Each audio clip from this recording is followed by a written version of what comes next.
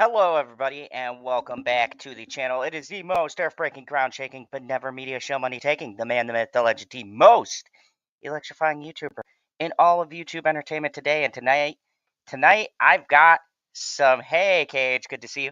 I got some spiciness. I got some spicy headliners, some bangers, as the kids call it. uh, Tonight is going to be a night of probably my most contentious content yet. Because, yes, folks, I'm getting political. Uh, there is a certain political things I'm going to be talking about, and I want to preface this before starting this whole stream. I don't give a fuck what side people's political things are on, whether you're left, whether you're right, whatever. I'm just talking about a story as it is presented and as I witnessed it. I have no direct agenda one way or the other. I consider myself more of a centrist these days, not leaning too far right or left, kind of having beliefs in both spectrums. But I'm merely going to talk about some ridiculous shit that happened this during a debate. I will also be tackling a very personal story to myself having to do with a streamer who I respected for a long time and I'm quite disappointed in. And I will be talking about the whole Dr. Disrespect controversy. I will be touching some Star Wars Acolyte, and our good friend Amber Heard is back. So I will be having a little bit of an Amber Heard update for everybody curious as to what the hell happened to her and what she's doing right now, because it is fucking hilarious. And I find it funny after the dust is settled and her movies have fucking flopped hard where she's at right now. So we've got quite a show tonight. I've got a lot of things that I'm going to say. My co-host, Pop Culture PV, will be here shortly. We may have another guest panelist. Who knows? So everybody strap in. It's going to be a bit of a fun time tonight because I am back for the late night talks and I'm ready to go.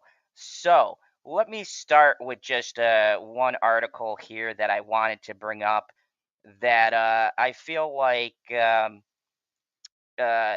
compatriot of mine, Pop Culture PB, a little burnt out on this news because we covered this thoroughly. So I'm just going to bring it up for you fine folks because I know people have been curious. They've been asking.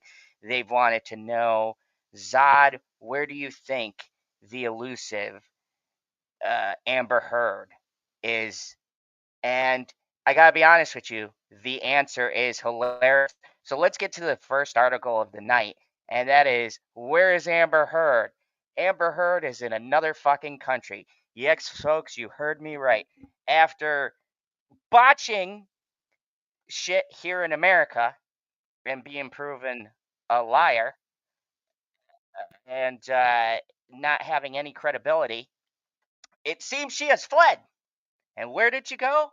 Well, she went to a whole fucking different country. She went to Spain. So let's jump into this really quick. I want to start with this first. I'll lead into my main articles in a bit as soon as my co-host gets here. But let's talk about one of the lesser articles, and I consider it lesser because we're bringing up Amber Heard. But she fucking fled the country. She's gone. She ain't here anymore, folks. She is apparently left the U.S. to live a different life in a new country following the Depp trial. So Amber Heard was reportedly changed her name and has moved to a new country following the brutal trial with her ex-husband, Johnny Depp.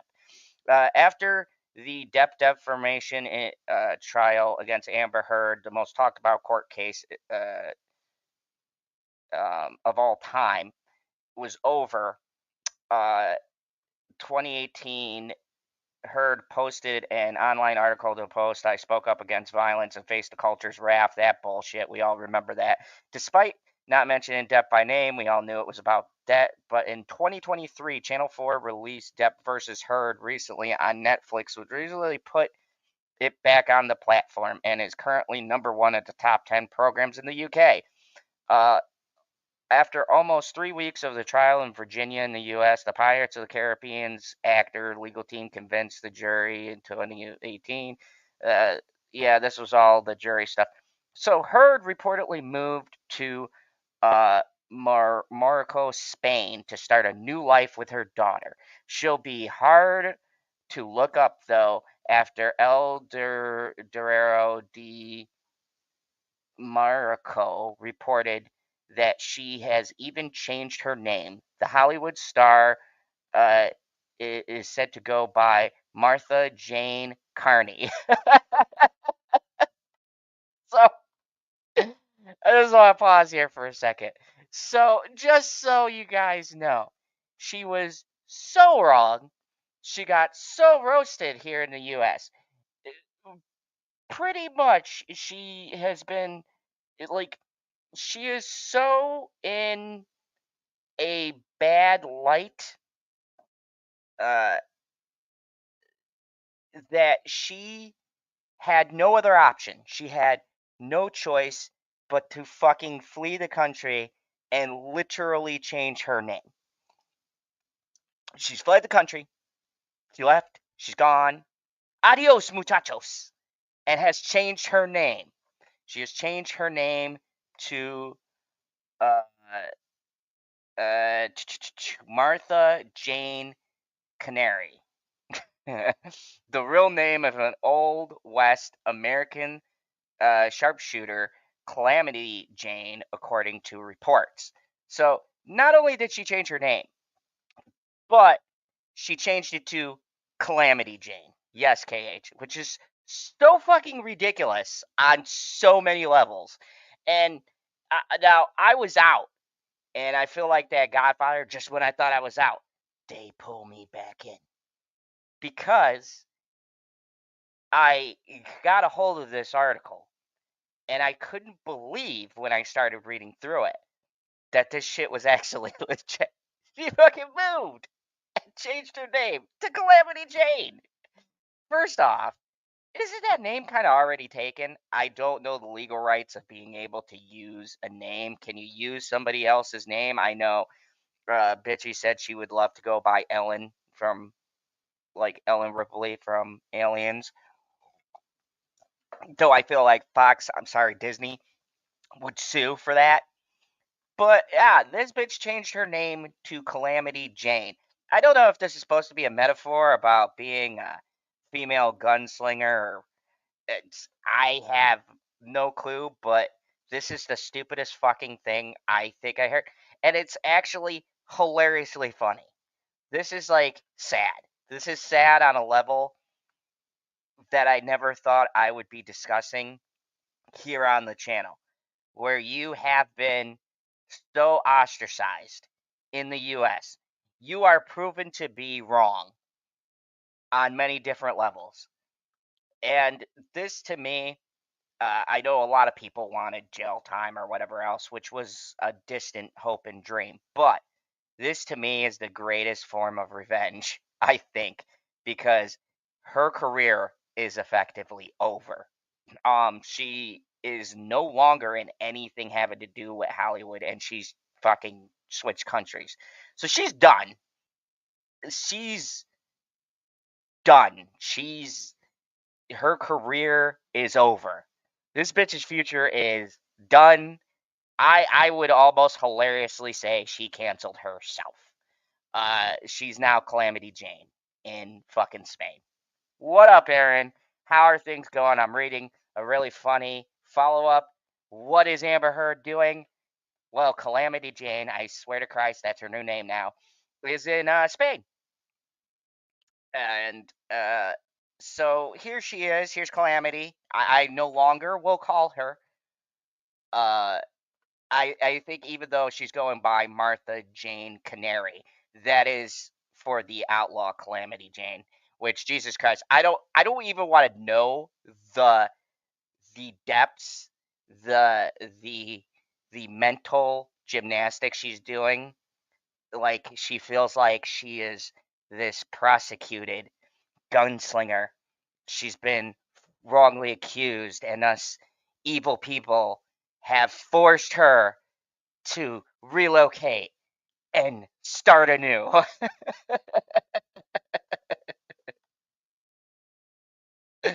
Yes, I can't even argue with copycatting. This is the most fucking ridiculous thing I heard. And if you guys found out about this before me, um cool, but I'm commenting on it now because this was so fucking hilarious. And we do comedy here on Late Night Talks. We do fun banter.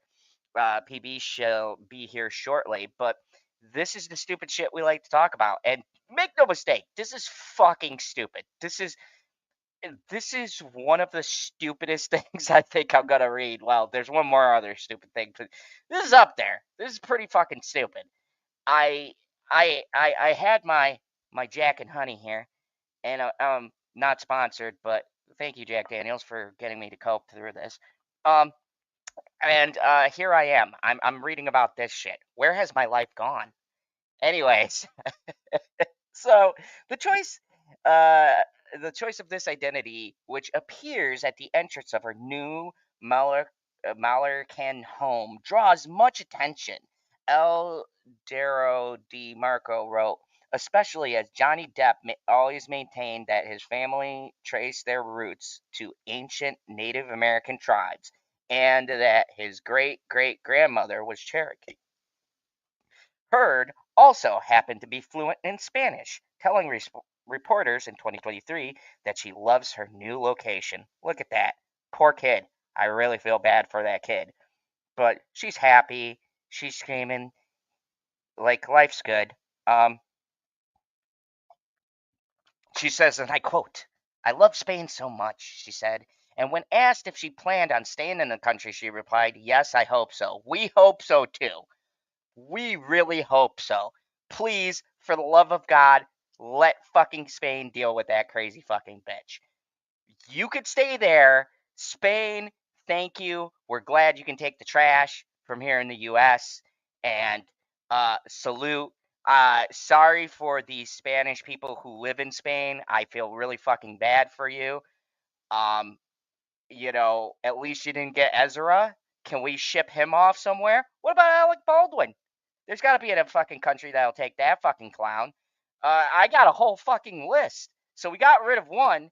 Can we start like getting rid of other people? We still got Ezra Miller. We got Alec Baldwin. We got the fucking dumb people who created the Acolyte. I mean, I got a fucking laundry list. And if these countries are accepting dumbasses, then I say fucking ship them all off and make them someone else's problem. I hope so too, Aaron. I really do. Because this is fucking so ridiculous. Um, it's actually quite hilarious, and I can't wait to see what the bear thinks. You have to wait. You're gonna have to wait, guy. He doesn't think anything. He doesn't even know. He doesn't even know what you're talking about. Great news! Guess where Amber Heard is? I had to do a follow up once I found this. Jail? No, surprisingly. Oh. Well, then I was wrong. You're muted. Your mic died. You're just about to get to the good part, and you crapped out like Joe Biden's pants. I thought that was a good one. Oh yeah, now you're totally muted. Serious problems. Oh, I love Spain so much, she said. And when asked if she planned on staying in the country, she replied, yes, I hope so. She's in fucking Spain. They can have her. They can keep her. That's fine. We don't need her in America. I'm sure the Spanish are just so overjoyed to have her spending her time in their country. I'm sure that's wonderful for them. Do you have to hit unmute in the StreamYard after you get it all fixed up? Nope, can't unmute you. It's still shit. I can hear you now. You can hear me? Oh yeah. Okay, good. Holy shit, man. Sorry. This wouldn't be a Late Night Talks without a gross technical error. So yeah. Oh yeah. And she not only went to Spain, PB, but it gets better because you missed the first half. If you had to guess out of 1,000 names, what she changed her name to, what would be your guess? Jane Doe. You're close. She fucking changed her name to Martha Jane Canary, which is I got the Jane part right. For Calamity Jane. And I feel like that's an accurate name change. Because if I remember the history behind Calamity Jane, wasn't she kind of fucking nuts? Like, historically, she was nuts. Only kind of? I thought she was totally nuts. Yeah. So, I'll read the rest of this bullshit. She's focused on raising her daughter, probably horribly, and she spends every day Oh my God, with she has her. a daughter? Yes, she does. That's just fucking crazy. With what? Who fucking knows? Fair enough. Johnny is in a good place and feels like a weight has been lifted. I imagine he does because this bitch is in another fucking country. And he's like, well, I just gotta say, she'll remember the day that she met Jack Sparrow. And if this doesn't That was prove, terrible. and I was just saying, I think we need a new plan. We need to ship off all of these fucking weirdos with Amber Heard. This could be the start of something great, right? We could get rid of Ezra Miller. We could fucking get rid of Alec Baldwin. I mean, who the fuck else? We get Colleen Ballinger.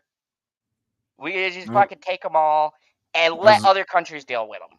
I'm okay with all that as long as I get to keep Kevin Spacey. Look, I know it's murky, but I just can't hate Kevin Spacey. It's tough. He's a tough person to hate. One could say he was living in a house of cards. No one would, though. Okay, so the next thing I wanted to talk to about, because I don't want to lead into the big article of the night. I kind of want to lead up to it. We're going to talk about Dr. Disrespect, but first I want to talk about some disrespect towards the most disrespectful show. And I want to preference this before I get started, and I don't want to hear stupid shit in the comments. Look, we are just covering this story. We have certain political leanings, yes, but I'm just giving you fucking facts. Facts as reported. So let's talk about that disaster that was the fucking debate. Did you watch that debate? Right. I watched every minute of it. Look, I don't care if you're left, you're right, or whatever. This debate was so fucking terrible that the left goes, yeah, we done fucked up. Nobody on the Democrat, hell, I think Republicans were like, wait, we won that? What the fuck just happened? I'll take a win by default. Biden just fucking faced. Biden just fucking stopped talking at a point. This was the most disastrous debate, I think, in about, I don't know how many years. I like the one he was going to end with a point, and he goes, oh, and by the way, and then Jake Tapper started talking. He's like, oh, he forgot. We'll move on. It's fine. So I wanted to cover this Variety article because it's interesting. And look, no matter what article I go to, you know which way they're going to. There's major copium. But let's deal with some facts that I want to lay out very clearly. I don't give a shit who you like or whether or not you hate Trump. But the fact of the matter is just Biden being president and running for election should not be a thing. It just shouldn't. I don't give a shit if you sub him out. But I think that this is proof this fucking person should not be running the country. And honestly, probably should have never been running the country when he was talking to a fucking podium. You ever watch his State of the Unions and his addresses and shit like that? I watched part of the State of the Union. You can only listen to him drone on for so long. No, what I thought was the most intriguing part was he come out and he's talking slow as hell and he can't freaking remember anything. And I mean, he didn't fumble over his words the way that he likes to on occasion, where he just kind of makes up some words and keeps talking. But he did say a whole bunch of numbers that were the wrong numbers, like saying 15,000 instead of 15 million. But then they took that little break. And after the break, when he came back from that first freaking break, oh boy, he was jacked up. He was freaking talking in the microphone. He was trying to trumpet. I was like, oh, this something got into him backstage. I don't know what it was, but it lasted for a solid 10 minutes, and then he was back to Sleepy Joe. I do agree. This was not as entertaining as 2016. Well, yeah, 20. That's like all like. Good luck trying to find a debate that's going to be more entertaining than that. Like 2016 was like peak debate. And look, once again, I know politics, job, whatever. I'm not coming as this as our political side. I'm coming at this as this is fucking sad and kind of scary. At this point, I was ready for Newsom to step in. I was like, for God's sakes, I don't give a shit who it is. Throw this man a life raft. Anybody? Did fucking somebody walk on stage and just start talking? I mean, for a moment there, I thought for sure. I was like, so one of the times he got confused, they left the camera on him for longer than they probably wanted to. And somebody walked in front of his camera. And I was like, okay, when are we throwing the white towel here? This felt like This felt like in Rocky 4 when Creed was getting his ass beat by the Russian, and Rocky wanted to throw in the towel, and he's like, "You can't, man. This is the fight of my life. I gotta do this." And Rocky's like, "I can't let you go in there, yo. He's messed you up." He's like, "I'll never forgive you. I gotta do this." And then he gets killed. What happened to Biden in this moment? Like, look, I know people get on Joe, and they should. He's a fucking clown. But this was like senior citizen sad. Just fucking sad. This is the sad reflection. Could you imagine other countries watching this shit? And I know we got viewers from other countries, so let us know. How fucking entertaining is our political system right now? Because I can tell you, this is the best fucking thing I've covered. Just gets laugh from us. This is like Christmas and Hanukkah and New Year's all rolled into one. It's really fucking sad. It's like a dog and pony show, only the dog is confused. In the hours leading up to President Joe. It's a dog-faced pony soldier show. That's what Joe calls people. You lying dog-faced pony soldier. Don't know what that is, but in the hours leading up to the President Joe Biden's disastrous debate performance on Thursday, I peeked inside the splashy studio where MSNBC's biggest stars were previewing how Donald Trump could derail the proceedings, and I saw megawatt smiles. The hosts were in the middle of commercial break and clearly savoring one of the biggest political nights of the year. Rachel Maddow made a joke, and everyone cracked up. She hasn't been funny, so I don't believe you. I was at 30 Rock for an appearance on NBC's streaming news service. Afterwards, out the hallway where the producers and the technicians scooped up free debate night snacks and soda, I told one of the MSNBC hosts that I have been watching Fox News after the debate to see how Fox would spin things for Trump. But I was wrong. Fox football spiking was boring to watch. The far more compelling network to watch on Thursday night and Friday morning was Maddow's network, where Democrat leaders face the facts about Biden's halting, even haunting behavior. Now, keep in mind, this is coming from the left. You know you're in trouble when the left, the worst of the worst, cannot spin shit in your favor. When they say, "God damn, guys, I'm out." No, I want the next debate to be on the golf course. That was a hell of a challenge. It's like, yeah, we'll do it on the golf course. You gotta carry your own bag. And Kate says, I cannot comment on U.S. government systems considering the cocksuckers we have for prime ministers and the Hi, clowns in their back Karen. pocket. I agree. Hello. You guys have been getting fucked over too. So this was just sad. This was super sad. MSNBC was. That might be better than the X's. It is. MSNBC was superbly honest about what had gone wrong. In the first minute of post-debate coverage, Maddow cited Biden's weak voice and halting delivery and said it must have put a shock into the campaign. In the second minute, Nicole Wallace reported that the Democrat insiders were having frank conversations. Maddow asked her, "What do you mean?" The conversations range from whether he should be in this race tomorrow morning to what was wrong with him, Wallace said. This is coming from his own party.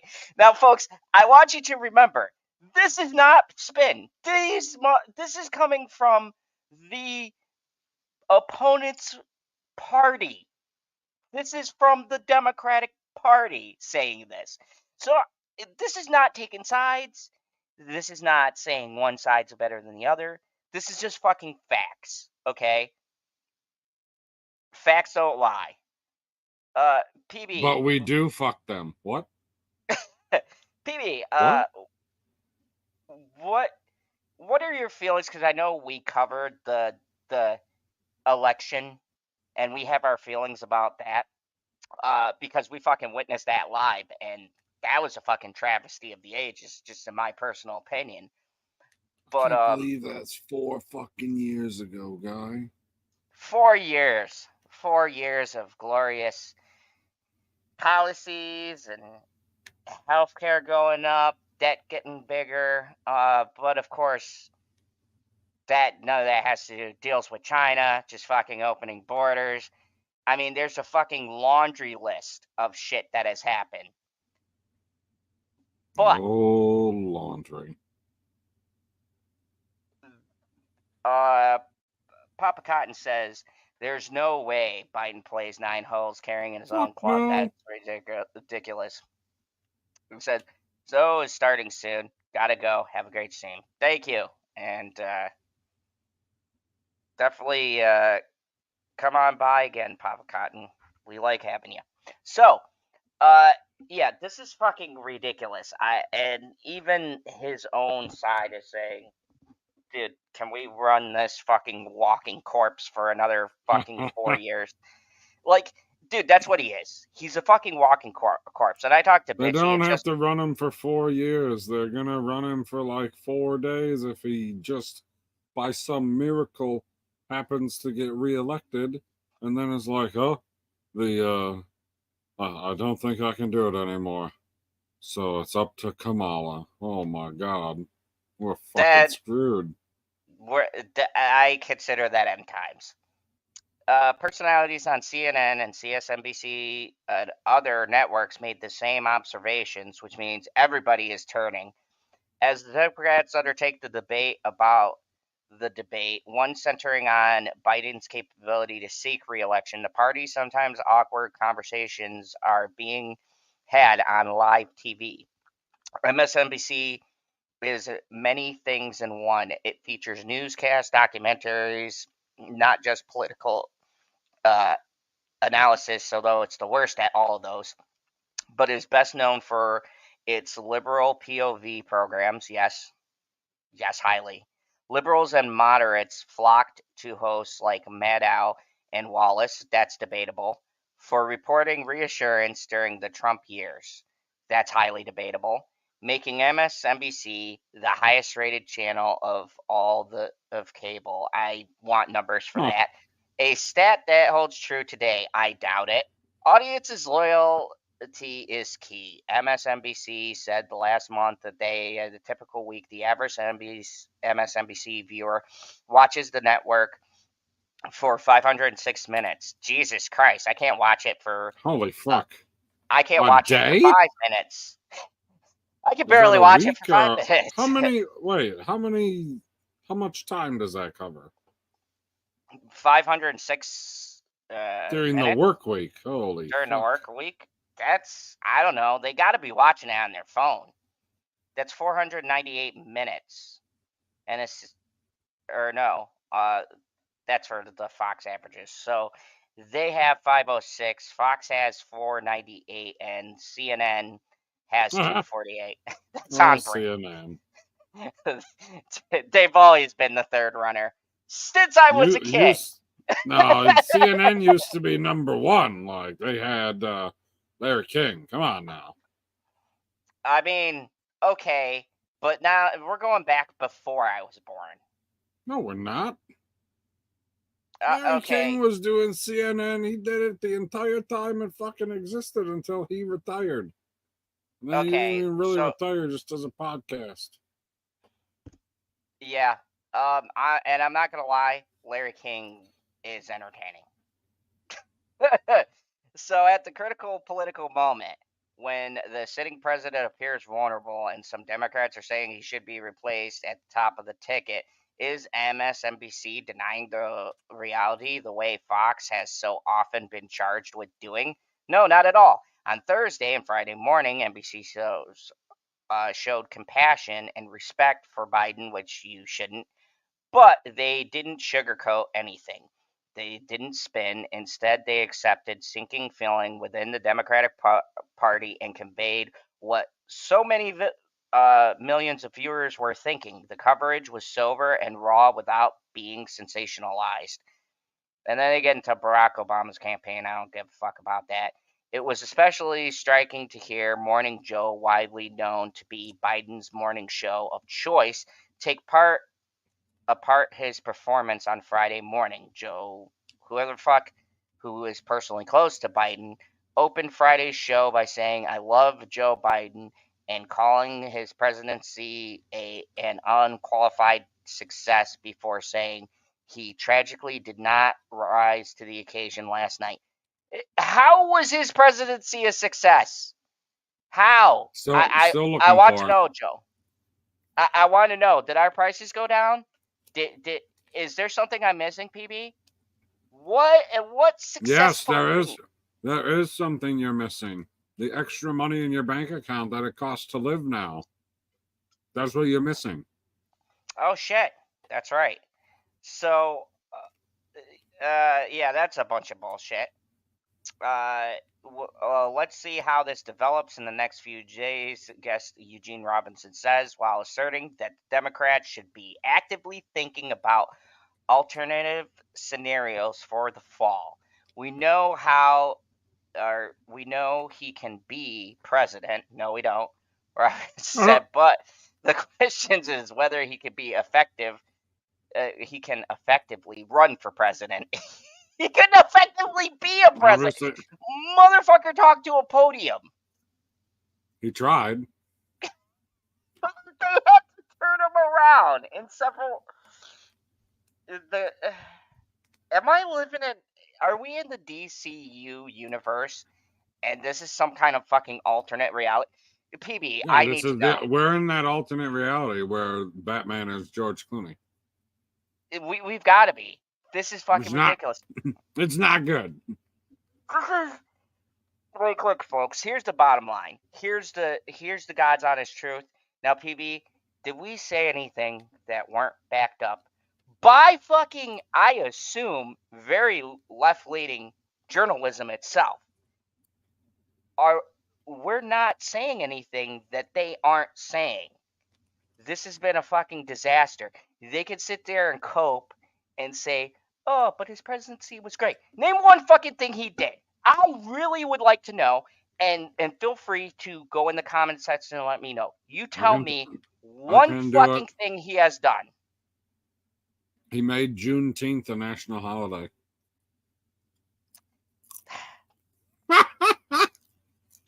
Okay, you got me. Not a Texas holiday, like it had been a Texas holiday for quite some time. He's like, we got to make that a national holiday. Half of the Okay. people that came to my strawberry field were like, oh, I was going to go and get some money at the bank so I had cash, but they were closed. Okay. I'm going to rephrase that. Name one thing helpful to the economy, society, Well, I'm glad just you our said general. helpful. If you wouldn't have said helpful, I was going to go to, well, he caused a whole bunch of inflation. Like he did that. Like, these are just numbers and statistics. And I know what people are going to come at me with. They go, well, no, this is left over from Trump's administration. No, it's not. Not anymore. Like, If this we were is. running on Trump policies, we'd be doing all right. I mean, that was the best thing he said all night. He goes, I wish Joe would be an effective president. I wish he would get the job done. Then I could go home. Like, look, here's the thing. And I'm going to play devil's advocate. I don't believe that either person really came with the sizzle, so to speak, because No. he had some good one-liners, but it wasn't as punchy. It wasn't as it didn't feel like the normal razzle dazzle you'd see in a debate. So Oh, he I didn't think, have the crowd there. yeah, I feel like he didn't bring the normal oomph you'd see. So, but if we're going on performances, really based on what Joe did, apparently he didn't have to bring shit. What up, Kaylee? Because What's Joe up, just Keely? fucking Well, destroyed I was himself going in to say, the I debate. mean, all of the Democrats were setting the bar so low that you couldn't even see it. But Joe fucking shattered it. Like, the fucking, it was so low, you could fucking just gingerly walk over that motherfucker and win. I mean, he came out and he coughed in the first sentence, and I was like, oh, here we go. And I was right. Like, this was yes, that was the greatest. Kelly, you win good. tonight. This was the Oppenheimer bomb. It was so bad. It was so bad. It was terrible. I don't know. All of our enemies around the world saw that last night. Every single one of them. What do they think he's going to do if they do anything?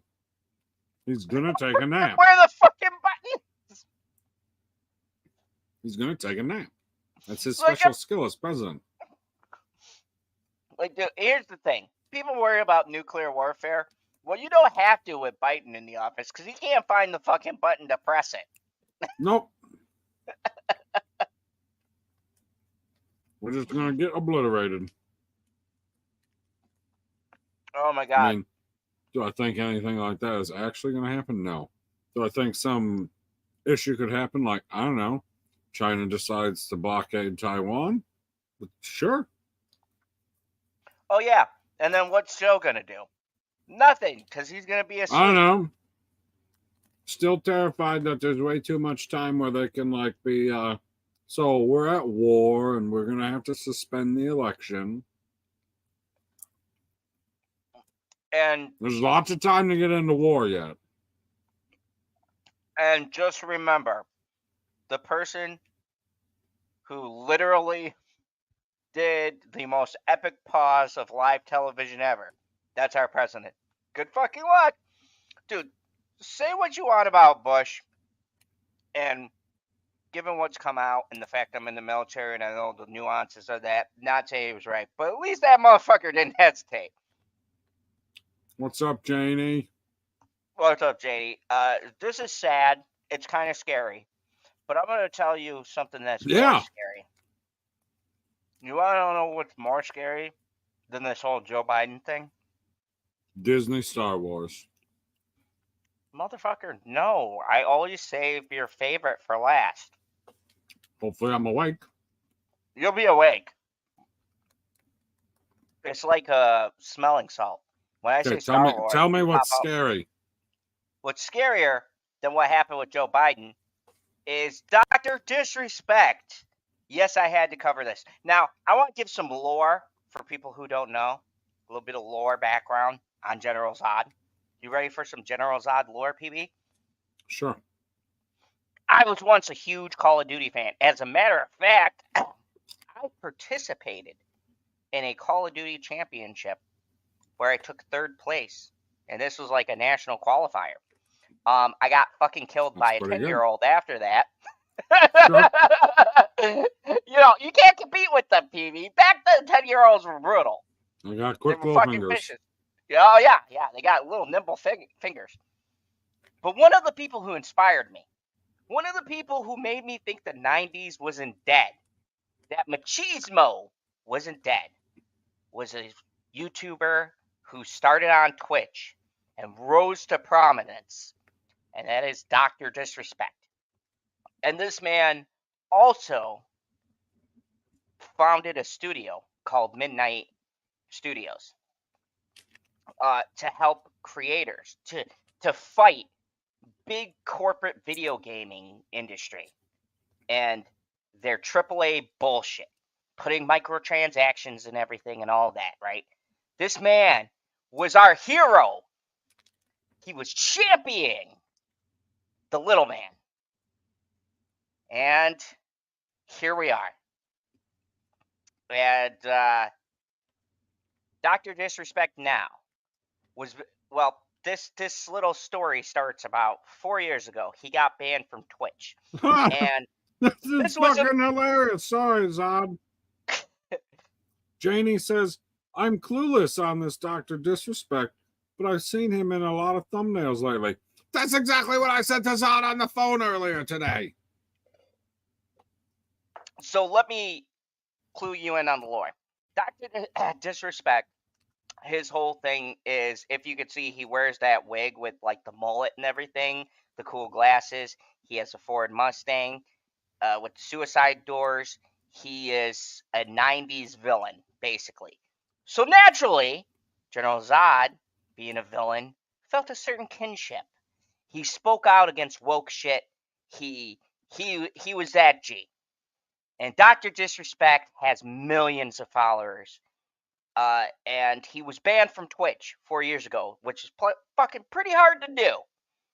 Not so much now, but if you guys know how Twitch was 4 years ago, you had to do something pretty well. Now, there was speculations. Did his contract run out? They think he tried to leverage his contract with Twitch to get a better deal from YouTube. There were all sorts of fan theories, but none of them could prepare us for what the fucking truth of the matter was. What the truth of the matter was, as stated in a Twitter post he fucking released himself, was that he was having inappropriate conversations with a minor. Now, I want to clear this up on a couple of angles because I've heard a lot of people, this man has millions, I mean millions of fucking followers, and he has millions of subscribers on his YouTube channel. There's been a lot of copium with people saying the age that is guessed. It's not clearly defined, but according to very reliable sources, is the person in question was 17.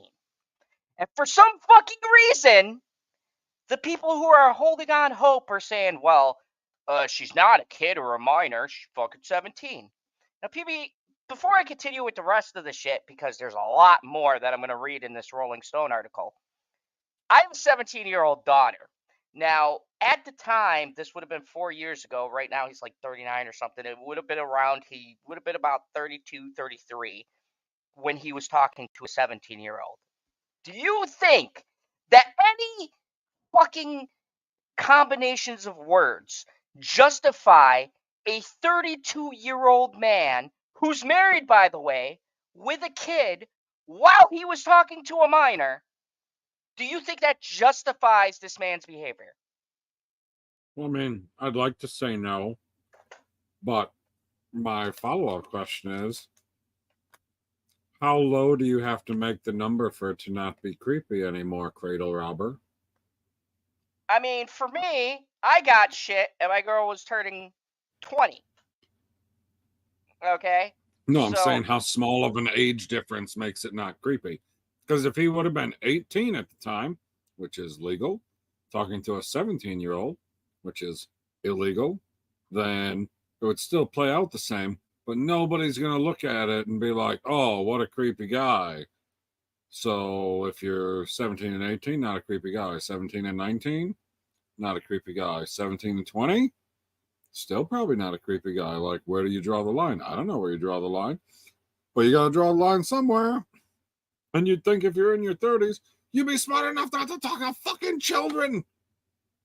not only that, but the other thing is that he was married with a kid, and about 4 years ago, before this ban, it came out that he admitted to cheating on his wife. So now Shocker. everything's kind of uh, connecting and starting to make sense from what people didn't have uh, context to these things, uh, and it's quite fucking disturbing.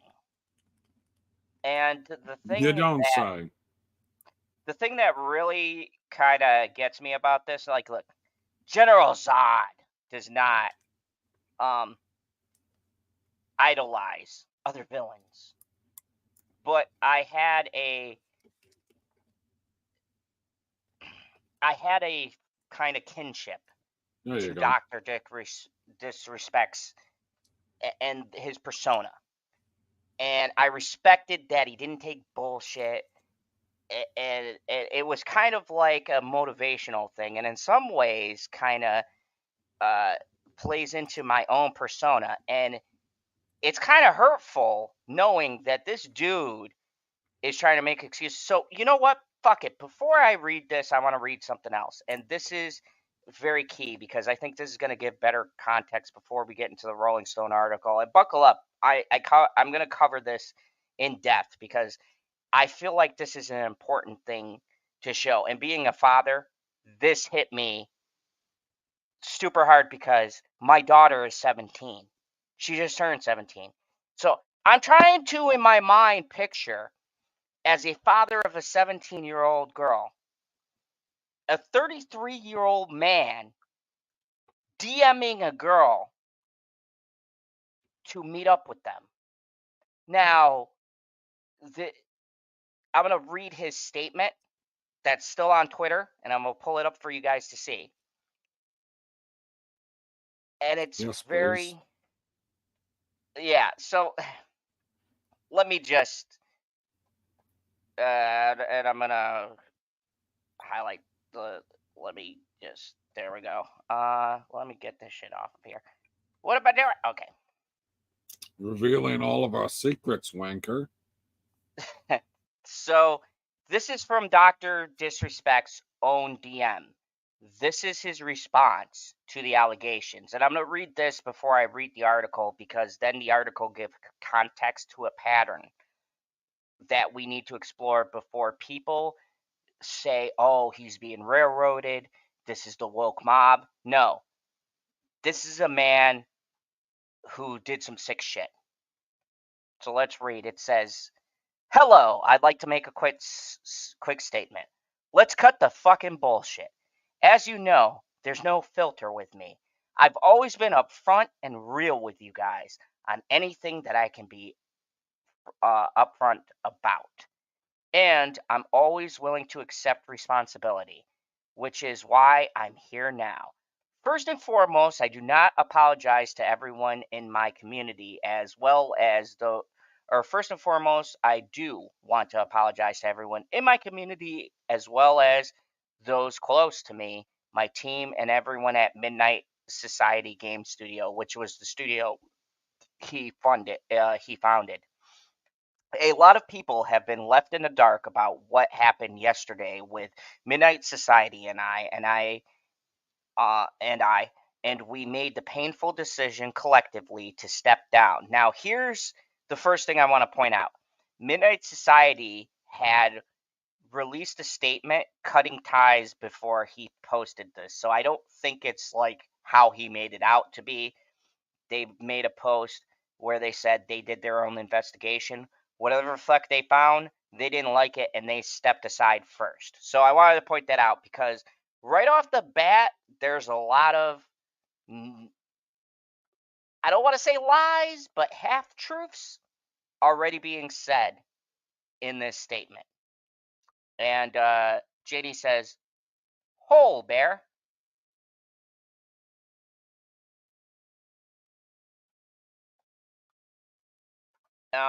And we have Killy Chow says 17 is all right for me. R. Kelly. Exactly.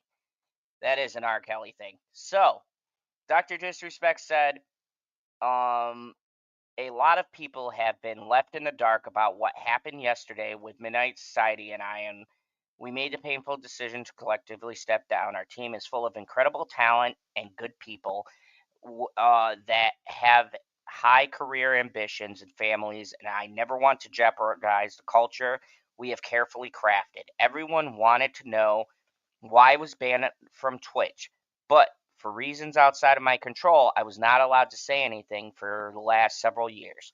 Now that 2 former Twitch employees have publicly disclosed the accusations, I can tell you my side of the story regarding the ban. Where were there Twitch whisper messages with an individual minor back in 2017? The answer is yes. Were there real intentions behind these messages? The answer is absolutely not. These were casual, mutual conversations that sometimes lean too much in the directions of being inappropriate, but nothing more. Nothing illegal happened. No pictures were shared. No crime was committed.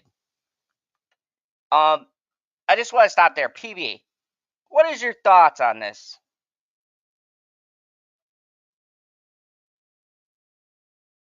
Oh, I think so. Let me see. Um, oh wow, really? R. Kelly's victim, the youngest victim, was 14. Hey, Janie, David. Hey, Janie. Zod said, "Hey, but uh, welcome, everyone. Uh, hey, PB, Bear, the Big Bear. I was muted. Sorry. Yeah. Okay, good. We were nervous. We thought, oh, it's hibernation time. So what was your thoughts about what he said? As far as Oh, I said when I was muted, I feel like he's just trying to get ahead of the curve, saying he didn't do anything illegal, but you're talking to a 17-year-old about sexual stuff? That's most definitely illegal, guy. He's coming up with it, trying to tell people a story, not a side of the story, a story, hoping that they'll be like, oh, well, he already said that he didn't do anything illegal, so anything that comes out now, you can just, put in the misinformation, disinformation category. Except it's fucking true. Thank you. And what baffles me is, you ever watch How to Catch a Predator, PB? Who hasn't seen at least a couple episodes? Who hasn't watched that Chris Hansen masterpiece? It's not the fucking excuse you get from every predator that's ever been on that show. Nothing happened. It's not illegal. I mean, I texted her about my penis, but I didn't fuck her. Yeah, it's quite a distinction without a difference. So now here's where he starts to really bury himself, because as bad as that is, it just keeps going. I don't think a legal team looked at this. So he said, nothing illegal happened. No pictures were shared. No crimes were committed. I never even met the individual. And I went through a lengthy arbitration regarding a civil dispute with Twitch, and the case was resolved by a settlement. Let me be clear. It was not a criminal case against me. No criminal charges have ever been brought against me. Now, from a moral standpoint, I'll absolutely take responsibility. I should have never entertained a conversation or conversations to begin with. That's on me. That's on me as an adult, a husband, and a father. It should have never happened. I get it. I'm not perfect, and I fucking own my shit. This was stupid. So it's like, oh, I was stupid. It was stupid. It's okay, though. It's okay because I'm dumb. My bad. Doesn't that sound like, my bad is like you leave the oven on, or like I leave my shoes in the middle of the fucking walkway you guys can see back here, and bitchy trips over them. And I go, whoops, Oh my God. my bad. And she goes, blah, blah, blah, blah, and I'm like, I love you. And she's like, ah. That's a my bad moment. You know what's not a my bad moment? I fucking talked to a minor on a whisper chat on Twitch, which thank God they got rid of that. But this gets better because some of this is on Twitch because they didn't release this, and I'm going to get into the nitty gritty of that. But so he says, my bad. I was talking to a minor, but I fucked up. Who hasn't done that? PB, have you ever just accidentally talked to a minor? Like, Can't say that I ever have done it accidentally. oh, so you ever woke up one day and started sending explicit text to a minor and gone, whoops, my bad. I just kept on typing. My fingers were possessed. I don't know what happened.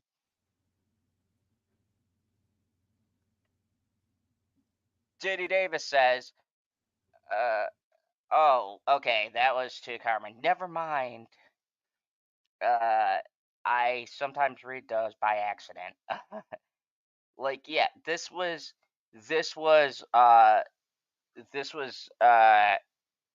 very not cool. By the way, hey Lemon Pie, good to see you here. What's up, Lemon Pie? Okay, so now, with all this said, don't get it fucking mistaken. This is where the machismo comes back. I've seen all the remarks and the labels being thrown around so loosely. Social media is a destruction zone. I'm no fucking predator or a pedophile. Yeah, I said it, YouTube. I know you're probably going to get mad, but yeah, whatever. Are you kidding me? Anyone who truly knows me fucking knows where I stand with those things and those types of people. Fuck that. That's a different level of disgust. That I fucking hate even hearing about. Don't be labeling me as the worst of the worst with your exaggerations. Get the fuck out of here with that shit.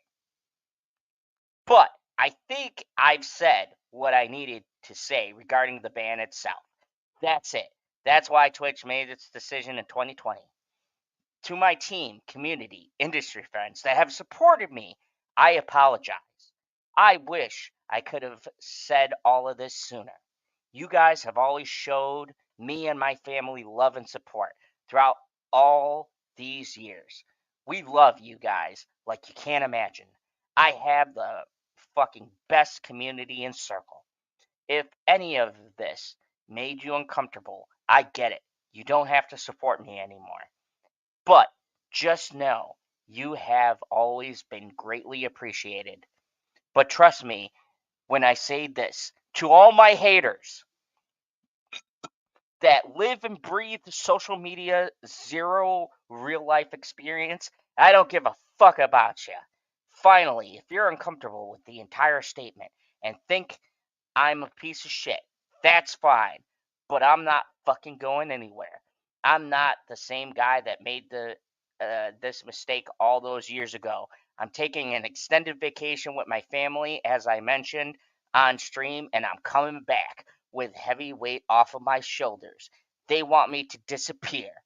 Yeah, fucking right. So, Justin, Yeah. what do you think of this? What do you think of this Dr. Disrespect Holy thing? shit, Justin's here. I think there was a comment that put it best. He Dr. disrespected the age of consent. End of discussion. Now, if this was a small little mistake, he was under the impression that they were of age. It is the internet after all, and some people are bamboozled. Like, it does happen. But then when it's revealed, he's like, oh, fuck. Like, nope, bye, blocked, end of communication. Cool. I'm not sure if that happened, especially since, what was it? He was, we heard that he was, like, under some sort of, like, investigation or something, like, a while back or something. There was something going on there.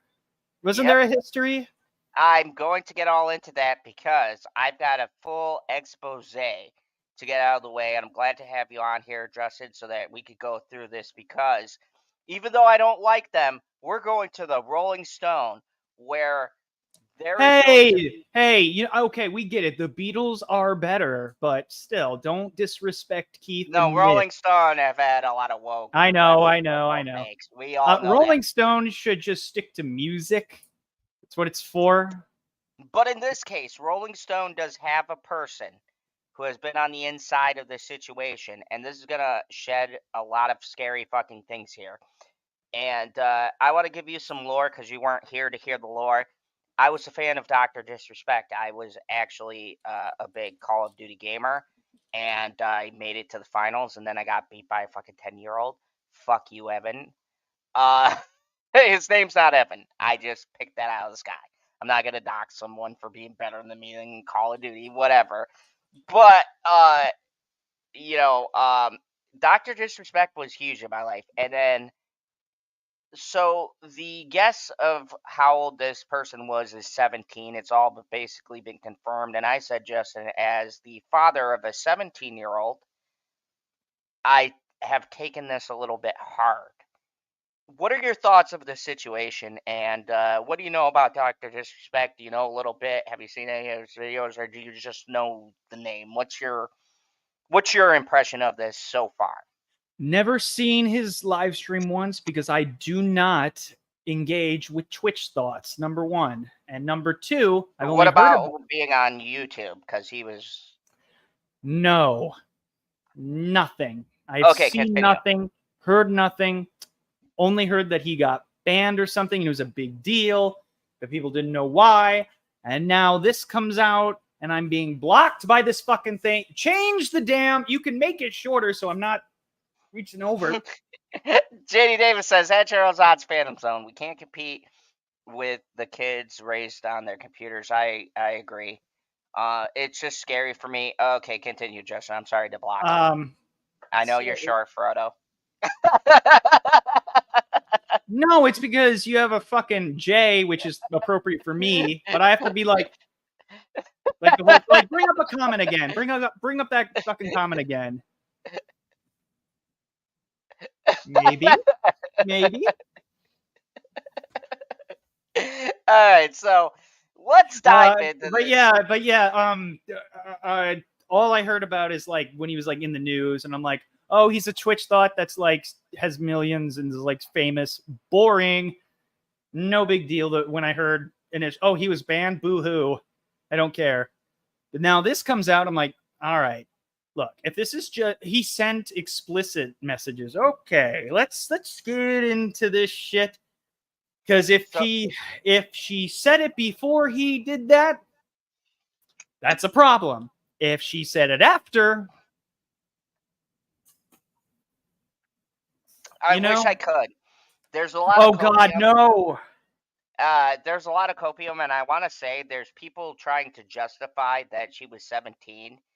And I've read a lot of comments with people going, well, she was 17, and in my state, that's legal. Or 17 and 18 isn't a big deal.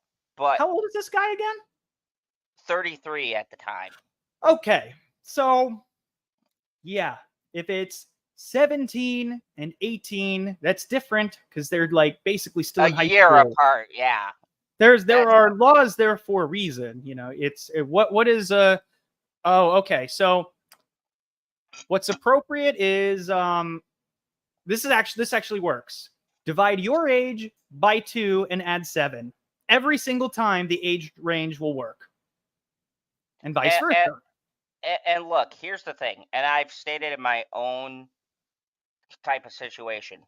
My lovely lady was 19 turning 20, and we didn't really get serious until she was about 20 going into 21. And I caught so much shit. And at that point, she had done college. She was working. The only thing was she was living with her parents. And we fixed that shit because now we live together. And I got so much shit for the age gap.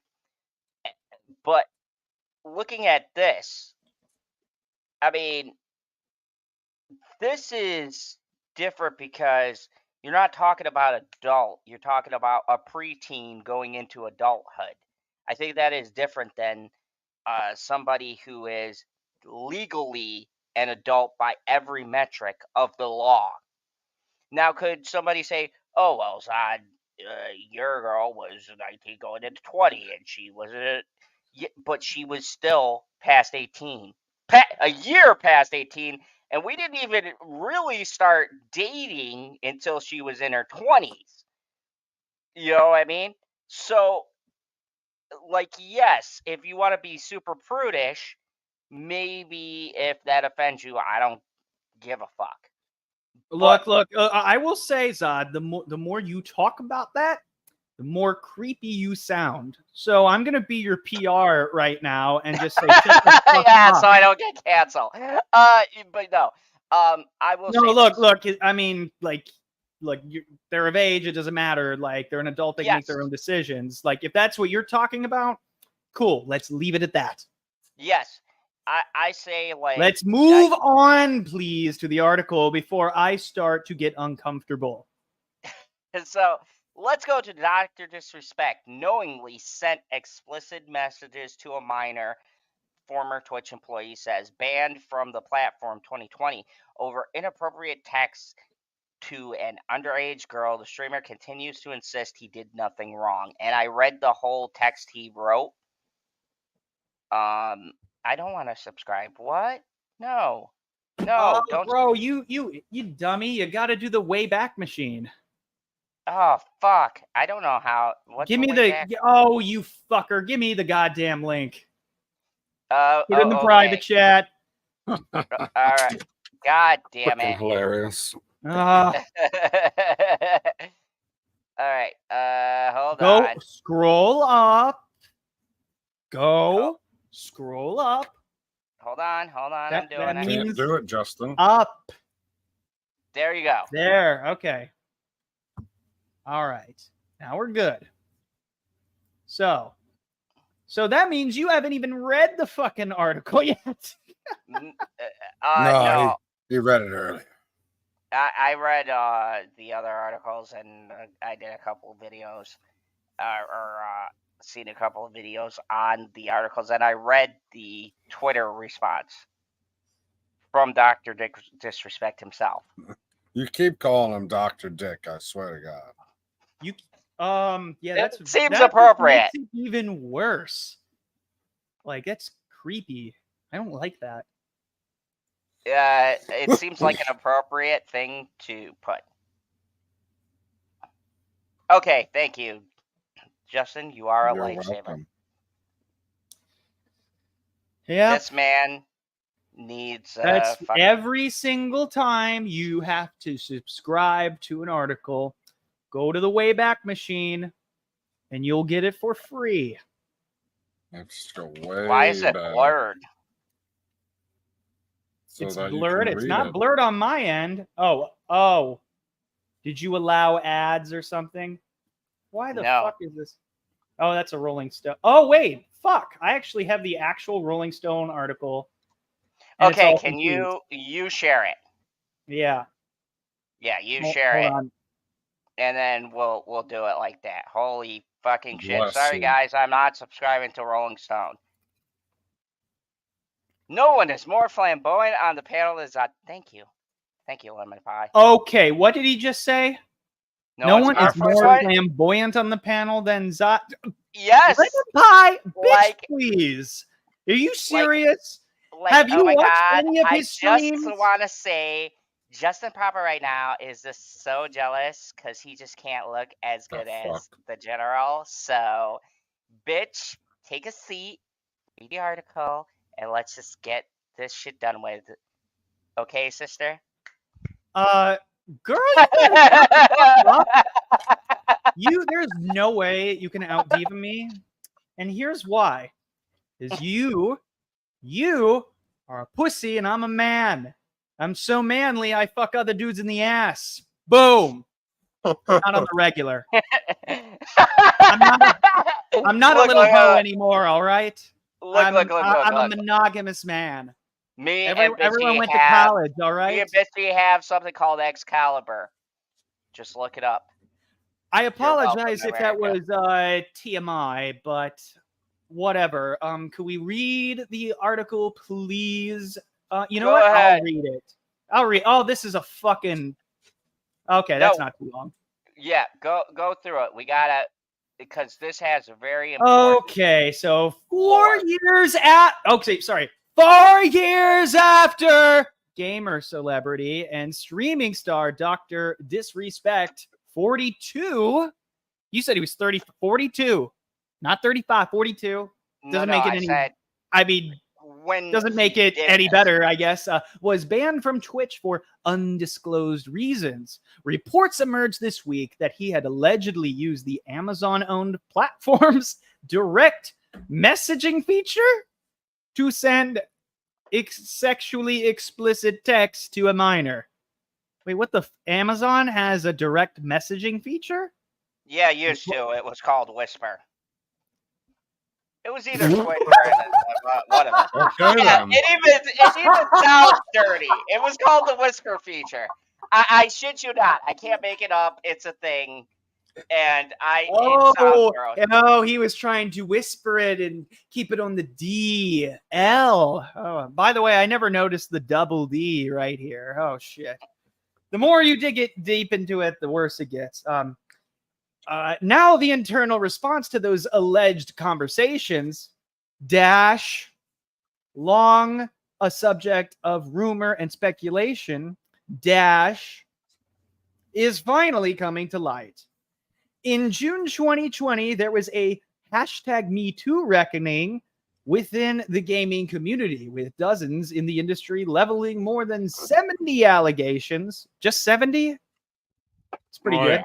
Yeah. Of sexual. I feel like I mean, that's pretty low. I thought it was going to be like 300, but only 70. I don't think some of these people have been caught yet. Of sexual misconduct and assault against high-profile streamers, esports broadcasters, and game developers. Twitch responded. Esports makes sense. Twitch responded to the outcry on June 21st, 2020. Promising to take strong and immediate action on credible allegations against their creators. I quote, "We take accusations of sexual harassment and misconduct extremely seriously," the company said in a statement. Sure. "We are actively looking into the accounts concerning streamers affiliated with Twitch and will work with law enforcement where applicable." Fair statement, I say. But Guy Boom, I don't give a shit, aka Dr. Disrespect, a flamboyant gay person. It wasn't on purpose, I swear. A flamboyant game personality and one of the most popular creators on Twitch, with 4 million followers at the time, was permanently banned from the platform 5 days later. Renowned for playing battle royale shoot 'em up games in character as a kind of alpha jock sporting a thick mustache and mullet wig, he had signed a major multi-year deal with the company that March. Commenting on his lifetime suspension, Twitch would only confirm that he had violated the community guidelines. Soon after, Discord cut him loose from their partnership program, reserved for the most active and popular server communities. Biam went on to sue Twitch over financial losses and reputational damages and settled with the company in 2022. Interesting. Neither party admitted to any wrongdoing, and the details of this legal agreement remain unclear. Meanwhile, the cause of the ban remained a mystery, prompting years of innuendo. conspiracy theories, and questions about why neither Twitch nor gaming journalists had been able to reveal the nature of Biam's violation. Full disclosure, the primary author of this article, Ron Brislaw, first learned the reason for Biam's ban from credible sources in June 2020, but chose not to report on it then due to the extreme sensitivity of the topic. The fuck? You hid this information? So yeah, so let's go out because I want to talk about this because there's something that's not covered that I think is extremely important. Oh yeah, there's more. Keep going, but I want to pause right here. I don't just blame this on Dr. Disrespect solely. Twitch settled, knowing what was happening. They settled out of court. I don't know who got what or what amounts were paid, but they settled this and fucking didn't disclose this to anyone. So I blame Twitch. And sadly, the only people who seem to have taken any action was YouTube itself with some of their things. So this was his statement at the time. Would you care to read it? Look, for several hours now, I have been told by credible sources the reason Dr. Disrespect has been banned. However, due to the importance and the sensitivity around the subject, I've refrained from going on it. I don't feel comfortable with it currently. So, the thing that I... Well, hold on. Guess who was the first comment? Ricky Berwick. My DMs are open. Nice. Fucking nice. You know what? Ricky, I fucking love him even more. I don't know why I laughed at that, but just fucking Ricky Berwick is the best. I love him so much. But anyways, that was the reason. So, here's the thing: it doesn't matter whether he was 30 or 40. The problem I have is I have a daughter who's 17, and the person's age, from all reports and from what can be confirmed, is around the age of 17. I don't think that there's any justification for talking to someone that young. And the fact that Dr. Disrespect, in his own statement, which I read from Twitter, from his own post, is that he was talking to a minor. And keep in mind, while married, while having a kid, talking to a minor is not acceptable. And it's kind of, for me, just to give you context, I followed Dr. Disrespect. I liked his content. You shouldn't follow him too closely. And oh no. PB is so bored he's fucking asleep. Not yet. No. I'm just bringing this, just so you know, I'm just bringing this to my audience tonight. So the people who are watching are just finding this out as this happens. So I want to give you some context because I haven't seen you here. And by the way, welcome, I hear now, to the channel. Wait, what is he? Show. Wait, hold on. What is he talking about? It's equally wrong. I just hate earbuds for throwing BS around. Real no consequences. No. What we're saying is that most people haven't heard this story I hear now, and my mods haven't either. I just brought this story up now tonight. We're just covering it. So they're getting the context as we're going around. So if people are saying stuff, they're just reacting to the information they're getting right now. So if you haven't been on this channel, I tend to come in hot and people find out along with you guys as you're watching. So just stay tuned, buckle up. We're going to cover this, and I don't know where your position is on this whole thing, but go ahead, throw some comments. We're all a welcoming bunch here. Yeah, I mean, and I'm reacting to this article for the first time, and clearly Zod is too. Just saying. Yeah, because I hear now, for me, I have followed Dr. Disrespect. I knew about the band. I didn't know the reason, and I was in the dark. And for me personally, I am the father of a 17-year-old daughter, and this hits a little more personally to me because of the fact that this was a person. I don't idolize people on the internet. I don't hold them on a pedestal, but I do think a certain amount of respect is due to people who have worked their way up in this platform and in YouTube and in Twitch. It's a lot of hard work and it's a lot of building your brand. And I respect somebody who came from the bottom and worked their way to the top. This kind of yeah, exactly. I think we personally have interacted with certain people who we can say we personally saw them grow, right? we saw them grow, we saw them come up. And I hear now this hurts me on a level where I hate to see creators who are self-made that do this shit because it hurts creators like us who are trying to come up and grow our audience and be that voice. And it hurts us because when people do this, it throws shade and shadow on a lot of good creators who bust their ass and who are faithful to the people that they're with and don't pull this shit. And that's where I'm coming from. It's a very personal topic to myself. So let's continue. I'm sorry, I just had to take that time to address that because I understand. But just know we're all learning this together. So let's keep going. The gossip. Oh, I love gossip, but not this kind of gossip. The gossip reached a fever pitch on June 21st when former Twitch employee Cody Connors, without naming Biam, tweeted that what many interpreted as an explanation of why he'd been banned. Biam denied any wrongdoing in a tweet the following day. I didn't do anything wrong. All this has been probed and settled. Nothing illegal. No wrongdoing was found. But after independently reviewing internal Twitch communications and interviewing a source with knowledge of the situation, Rolling Stone has learned that Biam was kicked off the platform in 2020 for allegedly sexting a minor through a messaging feature called Whispers.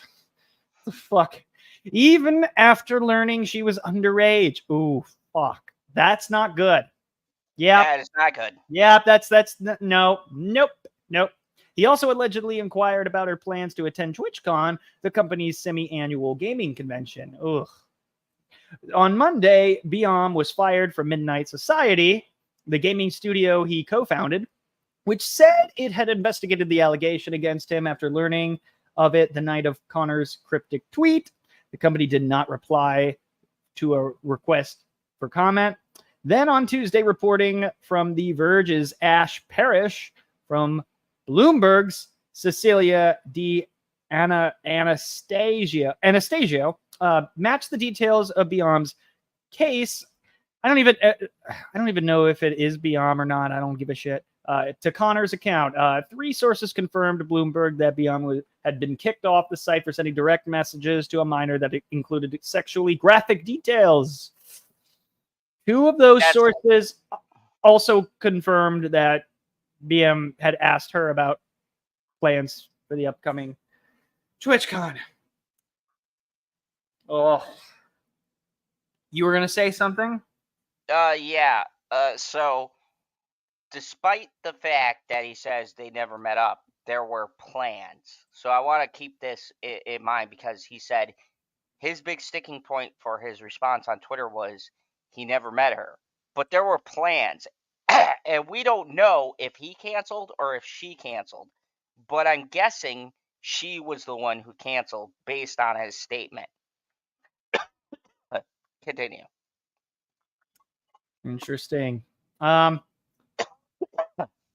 Biam, who did not reply to a request for comment on the story, obviously, once again took to Twitter to defend himself, this time with a longer statement in which he admitted to having mutual conversations with a minor that sometimes lean too much in the direction of being inappropriate. The tweet's edit history shows that Biam had edited the tweet after posting it to remove the word minor, replacing it with individual. This is why you proofread shit, people. The fucking idiot. He's an idiot on top of a fucking creep. Though once readers noticed the change, the word minor reappeared.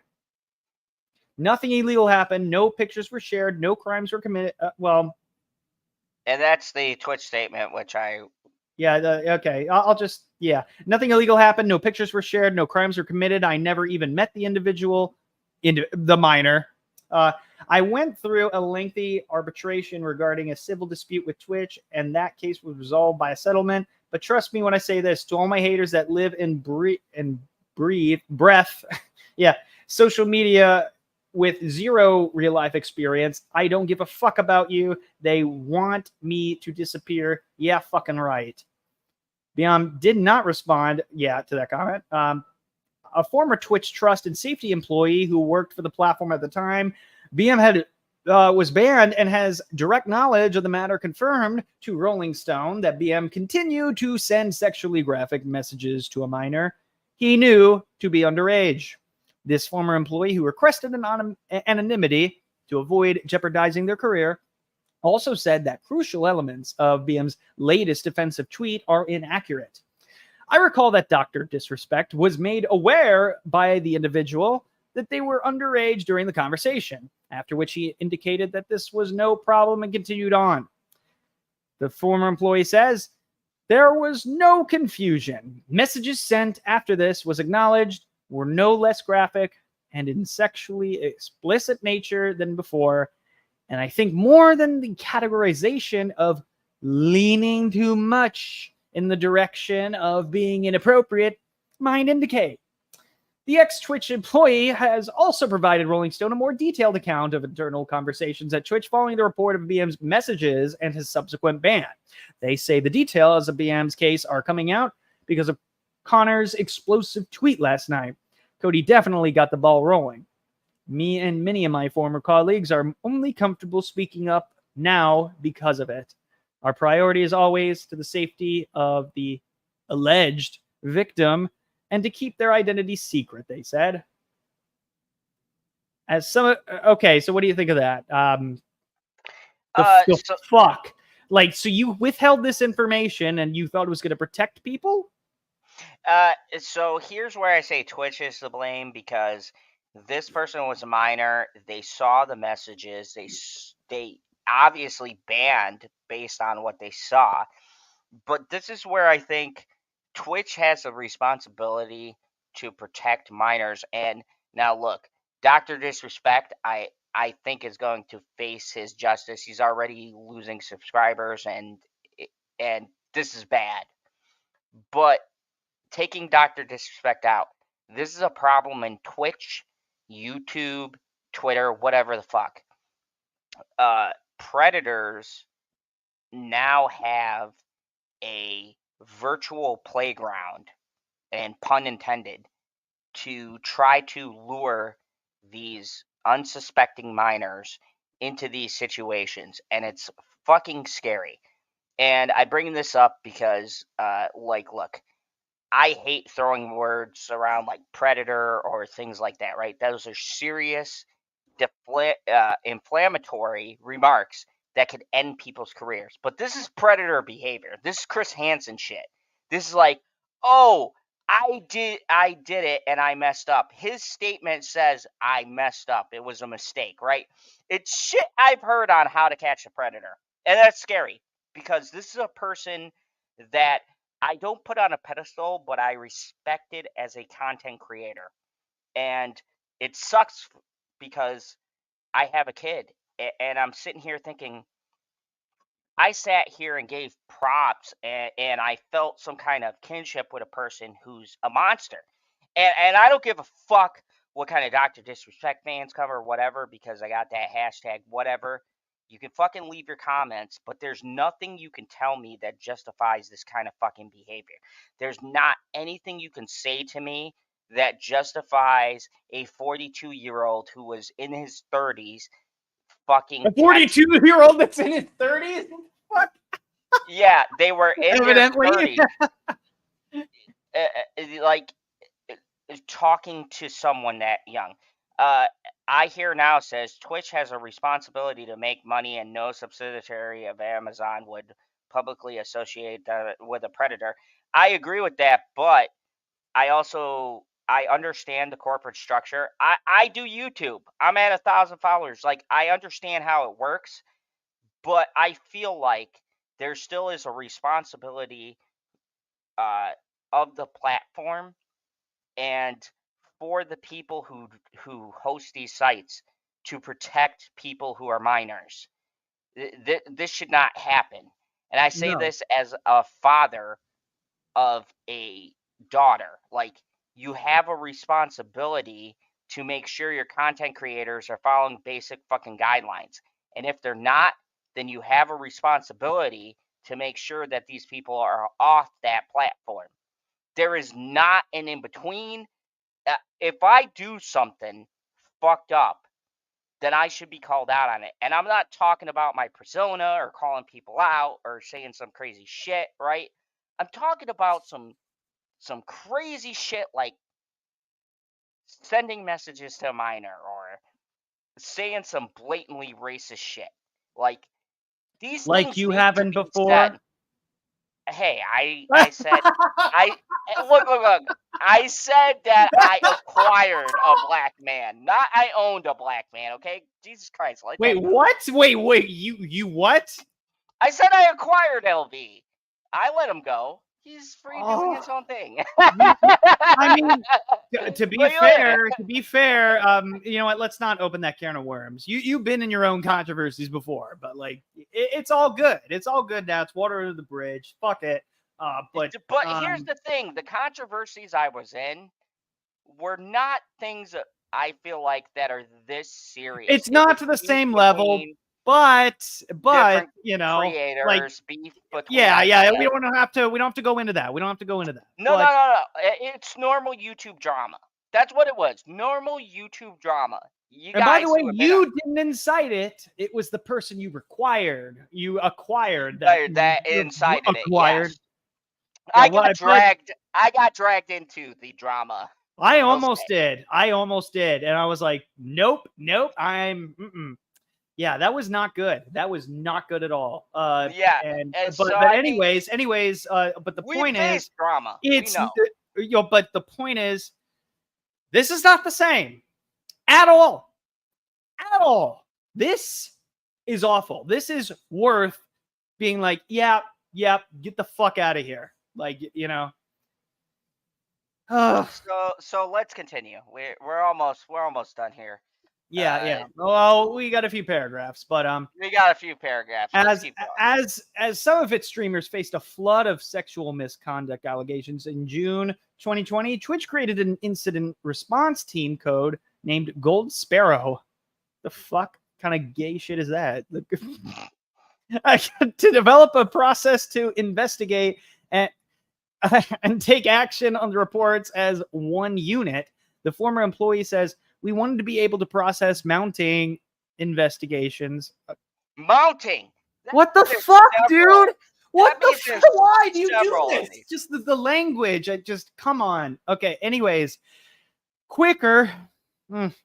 And with more resources while providing as much support for the victims as possible. The former employee says, Twitch did not provide comment by press time.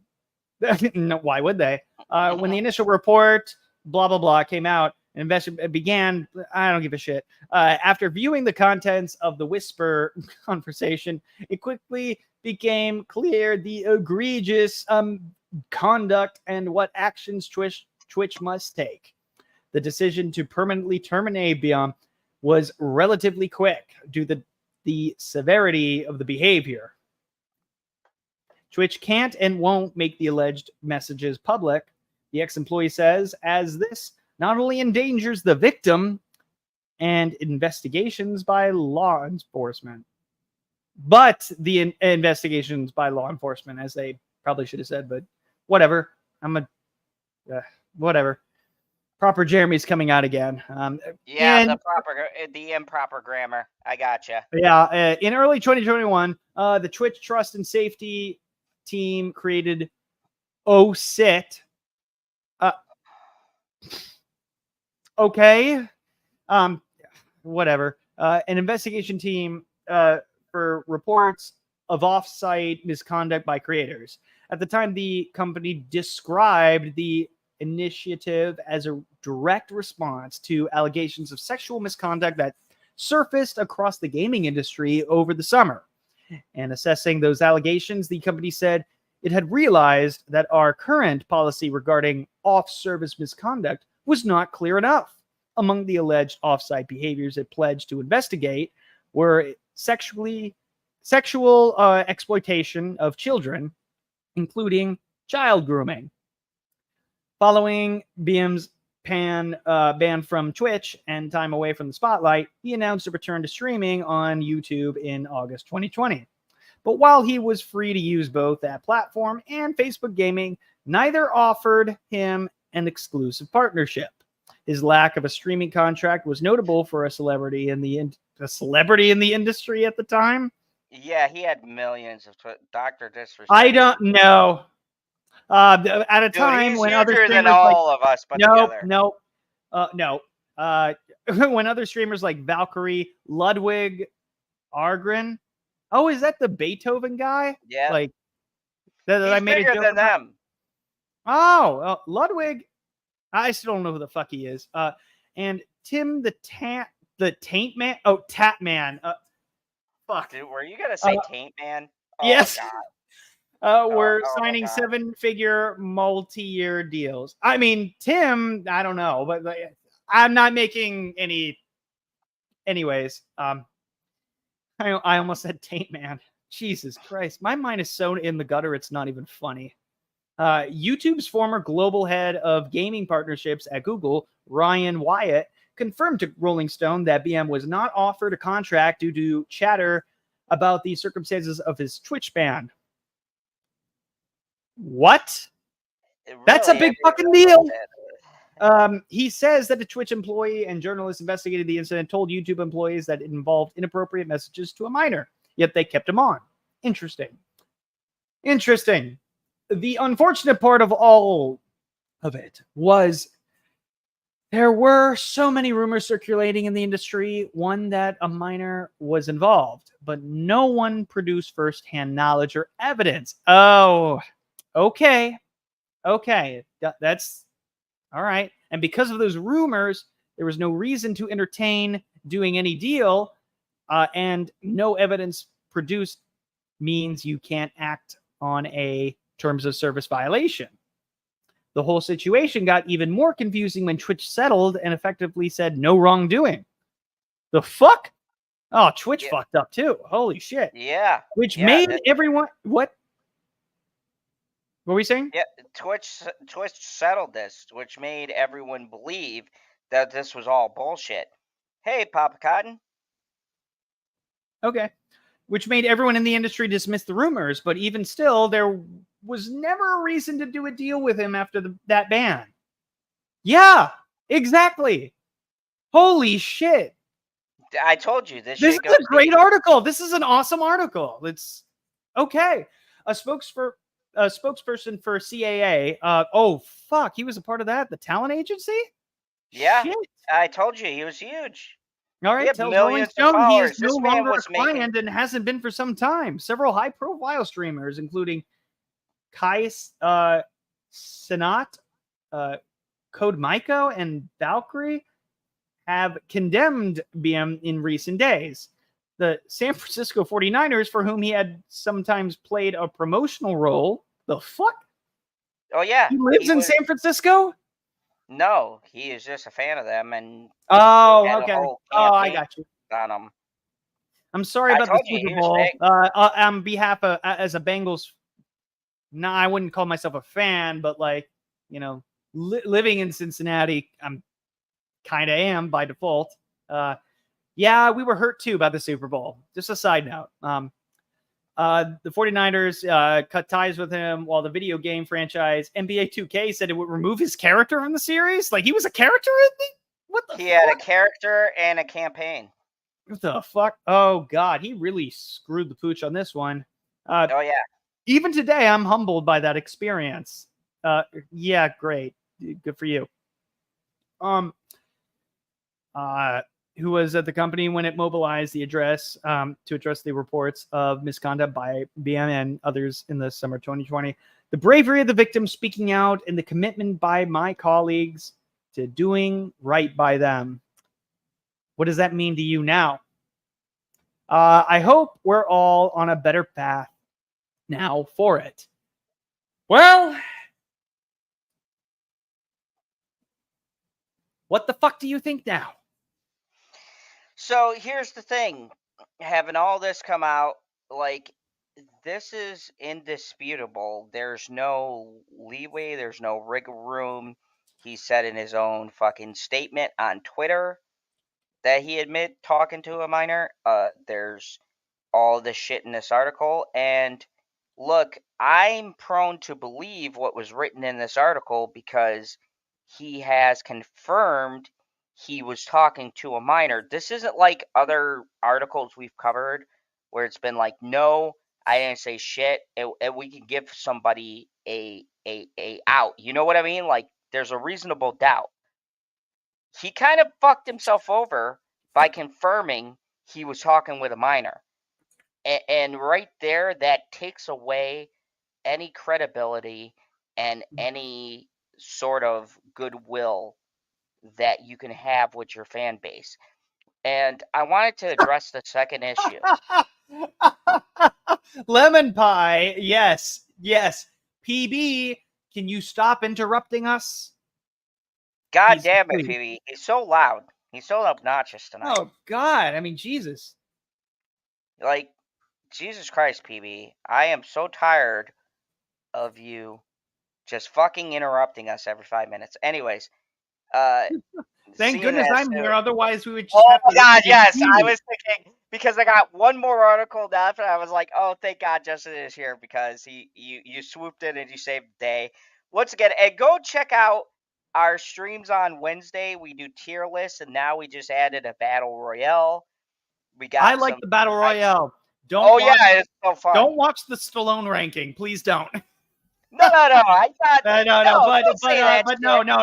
all fairness, the though, Stallone ranking was good. We had some good arguments. I will say. Oh yeah, Drake. Yeah. Oh God. But let's be honest. I listen to music.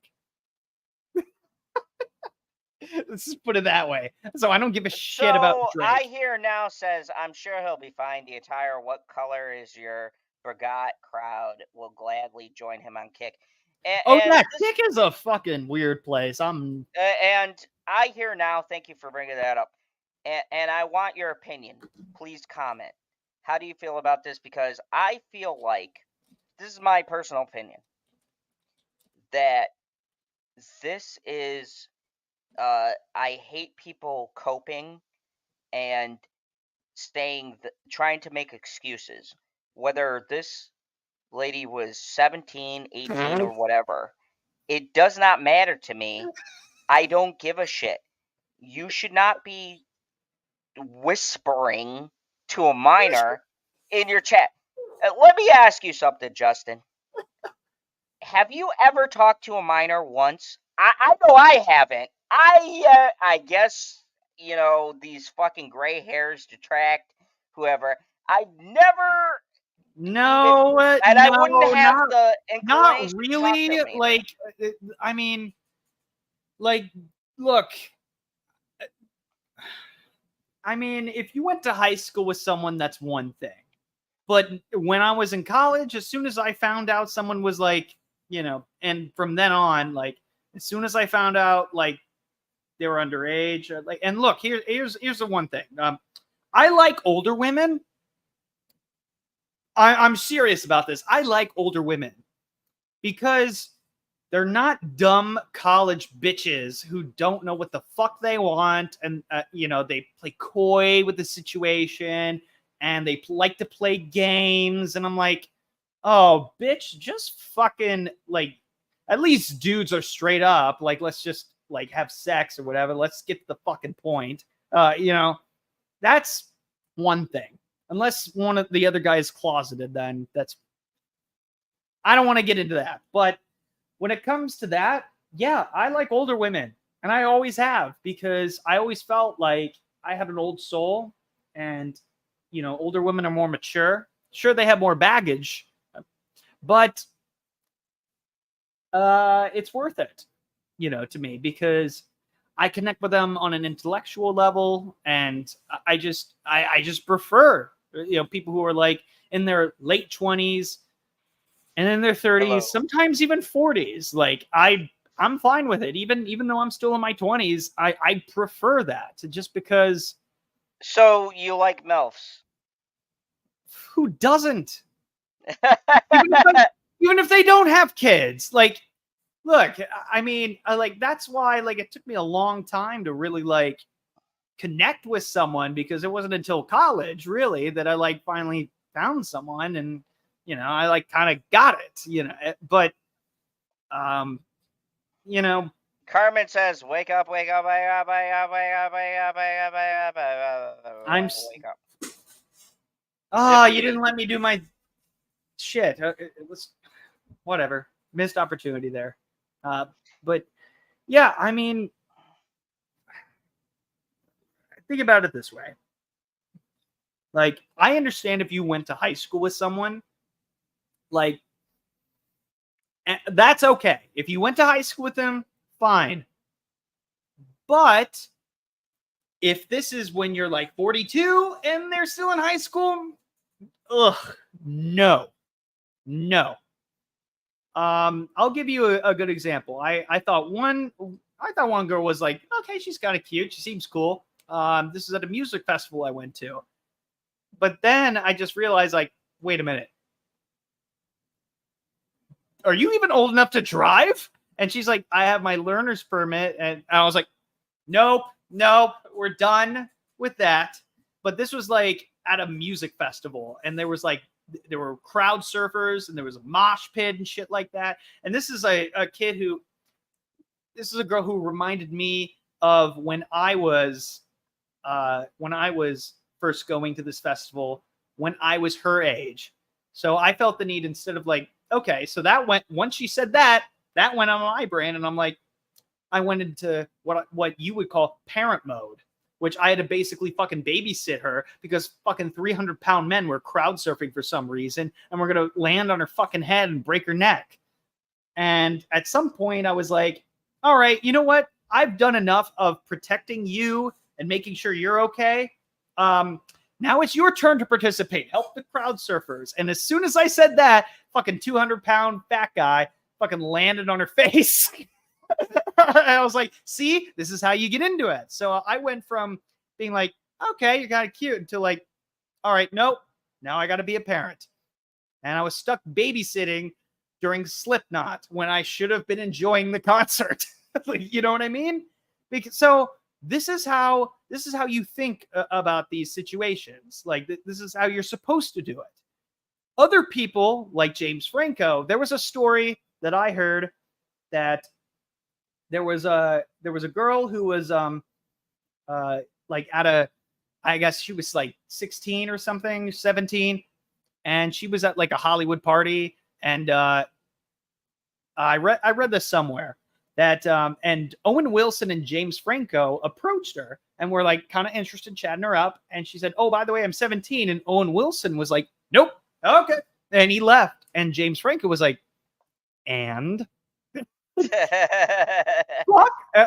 And then the comment after was just like, I'm surprised Owen Wilson wasn't like, wow, bye. Wow. Yeah. And yeah, Janie, like, you're like, Jesus, Justin. I'm like, what I'm trying to tell you is that, it's for the Hollywood thing. Yeah, I know. Okay. I thought she was talking about my story. I'm like, I don't think I did anything wrong there. Like, but what I'm trying to say, because this is a sensitive topic, is that you need to tread lightly when it comes to things like this. Like, once you discover that they're underage, like, you dip the fuck out. That goes out of your brain. I mean, that's how it should be. But for some people, they feel the need to just, I don't know. And I want to add out to that, I 100% support everything that you're saying. I think that the thing that perplexes me is the defense that I made a mistake. It was wrong, like the normal YouTube apology shit, or Twitch, or fucking Twitter. I'm sorry, X fucking messages where it's like, I'm sorry, blah, blah, blah. And it's like, there's some things you can say I'm sorry for. You can say, I'm sorry because I killed a baby bird while I was driving. I'm Oh sorry my god, that that actually I happened to me fucked a up. month ago. I almost killed a baby bird. Yeah, like, you could say I'm sorry Yeah. for things like that. But saying, I'm sorry I said inappropriate comments to a minor, it just doesn't seem like enough. It doesn't seem like Well, not only sincere. that, but you continued after you learned their age. Yeah, that's the Again, biggest thing. this isn't someone you went to high school with. That's one thing. You went to high school twice. like you what the fuck? 42 and like 16? Like, yeah, you could have been there. You're twice there, more than twice there. Their age, yeah. Like, what the fuck, dude? And You that's the craziest really thing. fucked up. Like, And I can't. I'm sorry. You should have been like, hey, you know what?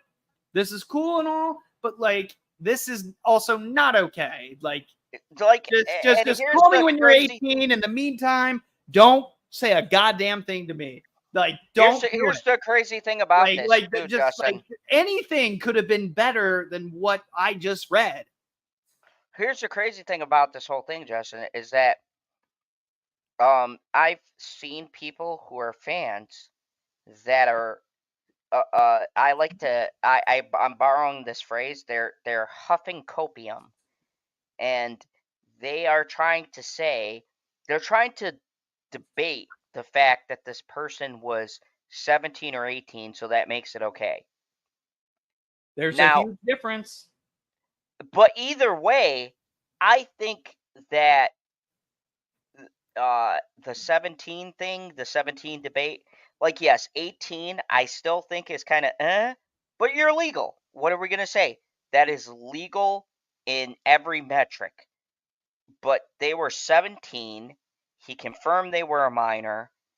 And so in my mind, I don't understand how people can put in comments, and I've seen this in a lot of videos. Oh, well, there's a big difference between being 17 or 14, and in my state it's legal. Well, he doesn't live in your state. He lives in fucking California, and as far as I know, the legal age is 18. The age of consent is 18. I don't know if you can correct me if I'm wrong, but I'm pretty sure the legal age of consent is 18. Is that true for California? Well, I don't live there, but yes. The I'm gonna legal assume. age of consent varies with each state. Some, like, I don't think it's lower than 16, like in some states. Like, so But for most places, it is 18. 18 in a lot of places. But again, some vary for whatever reason, and it doesn't make it any weirder, but it just depends on how old you are. Like, again, like, let's say you're both not old enough to drink. Okay. But if you're like 53, yeah, that's a problem. Even though the age of consent in the state of Ohio is whatever, it's, what is it, 17? I don't know. I don't remember, but or like in the state of Indiana, it's one thing. Kentucky is one thing. Florida, California, it all differs. But I feel it like doesn't make it any less weird or creepy. gross. And here's the other thing, Justin, that I want to bring up. I could almost cope if it was like, okay, he was 33 but single, right? He was single, looking to mingle, and you get weak when you're single. You're a little depressed, you're lonely, whatever. And he was like, fuck it, I'm going to dip my toes in the questionable pond, whatever. and you found yourself in some shit. Okay. But he has a wife and he's on his second child. I can't, like, who can justify this Wait, man's what? actions? He's married He's with married. a kid? It says in his Twitter. He's married with a kid. He had one kid when this went down. And I don't care what anybody says. If you don't believe in You the didn't sanctity tell of me marriage, that. What the fuck? This makes it 10 times worse. yeah, because Why would you cheat on your what the and fuck? his wife is pretty fucking hot looking. Well, she's gonna be on the market pretty soon. Like, Jesus Christ! Oh, because he said 4 years ago oh, that God he damn it! had cheated on his wife, so he considered it morally cheating, even though he never met the person. He considered it just texting her like he was cheating. He confessed this on a live stream. So even if you take out Oh the wow! whole Holy shit! debate we're having, he has a wife and a kid.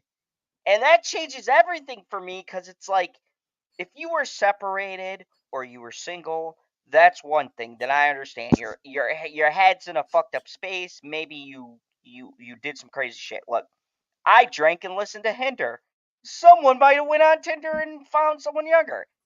Like, I don't fucking judge you there. But what I can't reconcile is when you're happily married with somebody who fucking loves you and is the mother of your child, and you go out and you fucking are texting inappropriate messages to a minor. There's no excuse. There's nothing you could say, and I feel like there's nothing that could be said in this man's defense. You know, I think Have you ever seen Fast Times at Ridgemount High? Who hasn't? Come on. Well, people my age, evidently. But aside from that, there was a perfect scene when this underage girl like hooked up with this older guy, and he said, "Are you sure you're 19?" And she's like, "Yes." Yeah, like, okay, that guy has a clear, like, I can't blame that guy. All right, like, that's not fair. Like, that's not fair to him. Like, it was like the opening. Do you remember what I'm talking about? I can't hear you. It's probably for the best, but I can't hear you. I actually can't hear you. Can you hear me now? Yes, unfortunately. So, I wanted to first say, how would he feel if some creeper was talking to his kid, and his kid even safe with him in the house? What happens when his daughter becomes a teenager? Yeah. And he said, I could listen to Justin for hours. Back to you, Zod. Well, you I can stand for the you can on my old channel, Justin Proper. Yeah, it's a channel. You can listen to it as much as you want. You can check out. And I hear now, I approve what he says, because he says not only could he listen to you for hours. So Justin, I'm glad you have such a soothing voice. But he says, back to you, Zod. What did you just say?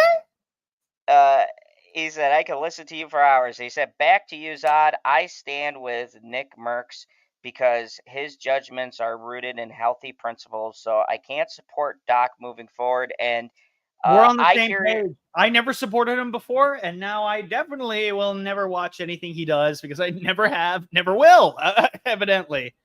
So, and I hear now, I want to talk about something that I think we should get out of the way.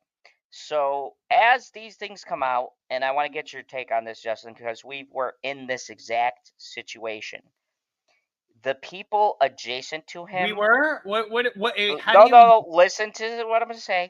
The people adjacent to him are now part of collateral damage. Now, remember when I went on my whole thing about the group who shall not be named, and people that associated with me were caught in the crossfire?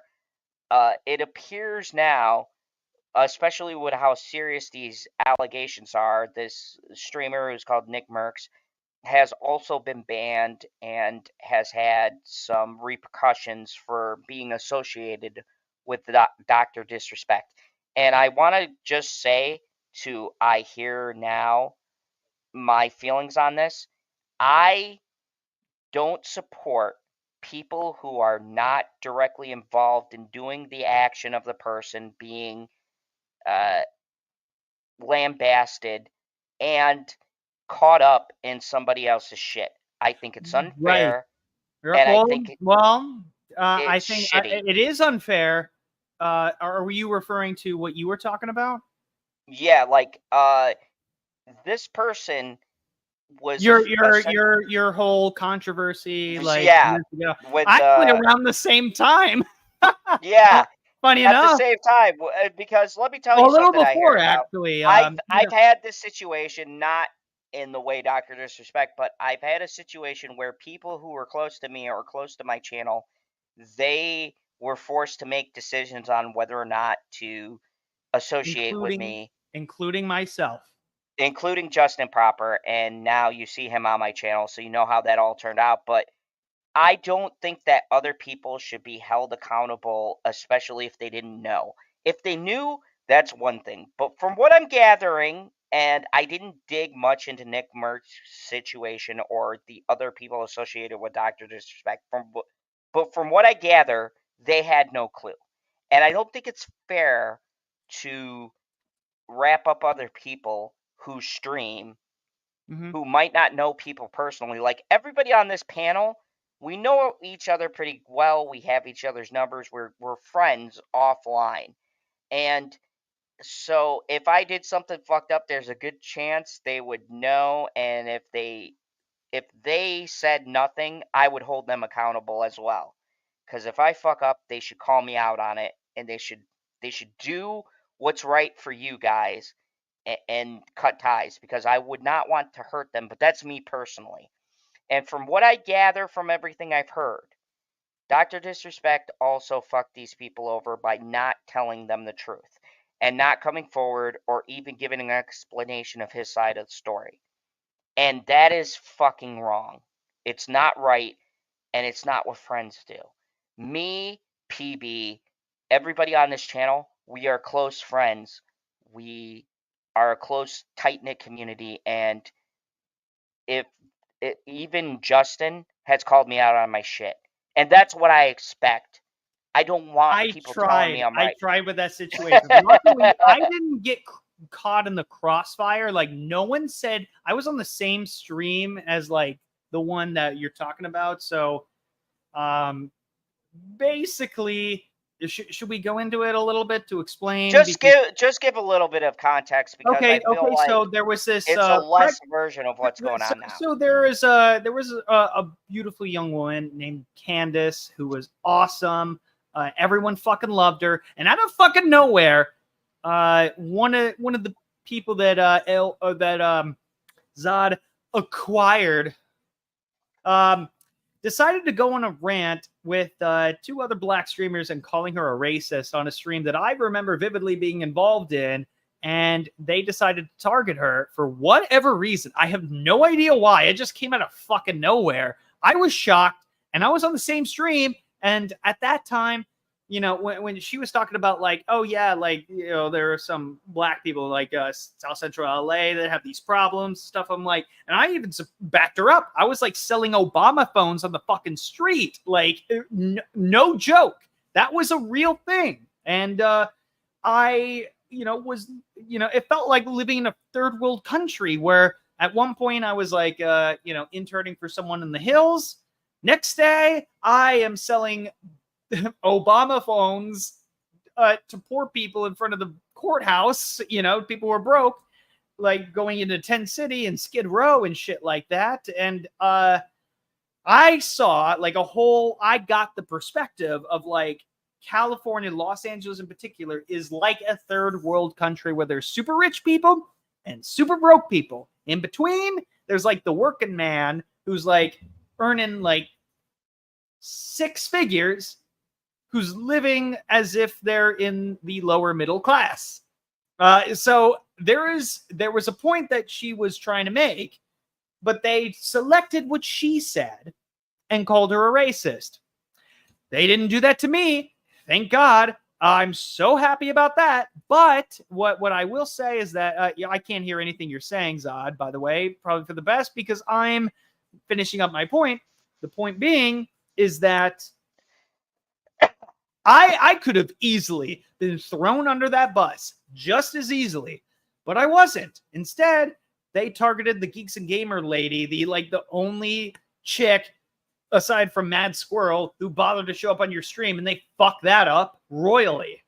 Like, they really fucked it up royally. And that's where I was at the time. And to be fair, there was a comment that she said that was kind of tone deaf. I'm just going to take this point because that was the comment that they jumped on. And now, look, I don't want to get into the weeds, but what pissed me off, and I want to highlight this point, was that I was not a part of the stream. I was in the chat, and PB was in the comments. And we got outed and forced to make a choice between two sides by just being in the comments. And now here was my whole point. Well, I said, and I even talked to you over the phone about this. I said, I don't necessarily agree, but I'm not going to throw somebody out under the bus who I associate with because of some things said on a stream that I'm not a part of. The choice I was given, I felt was not fair. And it was one of those choices that you either do it or it's like a dark side choice. You're either with us or against us. And you know the history. I was kind of getting tired of the bullshit. And I started noticing patterns and trends that were going on in this group. And I did not like the direction it was moving in. That was my whole thing. Now, to Justin's credit, and to be fair, I articulated things very poorly because I tried my fucking best. You did try. I really did. You warned me about my outgoingness, but people who know me and people who are on my channel, look, you know how abrasive I can be at times, and I felt hurt that I was forced into a decision that I shouldn't have been forced into. And now looking back on it and articulating this better, I was hurt that people didn't trust me enough to know that I didn't co-sign and like to give me a choice to force me to pick between two people who I'm friends with. I don't think that's fair. I think that the person shouldn't have been given an adequate out, and they weren't, and they were bombarded by Geeks and Gamers. You know about that, and I don't want to get into the whole history, but they were bombarded. Yeah, it was a thing. I actually it was had a conversation big with fucking mess. And oh my god, Chillmonger coming on. Oh, this is a great time. So Chillmonger, let me get your thoughts really quick about the Dr. Disrespect situation. I want to give you some Zod lore that you don't know. I used to be a big Call of Duty gamer, and I'm not going to say a role model, but kind of the person who may have been responsible for birthing my I don't give a shit Zod persona was Dr. Disrespect, and I'm personally hurt because I got a 17-year-old daughter. I hear a lot of cope. What's your take, given everything that's come out and the honest, legitimate proof we've got from the person themselves in their ridiculous tweet? Unfortunately, I know very little about this to even give you that, but I did know when he spoke to the Cope. Sneeko did a video, and he was like, we say, oh my God, 17 years, 364 days old. But as soon as it's 18 years old, it's OnlyFans, go get the money. It's all like it's a warped perception. So I heard him say that. I guess that would be what you mean by cope, right? That's what you meant? Yeah. They're trying to rationalize this by saying the minor was 17 and that they're 17 years old. They were 1 year away from being 18, so that makes it okay. What did he message, by the way? What did he say? They can't legally release the messages, but they're explicit. And according to his Twitter thing, which I read earlier, he acknowledged they were a minor and that he said inappropriate things in the message. He didn't go into specifics, but he said inappropriate messages were exchanged. Meaning pictures were shown? No pictures, just explicit. Inappropriate. No explicit pictures, just explicit messages. Okay, so like meet me at the like invitation wise, like it was. There was an invitation, but neither of them showed up for it. It's kind of leaning towards she didn't show up, but He showed up. he showed up, and the messages were explicit. So, what's your take on this? Because he admitted it, and I want to throw in another wrinkle. He's married with a kid. Infidelity to infidelity. We all that's easily Yeah. wrong. Nobody participates in that. That was He's easily like, done. That's it. Put a wrap in it. Okay, infidelity, but infidelity with a minor. Oof. underaged. It's Like, if you're okay, let me just put this into perspective. what was he Guys, gonna I don't want say? you to fucking say anything snarky. I'm not co-signing him. I'm not supporting him. I'm just trying to weigh what it is we're working with, but there's so much unknown. Okay, like, okay, Twitch so- isn't telling you exactly what was said, but he's telling you enough was said. All right, then. I don't want to watch Dr. Disrespect anymore. Yeah. But I also don't think there's worse. Like there is worse, but it's just like, I'm good on my Dr. Disrespect. It's like, yeah, it's just like what are the explicit messages or images or whatever they're talking about? Like, what are they? If they're not comfortable, it's so far that Rolling Stone, the person who wrote the article initially, why he was banned, was not comfortable coming forward with what he found because he didn't know. I think he didn't know whether or not. What was it? Let me bring up the DM of the author at the time. Hold on. I think that's chicken shit, not to say what it was. Like, yeah, I want to share something with you. Oh no! I was want going to show what the author of the article said. Okay, so you guys have context because I read this with PV before you came on. Let me share with you the response from Dr. Disrespect, and then you guys judge because I think this is very telling. And the thing that's damning is that this is his response. This is Dr. Disrespect. This is also was edited to. No. He edited it back though, so he edited minor to individual, but then changed it back to minor. So let me read the post, and then you guys tell me what you think because I think it sheds a clearer light. So he says, "Hello, I'd like to make a quick statement. Let me cut the fucking bullshit. As you know, there's no filter with me. I've always been upfront and real with you guys on everything that I can be upfront about. And I am willing to accept responsibility, which is why I'm here now." Okay, strong start. You're going to clear your name. Now, here's where shit goes downhill. First and foremost, I do not want to apologize to everyone in the community, or I want to apologize to everyone in the community as well as those close to me, my team, and everyone at Midnight Society Game Studio, which was a studio he funded. Check the lore. Co-founded earlier. Yeah. A lot of people have been left in the dark about what happened yesterday with Midnight Society and I, and we made a painful decision collectively to have me step down. Our team is incredibly talented, and I have good people that have high career ambitions and families, and I never want to jeopardize the culture we have carefully crafted. Everyone has been waiting to know why I was banned on Twitch, but the reasons were outside of my control. I was not allowed to say anything for the last several years. Now, 2 former Twitch employees have publicly disclosed the accusations. I can tell my side of the story regarding the ban. So here he goes. He's going to tell his side of the story. Where the Twitch whisper messages with an individual minor back in 2017. Yes. Were the intentions behind these messages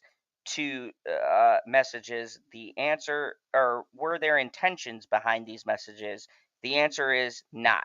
These were casual, mutual conversations that sometimes leaned too much in the direction of being inappropriate, but nothing more. Nothing illegal happened, no pictures were shared, no crime was committed. I never met the individual, but he did set up a date. We found that out in the Rolling Stone article. I went through lengthy arbitration regarding a civil dispute that Twitch and that case was resolved by a settlement. Let me be clear. It was not a criminal case against me, and no criminal charges have been brought against me. They probably will now. Now, from a moral standpoint, I absolutely take responsibility. I should have never entertained these conversations to begin with. That's on me. That's on me as an adult, a husband, and a father. I should have never.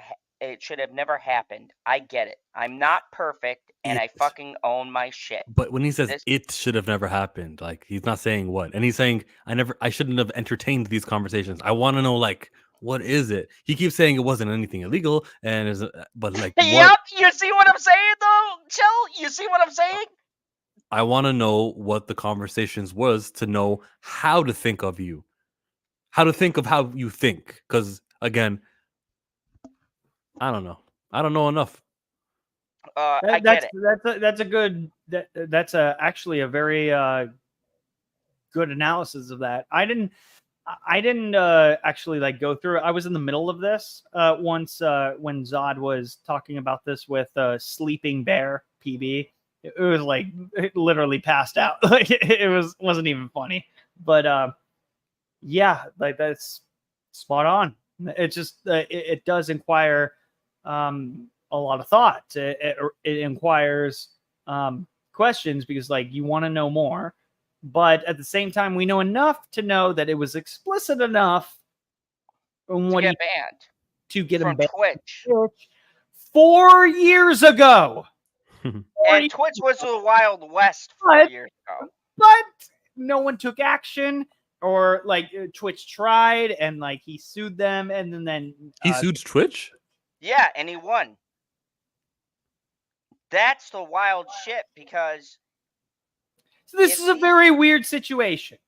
You know, but we know he set a date. He did set an invitation. We know that happened. Yes, we know that. Yeah, well, we know that he sent an invitation to meet her, and then COVID hit. Thank God. Wait, TwitchCon? It was at TwitchCon? Yeah. That changes it. That changes things. Well. What he's saying is, that he did set up a meeting. Like, he's like, hey, do you want to meet up? Yeah. That. But then COVID hit, and that's one of the few good things that came out of it, I guess, is that he didn't do anything. So, like, whatever. You can read into that as much as you want, but it doesn't change the fact that his intentions, are up in the air, right? He said, I hear now. And thank you for telling I hear now. He said, I knew Chill is on the fence when he mentioned Sneeko. Yeah.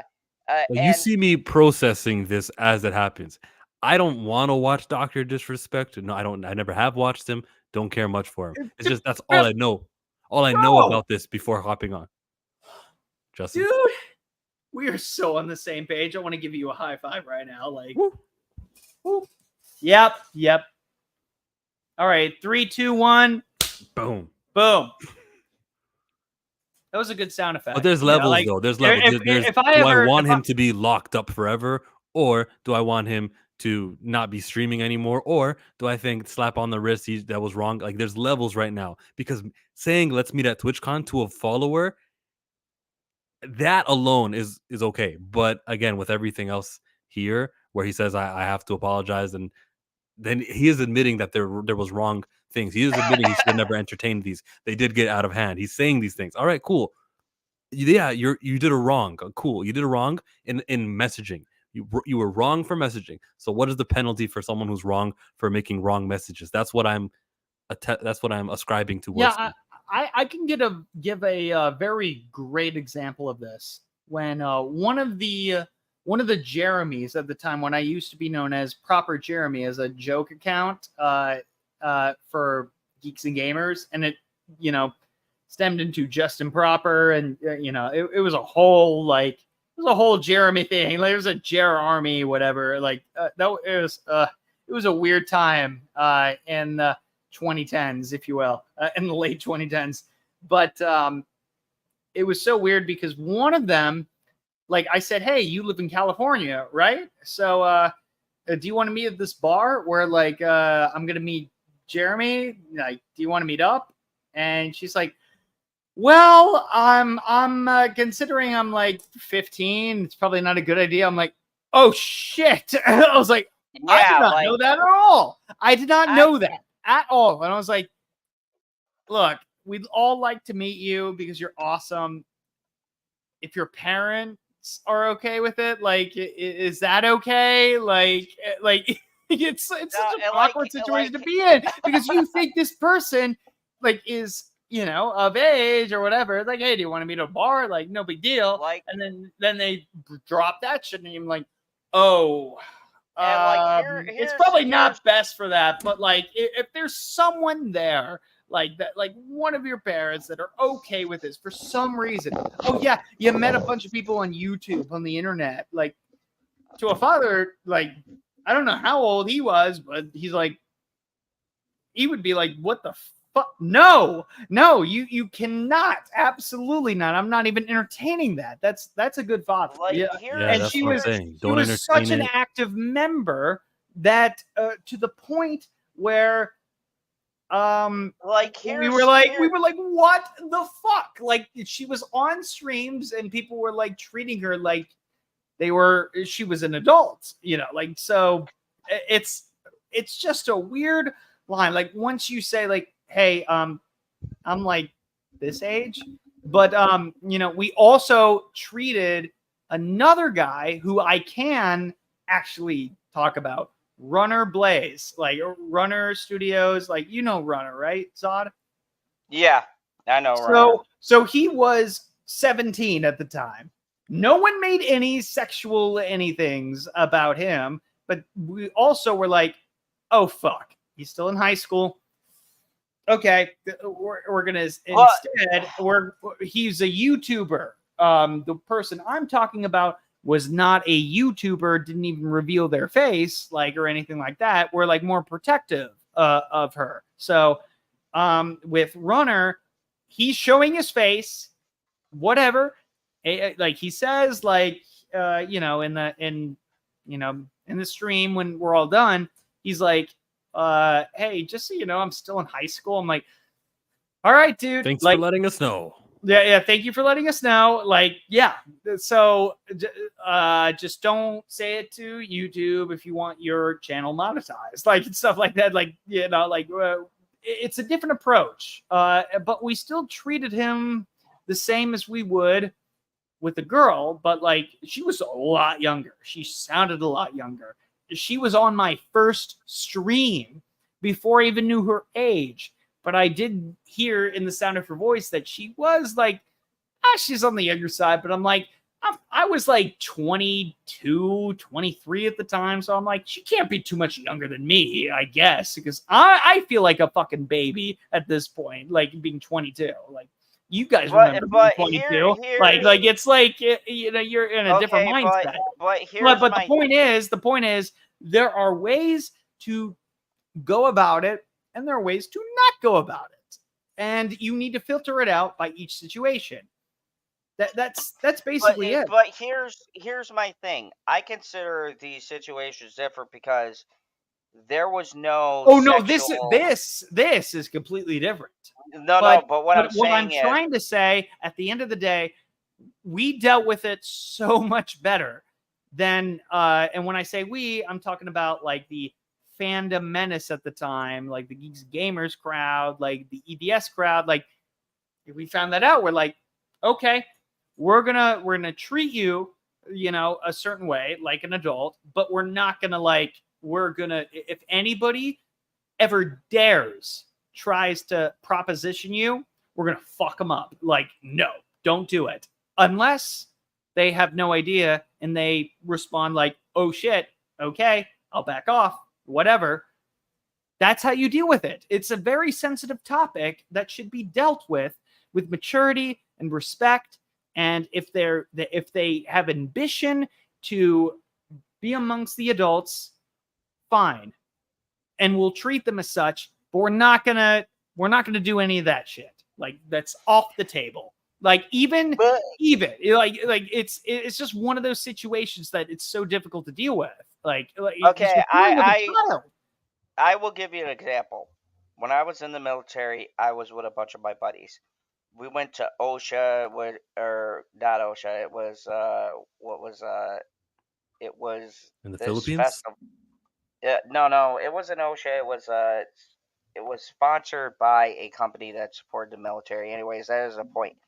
They had a Lifehouse and a bunch of great bands, but we had a situation where me and my buddy sat down with a group of girls. We started chatting them up, and nobody thought to ask a critical question, which was what was their age. So finally, How old were I you had guys? said, hey, how old are you guys? You know, or what's your parents or whatever? And they were like, one was like 16, one was 14, one was 17. And so we're all sitting there, right? We're in this situation where we're like, I don't want to be a dick, but I'm looking at my buddies and we're like, we got to get out of this. So I had a good friend of mine who was named Housen, got pissed drunk and jumped on the table and was like, hey, how are you fuckers doing?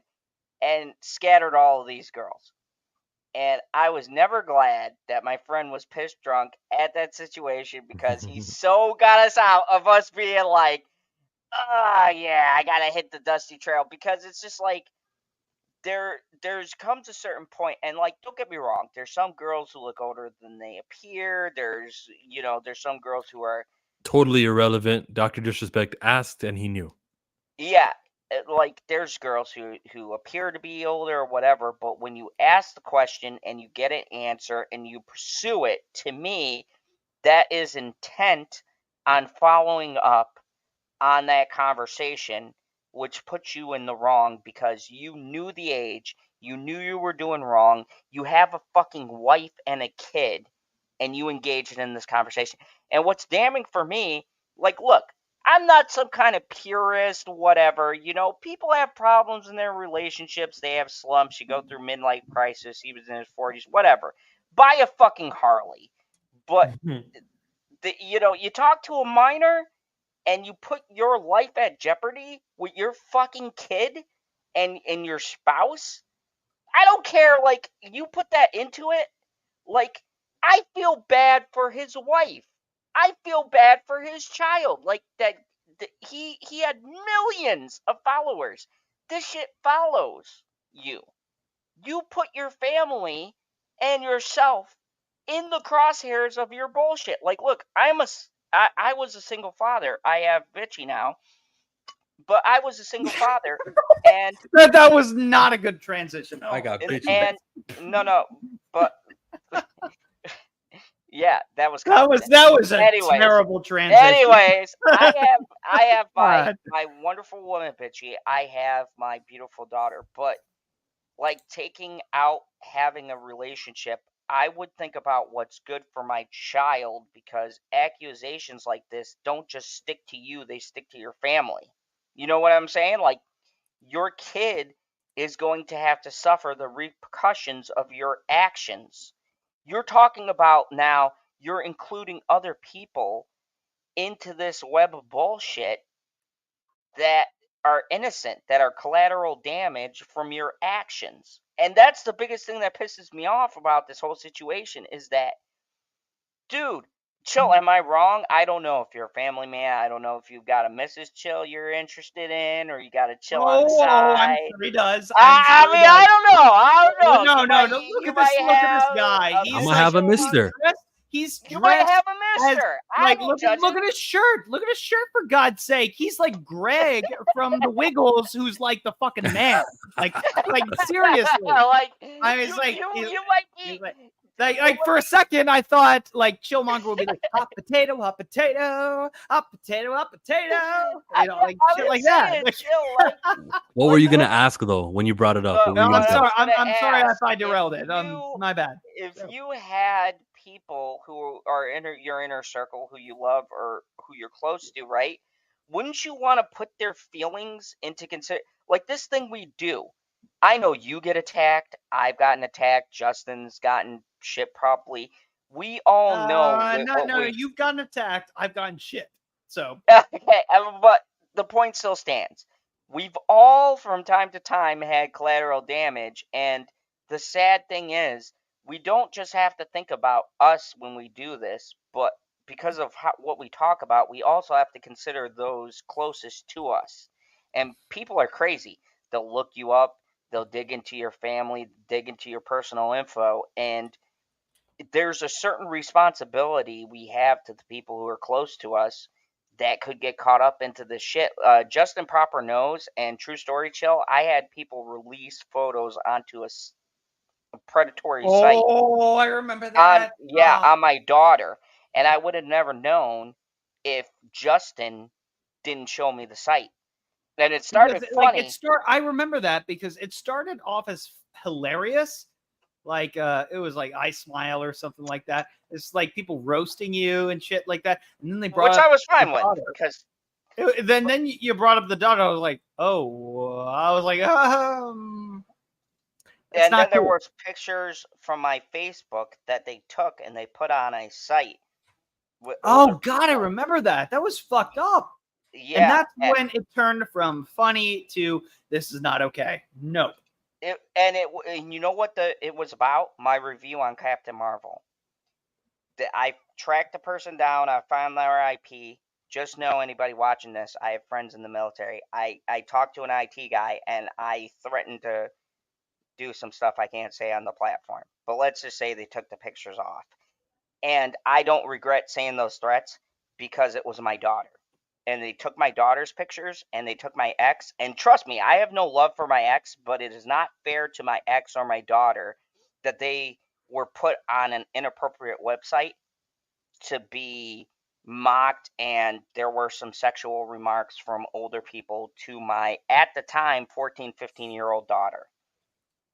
And I understand that portion of it. And knowing all of this, and why I bring it up, is because Dr. Disrespect now has put his family in the crosshairs of shit like this. There are crazy people. There are some people who are going to be truly upset and offended and do things to hurt their streamer because they put them on a platform, and there's sick fucking people who idolize these people, and they're going to attack him now and maybe even go after his family because he did something rude and inappropriate that is his own mistake. Yeah, exactly, Chill. It takes other people in your lives and it puts them in the spotlight. And that's the thing that also I am disgusted by. You put your family in the crosshairs, and I could have never known how crazy this could get if I wasn't in this situation personally, because I got shit for a fucking Captain Marvel review. Could you imagine the shit he's gonna get for things that are now proven? You in the eyes of the this is large. He's larger. Like his popularity invites for a bigger base, and there's more people to potentially do wrong to family members. Yeah, you have to be like, I don't know, even Mr. Ballin is not like who's like a great YouTuber. I love Mr. Ballin. Yes. He did I tell you that Rookie Critic and I we made a YouTuber appreciation video. Well, he did a lot of that, but I edited his like button compilation at the time. Where he's like, demolish the like button, like give the like button a hug, and then like I did all that, but he did the whole YouTuber appreciation thing. And guess what? That motherfucker with 3 million subscribers was in the chat for half of the video. Yeah, this guy did not need to do that. With 3 million subscribers, he did not need to do that. He's a fucking he's the best. And that's what I'm literally talking about like the best person on this platform. But the point being is that I don't remember. I mean, I'm sure he's gotten like threats with his family, but like there's no reason to do that because all he does is tell stories, and like how can you get offended by that? But if you give people a reason to be offended by that, yeah, they'll go to the fucking extreme. It's ridiculous. Yeah, it's crazy. And we've seen this, Chill. I know you've gotten shit. You've got so much shit. And I know Justin's got shit. I've got shit. And I feel for the people who are going to be caught in the crossfire of this. I feel for his family. I feel for his wife and his kid. And I want to encourage The one on the way, by the way. one on the way, too. He's still with her? Yeah. Surprisingly. That's a She- G. She knew 4 years ago. She knew. She knew that he cheated. I think she's finding out the specifics as we are, because Okay. he just said he was unfaithful but didn't give any specifics 4 years ago. So I don't know the personal workings, but I want to assume that she doesn't know everything. And I just want to give a shout out to his family and people. Keep in mind, you can make silly ass comments or whatever, but these are real people. And there is really a family involved, and I would encourage everybody, despite my passionate take on this or whatever else, I'm just targeting the man and not the people closest. I think you should show the family respect and not go after them or go after anybody else outside of this situation. Please do not do any of that crazy shit, because just like with Colleen Ballinger or any of these other people that I talk about, the people associated with these people, they may not have known. They could have been in the dark like we are. And don't make judgments on people just because of one article that comes out specifically about them, okay? Don't associate other people around them with this shit, especially if they cut ties and they're trying to explain that they didn't know or whatever else, because it could be the truth. And we've all been friends with an asshole and not known the depths of their assholeness, and we've all made mistakes in friend choices and learned the hard way. So don't condemn people around them for the mistakes of one YouTuber. Please leave the innocent people out of it. And that extends not only to YouTubers, but for anybody who makes these terrible decisions and they actually don't know. Like, people gave a lot of shit to people who were like thanking Harvey Weinstein. Okay, to a certain extent, I understand, but you could also make the argument that like they're just in it for the business and they like really just want to further their careers. Yeah, And exactly. you know, like it's like I guess the question should be, at what point do we fault them like by guilty by association versus just ignorance? Yeah, And not exactly. and like doing the whole Like if you're a close hold on to give the gay like sort of equivalent, you know, in military terms, don't ask, don't tell. Like, I don't know, I'm not going to say anything. I just know that I really like, I'm just trying to like further my career. I'm a new guy. Like, I don't want to know about these things. Like you can do what you want. I don't care. I just like, I really need this role and I need this job. Like, and this is going to fucking do great things. And just leave me out of it. I don't care to know. Just don't tell me. I don't care. So that leads me to believe, like, look, like, is that selfishness? The question is it selfishness?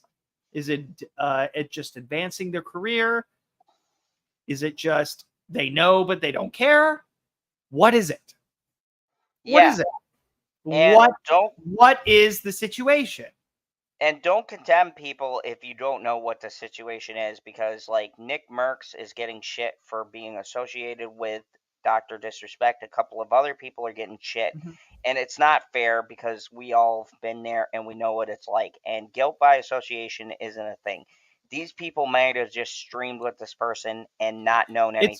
It's only guilt by association if you enable them. Yeah, and here's the thing. Chill has been hanging out with us. He doesn't know us personally, but Justin has my number. PB has my number. PB lives next to me. We like. Oh, you guys live next to each other? Oh yeah, that changes everything. He's in bumfuck. Yeah, I don't know you guys. I don't know you guys at all. I should so if some fucked up shit goes down, Chill will be like, I never knew him. I just came on. They were cool dudes. Okay. He's like, they said, hey, recast T'Challa, and I was like, these are bros. That's all it took. But let me talk about my last article of the night, which I'm glad to share with you because I feel like Chill might have a little bit to say. I want to talk about the most horrible Star Wars that has been created yet, The Acolyte. And I want to go to an article with the only interview that the director did, and it's from our good folks. We've had them on the channel before, the fucking Mary Sue. You had Yeah! the Mary Sue on? Yeah, we have done Mary Sue articles just to laugh at them. And Oh for no, all I of thought you had like the writers or people who worked on it. But I would now, love to now have it's them like, on. I feel well, like then, they well, would watch my then I'm videos like, and decline. Zod, I would have heard about that. And I would have. Dude. I would. But by the way, love to I have the know Mary Sue on. absolutely nothing about the Acolyte because I am no longer associated with Star Wars. I decided to watch The Boys instead. Like honestly, Yeah, like, watch The Boys season 4. Despite what yeah, people are like saying I just about the watch political other leanings, things because I don't have time to dude, like I don't even have people have like I pissed don't even me. upload on YouTube anymore. Like I don't give a shit about Star Wars Well, anymore. let me- At let this me- point, I'll let- just have my 6 films and just or maybe let me 7 and I'll just preference. yeah. Oh, Hold sorry. on. I'm sorry. You mentioned The Boys. Let me preference something. Now, I have defended The Boys because people are shocked that all of a sudden their leanings have become more clear. Look, if you've watched The fucking Boys since season 1, it's been pretty fucking obvious where Eric Kripke has been with his fucking politics. And I don't fault him because, as far as I'm concerned, he is a smart, intelligent writer. I've loved him since Supernatural. And I think that the writing for The Boys has been impeccable, except for Frenchie. I don't like that storyline. It just doesn't advance his character. Oh no, That's a talk for another day. yeah. But he in the comics, it was always hinted towards he was bi. Whatever. That isn't the point. The point is, The Boys has at It least explains writing. why Frenchie is my favorite. The Boys has intelligent writing. They've always been great. But you know what show hasn't? Let's talk about The Acolyte because I'm going to get into the episode 5 that people are kissing Disney's dick about and why I think it's fucking terrible and people are still retarded for thinking the show is good.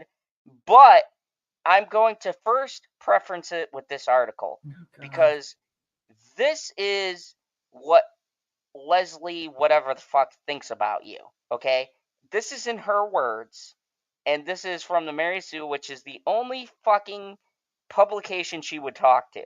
Because the Mary Sue, as we know, is completely unbiased. They never have a biased opinion. Is They that never have a bad take. Is that Harvey Weinstein's personal assistant? Former personal assistant. Former okay. personal Well, assistant. Okay, former. All right, it's not nothing. Hey, guilt by association. Remember what else he said? And if you don't enable it. Yeah. I mean, that's a good point. That's a good point, Zod. Like you can't, you know. Like, look, here's the thing. I wouldn't say that if she didn't fucking open her mouth in this article.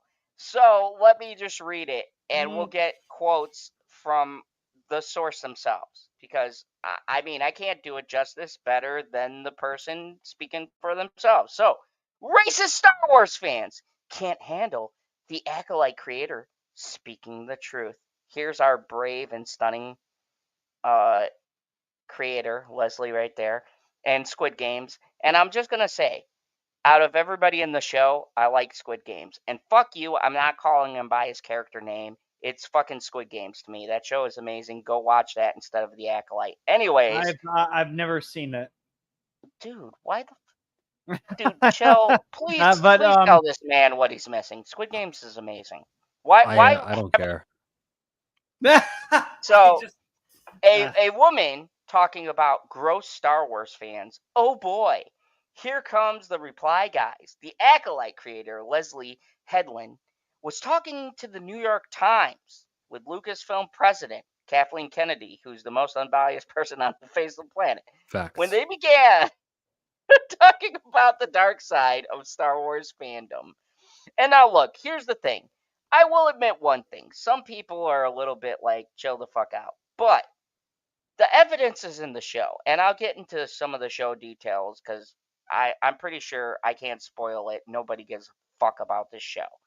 So Kennedy was talking about the male-dominated fan base, to which I will say it isn't really male-dominated. They're just the ones who sit online and complain about women who are loud.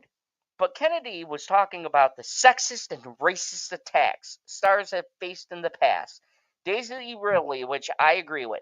Look, I like Daisy Ridley, and I like Kelly Marine Tran. I will personally say I think what happened to them was bullshit, and with John Boyega too, because he got fucked in that series. Watch the movies. I don't blame any of them. And Daisy Ridley and Kelly Marine Tran and John Boyega appear to be cool people.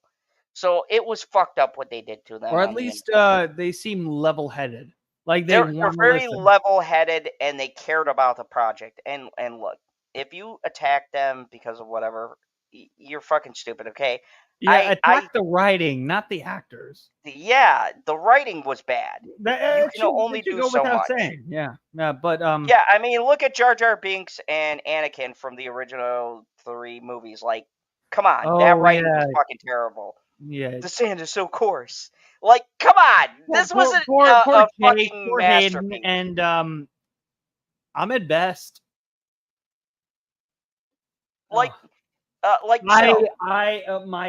Would you agree my heart that goes out. Star Wars was never going for an Academy Award? Like, He didn't people care. act like people. I mean, act I don't think they cared, but like at the same time, I'm like, this guy was for Jar Jar was driven to suicide. That's not nothing. Like that's crazy. That hits. Like, that hits closer to home than you think. So we'll get on to it. Because Jar Jar Binks was just a character, man. He was let's just move on. So like John Boyega faced racist remarks, which we know is true. There was a lot of fucking idiots.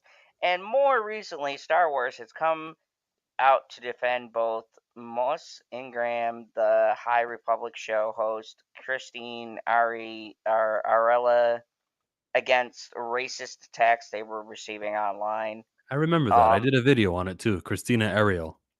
Yes, and go check out Chillmonger. He's got great takes. That's why he's on my show. Chillmonger brings a balanced perspective. Yes.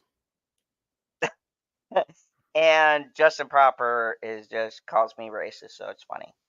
What racist? What the fuck is wrong with you? Like, just you call me that all the time with no proof. That's who messaged Moses. No proof? Are you? I will send the receipts, motherfucker. I will send the receipts. where you said, and I quote, these, they're barbarians, but they could be black too. Like, just what the fuck? I was talking about in the time period that it was in Iceland and there was a fucking lot of Anglo-Saxon people. I was going from a historical front. Okay, I will. Oh yeah. Go ahead. Defend you know what? That is not racist. I am just basing fucking facts on history, and I defend my position on the Vikings. You're not making it better. Argument. So let's just you know what? Just do yourself a favor. And just continue to read the article as opposed to just defending your racist remarks. I'm drowning. He thinks that like no, just go on. Just go on. Just make it easier. It has been a thing in this fan base, fueled by angry men behind their keyboards who rarely show their actual faces online. They are pushed to do so by their own bigotry and hatred. And it doesn't really make sense that so-called fans of Star Wars have that in their hearts. The entire franchise is about fighting against the oppressors, and yet here we are. Hedlund used the moment to talk about how she recognized that being upset with past Star Wars stories is fine, but those racist and hateful fans are not fans in her eyes. Okay. So that's actually not a bad response. Just like, hey, if you're racist, if you have a problem with this, okay, that's on you. We'll continue. But yeah, As a fan of myself, no. Shut up. Let's have. As a fan myself, I Yes. know how frustrating some Star Wars storytelling in the past has been. I felt it myself, she said. I stand by my empathy for Star Wars fans, but I want to be clear. Anyone who engages in bigotry, racism, or hate speech, I don't consider a fan. And the replies from so-called fans are, as expected. The angry people she called out aren't happy. You'd think saying, hey, if you're racist or sexist, you aren't a Star Wars fan in my eyes, wouldn't be a controversial statement, and yet the replies to this are horrid. One reply said, ironically, this is bigoted racist hate speech against fans. Make that make sense. You can't. I actually agree with the Mary Sue writer of this. I actually do too. The Yeah. reality is that people just want to hate and scream when they're not watching a story with a white straight man at the center of it. Let me pause there. Everyone who criticizes this show isn't upset because there's no white straight man at the center of it. That's not true. Yes, okay, you see where I'm going with this. It was good till about this point. They cite their love of Princess Leia as a reason they aren't sexist, as their love for Lando, that's why they're not racist. But then they complain about characters like Rey or Finn existing in the franchise. Why? Because they don't have a white man to see themselves in, so they feel the need to be gross about it. Man, No! man. Lando had Yeah. character development. Leia had character development. Rey and Finn were ex machinas. If you guys don't know what that means, it means they were a plot device that can get the characters out of anything. They had the fucking dagger that made no sense. Rey could force heal due to some bullshit in the EU that nobody gives a flying fuck about. Finn was treated like shit. And I'll be real, I think Finn got the short end of the stick. He was the most interesting character in Force Awakens. He could use a lightsaber. I thought that was going somewhere, and they did nothing. He was just like, hey guys, Rey! Rey! I love you, Rey! Rey! Like, they turned him into like a I even bumbling had idiot. radio on the fucking radio, like like they said, like Rey from Star Wars like is going to be featured in the Star Wars new Galaxy, whatever the fuck they called it in the theme park. I don't give a shit. I was like, no, don't. Rey is a shitty character. At the end of the day, she's yes, she would not develop fucking character in the entire movie franchise. And she kissed her oppressor at the end. The guy Yeah, trying to kill her which for was 3 movies. So disgusting. Yes, that's 100% true. But Kylo Ren was more amazing. In fact, if I am so tempted to be like, Belated Media had what if? Hey, Dio, what's up? There was a channel called Belated Media, and this one guy was like, "What if episode 1 was good? What if it was really good? What if I were a story executive at Fox and George Lucas came to me and like, this is the script for this?" And I'm like, no, this is like, I'll work with you and I'll see like what works, what doesn't, and I'll work with you. I feel like there is a similar case after that came out. That guy could have totally destroyed the entire Star Wars like franchise for that, but he didn't do it because I guess his career opportunities just fucking flourished. But for me, I think that spirit can continue. And if I ever make a return to YouTube, it would be, what if episode 7 was good? Like really good. What if I was a part of the story board, the story group at Disney, and they J.J. Abrams said, this is the script. And I'm like, no, let's do these things, and I'll work with you on the plot that you want to build. And I think that would be The problem is there are too many yes men once again because they're just happy to be a part of Star Wars. And Okay, that was the so- same thing with the prequels. Same thing with the prequels. So you think it'd be Yeah, a simple statement like, "Hey, if you're a racist, you're not a real fan," would be just not that controversial, and yet here we are. Some replies claiming by saying Headland and Kennedy are trying to stop criticism to show from happening. Sorry if your criticism about women or people of color characters existing in Star Wars, but that's not the criticism. That's just bigotry. No, but the criticism isn't always just about the existence of these guys on the show, because that we can dismiss easily. When the criticism is Mundi shouldn't be alive, like that's got nothing to do with any of the. He's alive? Oh, you're not watching. Yeah, I forgot. I saw him as a 9-year-old getting killed in episode 3. No. What Here's the fuck thing. is This takes place 100 years before the events of everything else. And I just want to say, all right. So okay, they get before Mr. I get Wait, what the Justin, fuck? let me finish before we get into this. I want to just say Sorry. there's a big thing that's been going around. Okay, so in the EU, there's a special fucking armor that shorts out lightsabers. It was never fucking brought up. It's never been in the canon, and they just canonized it in this show.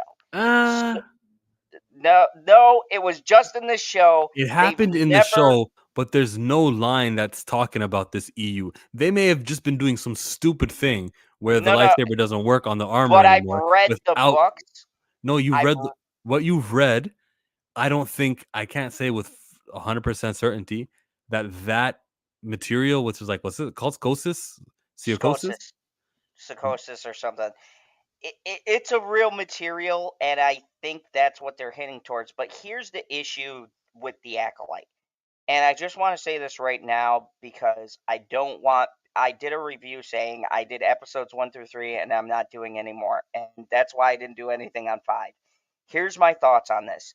So you guys are getting a live review of episode 5. My issue with this is that I don't necessarily have a problem with them pulling from these different sources. The issue is they pull these not as a way to include stuff from the EU. They pull it as an ex machina because the writers wrote themselves in a corner and didn't have a good out. So bullshit armor fits what would work in this scene. Now, my issue with this particular episode is not just the fight, but there's a lot of other things that happen in this episode that don't fucking make sense.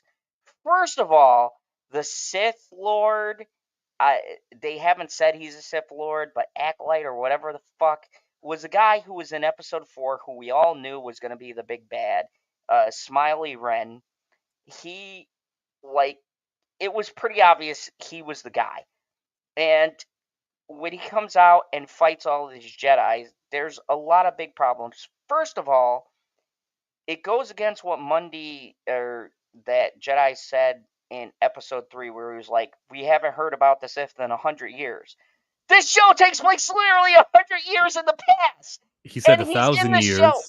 He said in the Phantom Menace, it was Mundi. We haven't seen the Sith in a millennium, and this is only 100 years ago.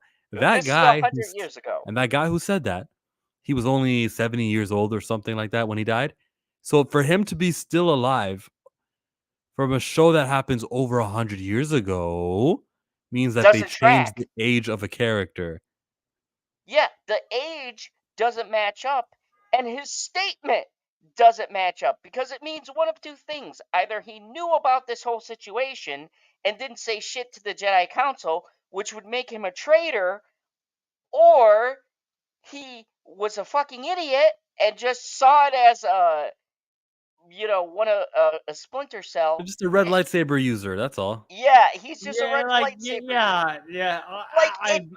I'm hearing what you're saying, and I think that he might be because I haven't watched the show, I don't know about it. But when it comes from, like you guys saying it, it seems like he could be like a dipshit, like, like let's say me, like who I'm like, I'm just gonna like not pay attention to this. I don't care. I'm just doing my own thing. But it seems like that's not the approach to that. No, it was. If you remember in episode 3, he was a council member, which means Oh if no, this yeah, yes, investigation, yes, yeah, yes. if this investigation and story takes place before the formation of the Jedi Council, like the way we know it, and he didn't disclose this incident to them, and in that one scene he says, "Oh, they haven't been seen in a millennium," and didn't tell about the situation, like, but we did have this one rare case where in the woods we fought this dude who pushed back 20 Jedi and fucked up and killed a bunch of people.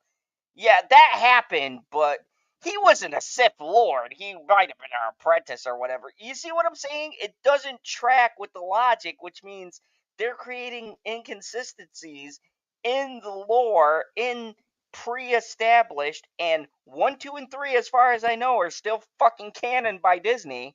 So you are fucking up your own canon and your own continuity by having him in the show. And it feels like it was for no other reason than to get Star Wars fans going, "Oh, Mundy's in this show. That's fucking cool. It's all connected." It doesn't make sense to the whole entire story they're trying to tell. And so when we read this article say that people were complaining and criticizing this show, you know what? The article said fans are going to say this is what did the article say? It said that this is like an excuse or this is the Yeah. barrier that they're putting up. You see, if you criticize the show, then you're being hateful and it takes away from legitimate criticism. The article is wrong. The article started off nice. Everyone should hate racism. Good, you're right? Right on. Sexism also. When it came to plot oriented criticism and they tried to besmirch fans who had something negative to say and cast them as hateful people, you lose credibility. You delegitimize the strength of the words that we're casting at people because it's so unbelievable. You've lessened the strength of the word sexist. You're negatively impacting what you're trying to protect. You're trying to protect women from being seen this way in a space and stuff like in a space. Then don't make bad shows about them with them in the lead. Here's the Yeah, other thing too. yeah. It's about quality. Yes, That's it. exactly. That's it. Just make a Quality good show over that features quantity. women that are fucking awesome, and then people will go to it. It's pretty simple. Let me give you an But example. Like, here's the thing. I watched this movie called Trigger Warning on Netflix. For some fucking reason, it got popular. I did a review on it. Go check it out. It was fucking terrible, but I watched it because Jessica Alba was the lead. Now, they claimed it was a cross between First Blood and John Wick. was it Idle Hands? It was not. Now let me give the movie credit. They didn't go with the girl boss thing. Jessica Alba got her ass beat. She got pretty fucked up in this movie. I'm not gonna lie. So it gives it kind of credibility. Your main character isn't a Mary Sue or whatever. But the dialogue and the acting was so fucking terrible. It was like a B movie kind of deal. And I can respect that because, they made this bold claim, but at the end of the day, it was just B movie schlock. And I respect them for, she was, to me, a more credible female protagonist because she went through struggle and went through strife, and she did have an arc in the movie. Okay? Even though the movie was shit, the character still had an arc. They had a journey that they went on. There was growth, and she wasn't the same person in the beginning of the movie as she is at the end. Okay? So I can respect that. Now, the movie is shit, and I gave it a 4 out of 10. But I still had a little bit of enjoyment in it. Now, take a movie like Atlas. That was fucking terrible. terrible movie. And I only watched it because people suggest. I gotta stop watching movies people suggest. It was fucking bad. Yeah. I think they suggest these things just to piss me off. But anyways, now that movie, Jennifer Lopez acted like she was like Jay Leno in Morbius in this movie. She thought she was getting an Academy Award. Yeah, like Jay Leno in Morbius, like yeah, Jay Leno, she did like a Jay Leno would performance. be like Jared Leto. Yes, like Jared Leto. She Okay. did a performance like she was gonna be nominated There's for a an huge Oscar. difference between Jay Leno and Jared. Okay, it was a fucking bad movie, and it was very predictable or whatever. But I'll be Jay Leno as Morbius. Holy shit! How that would funny actually that be shit interesting. would be. He'd be like, you're like the Hey, whole Heinz, time. welcome to the Night Show. Can I suck your Oh my butt? god! Anyway, I would watch Jay Leno as Morbius every single fucking day. but my point go ahead. being- Your point is. My point being, I would even buy, and I hate J-Lo as an actress. I fucking hate it. The only movie she ever did that I thought was good was Celine. People just fucking keep watching her movies because she's hot. Let's be real. I love That's the only fucking reason why you Because he said the wrong name. It's called Selena, not Celine. Okay, Selena. Anyways, that was a great fucking movie. Yeah, that's very She disrespectful. earned. That's actually she earned really her like respect fucked up, from- especially when you go to That Texas. was she earned her respect from that movie, and it was great. It chronicled what really happened. I have much respect for that. But since then, name one fucking good movie she's been in. You can't. She's been in fucking terrible movies. Jilly? She was in the movie, the worst movie of all time. She was in Jilly.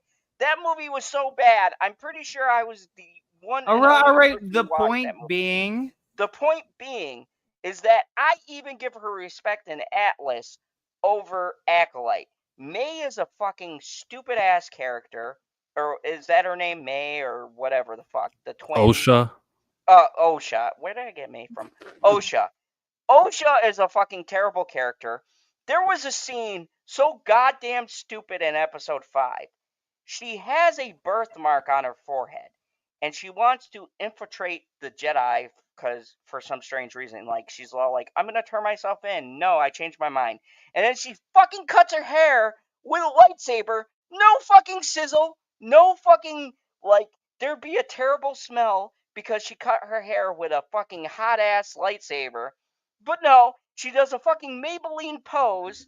Hold on, I gotta get my hair out. She does a pose like.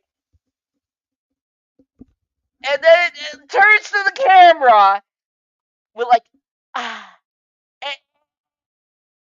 it's so ridiculous. This show is bad, not because of the characters, not because there's people of colors, because the goddamn writing is 2-year-old writing. This is the worst writing I have ever fucking seen in a show. Anybody who watched episode 4, or no, I'm sorry, episode 3, and you tell me this is a good show, you are a goddamn liar. I do not believe you. Episode 3 was the worst fucking episode of television I have ever watched. Like, we are one, we are two.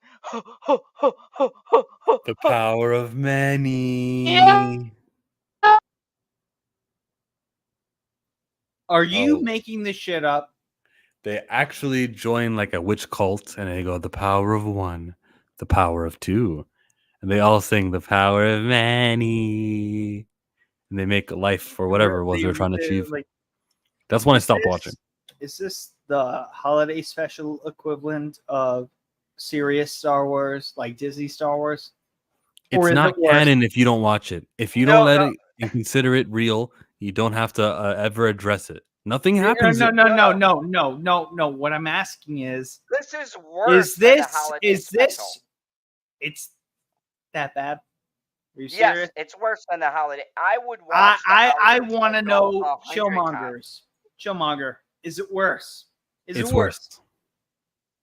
It's worse because it's worse. It wants you to be taking it serious. It breaks lore. It's at least the holiday special. It's literally titled Holiday Special. Don't take us serious at all. We're just having fun. You like Christmas? Maybe this will make you think of Christmas. Because I think the holiday special is worse than The Last Jedi, but then people are saying, "Oh my God, no, The Last Jedi is worse," and I'm like, "No, at face value, No, this is worse. This is no, worse. hold on. I want to get Chillmonger's perspective on this because I really do not think at any rate nothing can be worse than the holiday special. Nothing can possibly be worse than that because that is there are parts where it is literally unwatchable. My group of best friends who are like, you can say like, or like the Goonies or like Stand By Me, whatever you want to call it.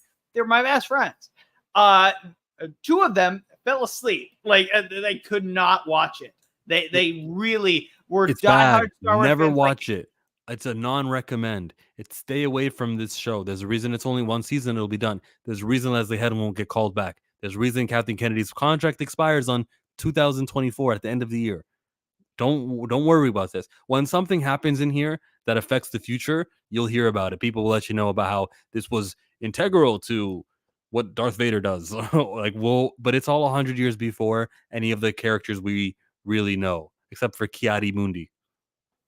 Yeah, and the thing that scares me is Mr. how many people are gonna Freak? fuck up. What the fuck? That's what we called him as a child. Wait, Like, we didn't know anything about him.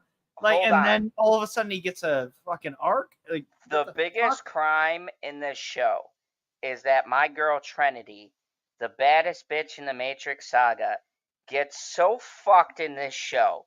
She's in one episode and she gets killed by a dagger. I will never forgive this show. They have the hottest fucking, like, You're lying. I love Trinity to death. They have her playing a Jedi, and she's literally killed in the first episode. In what, Shell? The first 10 minutes, maybe? Because the fight seems a little long. Not even 10. Not even 10. God, I was being generous. It felt like maybe 10 minutes. They kill Carrie Moss in the fucking beginning. The most interesting character to me. The only reason I watched this show, because Carrie Ann Moss was going to be a fucking Jedi. I was like, let's go! Trinity in the fucking Star Wars universe? Let's go! And they killed her in the first fucking episode, in the first battle. And does she die by the Force? Does she die by a lightsaber? No. She dies by a fucking dagger to the chest. Like, I can't make this shit up. And people still argued with me. I don't know if you got this, Chill. I don't know if you revealed this, but when I reviewed this, people argued with me that it was totally viable. And I said, you're telling me a fucking Jedi Master, is going to be killed by a dagger? Dude, fucking Qui-Gon Jinn is pissed. Like, you killed a Jedi 100 years ago when they're at their peak with a dagger? Are you fucking kidding me? And the distraction of, oh, I'm going to make her look that way. So Indara starts using the Force on something over to the side. And that's when she threw the dagger at her. You knew she had the dagger. You knew the threat was in front of you. And you let yourself die just so you can use the Force to help somebody up on the right side. Yeah, wait, Kurt Russell was in this? Okay, no, that's cool. Megan Jenny 1 says Trinity was what hyped the show, that early death-proof digital age Disney has no quality. Steven Seagal died in executive decision because Kurt Russell was the star, but he has some screen time. So, it was... Wait. Kurt Russell is in this? No, Kurt. Okay, I don't know what the fuck he's talking about, but no, he said Steven Seagal died in executive decision because Kurt Russell was the star, but he had some screen time. So he's basically saying that Trinity got no screen time, whereas Kurt Russell, who was just the basically side character, Steven Seagal died to Kurt Russell, who was the star. But he had more screen time. What the fuck? What is he talking about?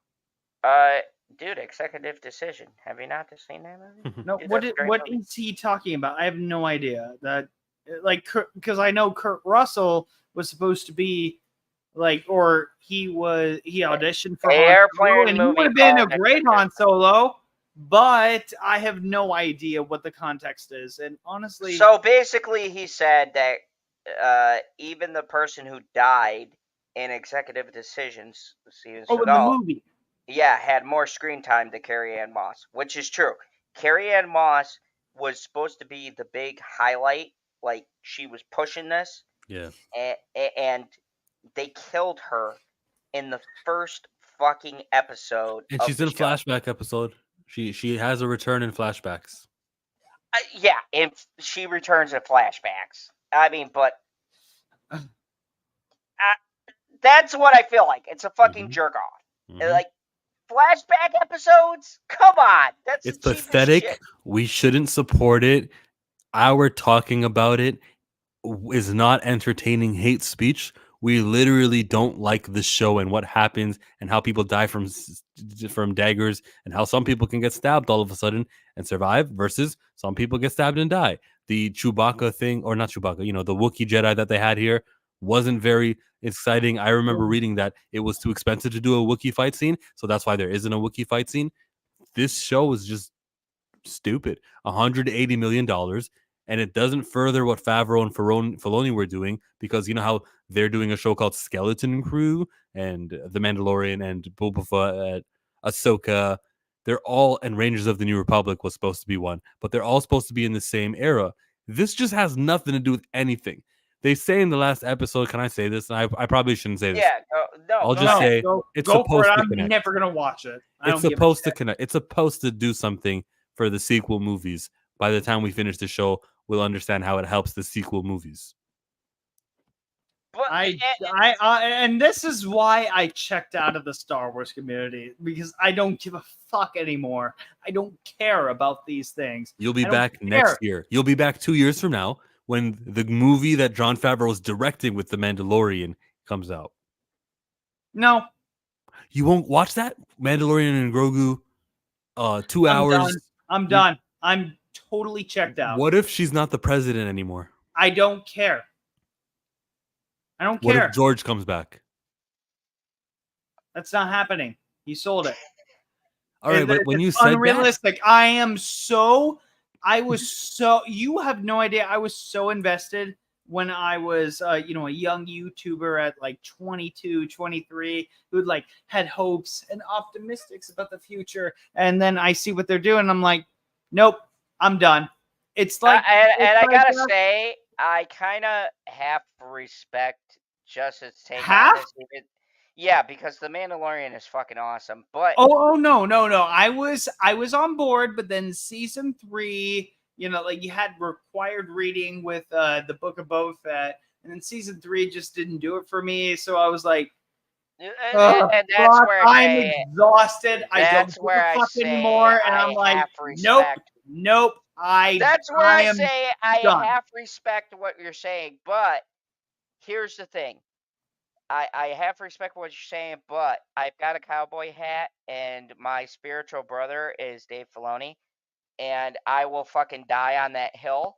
I will die on the hill for Dave Filoni because people have been hating on him since fucking Clone Wars. I'm not hating on him. No. I'm talking about other YouTubers. The storyline, the writing, and the fact that it's not worth it for me anymore, and my energy can be focused on something like, as I said earlier, The Boys, which is or something that I like, and I'm out of that phase. I'm done. I want to say right now, I respect Justin's position. If you're done and you're not watching anything, cool. But I want to say to Chillmonger's point and to what Chillmonger's saying, I will fucking be there for the 2-hour Grogu fucking movie. Yeah. Give me that shit, because I have a shirt with Grogu on it. I am down for Filoni. We're all gonna wear green to the movies. We're all gonna be wearing green. It's not like I'm gonna fucking do a short as I'm fucking getting my ticket. I am still here. Here's my thing and what I want to end on, because I just don't want to end on some negativity here. I want to say, when we make our criticisms, and we shit on things like The Acolyte, we're not shitting on Star Wars itself. We're giving our critiques because we want them to do better. We want companies to do better by us. Yes, there's some people who just want to see it burn, like the Joker says. Go see Joker 2. It's going to be the shit. Anyways, some people It's just a want to watch. musical, so I'm worried. Fuck But you. Fuck you. We're going to review that What do you together. mean? What do you Anyways, mean, we're fuck going to review you? it Like, together. We're going to review it together because I'm going to win you over, and it's not a musical because it just has musical numbers. That doesn't count. A musical is straight singing through. Musical numbers is in his fucking head. all right. You It know what? tracks. You know what? How about this? When does it come out? October or like November? October. Yes, All right, October. all right. As a matter of fact, the day me and Bitchy started dating, so I really should look at that. It's our 6-year Until anniversary. you mentioned that, I would have been like, okay, bet. Let's see it together. Let's do it. Yes. But yes. then you mentioned like your girlfriend and shit like that. And I'm like, dude, okay, she would love to have it. Dude, she has been pestering me. We could all go together. Anyways, we'll talk about this off air. but She's happy to have like a bi best friend. Anyways, are you really going off air? Because usually you don't. You take a while. You'll say, "Oh, we're heading out. Goodbye, guys," and we're still here 10 minutes, 20 minutes later. Hey, I just give the fans what they want to see. We have 7 people watching. We're entertaining. Anyways, that is the point. I want to say that, look, if you are Star Wars fans like we are, and you want to fight this perception, we're not trying to burn it down.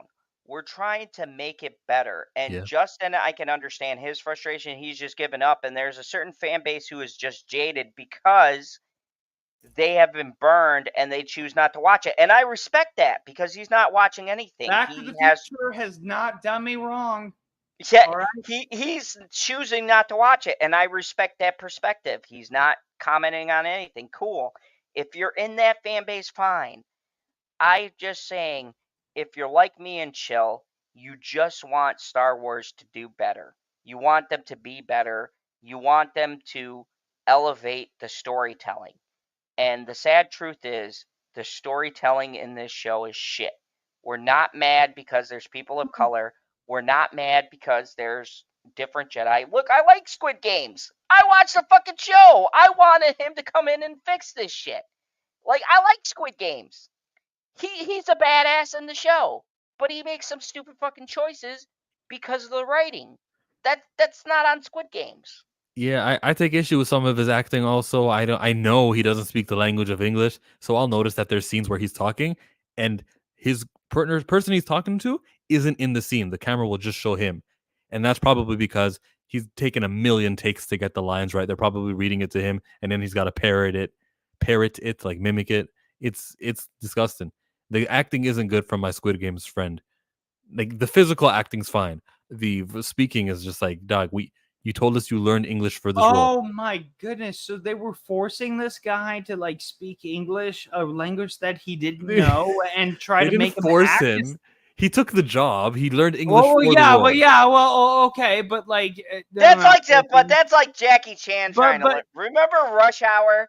And I like the fact okay. So like this guy is really struggling. He's really trying. They're like coercing him and stuff like that. Like, that's I do feel like Justin might have a point. Like, there comes a point where you want a certain actor because of their popularity. Yeah. And I feel like he feels like, okay, I'm gonna be honest, Joe. Like, in my heart of hearts, it feels like he wants to give the role as much as he can. Yeah. Because you could tell by the physical performance, but he just can't because there's the language barrier. And I feel like Disney didn't do enough to help this man break that barrier. There are Korean lineage people who speak English fluently who you could have hired all over Hollywood. It didn't need to be him. Yes! That's what I'm saying. I feel like Disney has been going about this the exact wrong way, and I respect other actors wanting to come in and do these different roles because they're excited to be a part of the Star Wars universe without knowing the shit that's happening in the Star Wars universe because they're from a fucking different country and they don't know the nuance of everything going on. And I don't blame these actors, which is why I say don't send your hate towards the actors. These writers are shit. Fuck Lena Headland. I think she's a fucking what? Like I Just say the word, bitch. Allegedly. It's okay. It's okay. Okay. Allegedly. I'll go with Chillmonger. Allegedly, I think she's a cunt. I'm just gonna say it. I think she's a cunt. I think she's writing Star Wars fanfic, and she has no concept of the fucking universe. And Chill, you know what I mean when I say she's writing fanfic, because some of the shit she puts in is shit that seems like a wish in Star Wars, and it's not lore. It's not built upon. It's like, oh, this is happening. This is canon. Like, there's a lot of shit in this show that he puts in that doesn't make sense. Maybe it'll pay off at the end. I don't know. Like a fucking idiot, because you people love torturing me, I'm finishing this fucking show. So I don't know where it's going to go, but I do know I do not enjoy the ride. And because I love you guys, I am finishing this, and I will give you an end of the season review and tell you what I think. But I'm going to tell you my spoiler warning. I don't think I'm going to like this show. And this is not me going into negativity. I've given it 5 fucking episodes. Like, at what point do I say this isn't going to get better? Like, at what point do I go, there's no way you can salvage this? Like, look, The Boys pulled off a miracle. I'll be honest. The first 3 episodes I did not like. But episode 4? Nope. Bam! Nope. They turned it. No, I'm not. Hold on. I'm not giving spoilers. I'm saying by episode 4, The Boys turned a corner. And episode 5 was great. And it's getting better. That's the difference, is that The Boys I can give leeway to because I understand the show and how it works. And when you establish something in a certain way at the beginning, it's acceptable. But when you don't do it and all of a sudden, oh, it's this and that and the other, that's when it becomes, yeah. So that's what it comes down to. Yeah, that's it. Yeah, that's all we got. When you talk about like the show, the one thing that I'll say is that, I mean, it just gives me another reason to never give Star Wars a chance anymore. And this is coming from a guy who recently found a VHS copy of the Phantom Menace, and that was the first thing that I saw, and I just looked at it with awe. I'm like, oh God, I wish I can go back to when I was a child and when I was like 1 and 2. Like, I was like, oh, these are great, and my nerdy uncle was like, you know, there are more, right? Yeah, and like, and they're better. I was like, and episode 3 didn't come out yet. And I was like, I was blown away. And then I saw episode 4, and as a guy with like a little kid with undiagnosed like ADHD, like, not that it was relevant, but it's relevant to this case because I was so focused on A New Hope. I was dead on focused, and I thought this is the best movie I've ever seen, like on a television set. And then thank you, Carmen, for still being here. And that was the short version of my origin story of how I discovered how the original trilogy was absolutely amazing. But then I was excited for episode 3. I was so excited, and I think Chillmonger is like really interested in this. I was grounded for bullies throwing a Gatorade bottle of piss at me. And I could not see. I know it doesn't make any sense because my parents were like jaded at the time. They had to watch like the piss. 3 kids, and I was like, yeah. I just like had a piss thrown at me, and now you're punishing me. And then my uncle said, like, who's my nerdy uncle, who said, like, yeah, there are more, and that, yeah, he, you know, despite him saying like, when Darth Vader arrived in A New Hope, I'm like, who's that guy? He's like, oh, that's Anakin. I was like, what the fuck? So the Empire is always going to be below A New Hope for that reason. But after that, my parents, like, after years, like, we reconciled, but and I was really like, childhood trauma does a lot to you.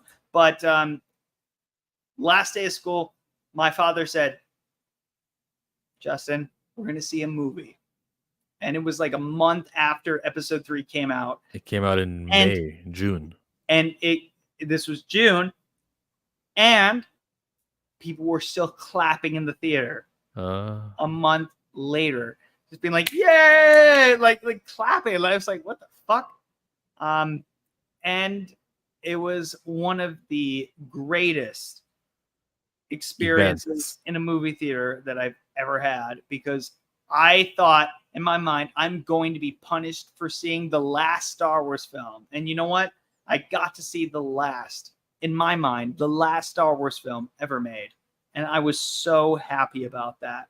And I was not a fan in 2005. I can't have that. I don't have that experience at all.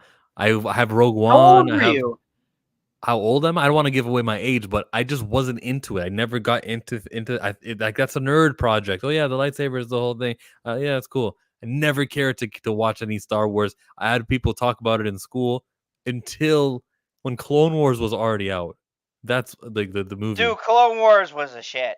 That's when I was care for Revenge of the Sith at all? Not in 2005. Okay, let me ask you something. I am so shocked at that, because that meant the world to me. Like, I'm Justin. I'm so... Yeah, but I would rather play outside. I would rather do other things. It's not like I video gaming. I played Star Wars video games before. Oh, this is cool. You can kind of fly in a spaceship, and I don't know Luke's and B wings and Y wings. It's just I'm playing 64. No, that's totally fine. That's totally fine. But like at the time, I was like 9 or like so. Let's just make that like really clear. I had just discovered Star Wars like a couple years before. So I was just like, I am so invested in this, and I finally get to see it on the big screen. I get grounded for a Gatorade bottle being thrown at me, and then... Hold on. I just want to get some context, so chill. Let me ask you, after seeing Clone Wars, because then you get the context and the nuance and the different connections, did episode 3 kind of make more sense? I didn't watch the Clone Wars first. I'm just saying that Clone Wars has already been out, because that would be what, 08? Yeah, 08. Oh yeah, the cartoon.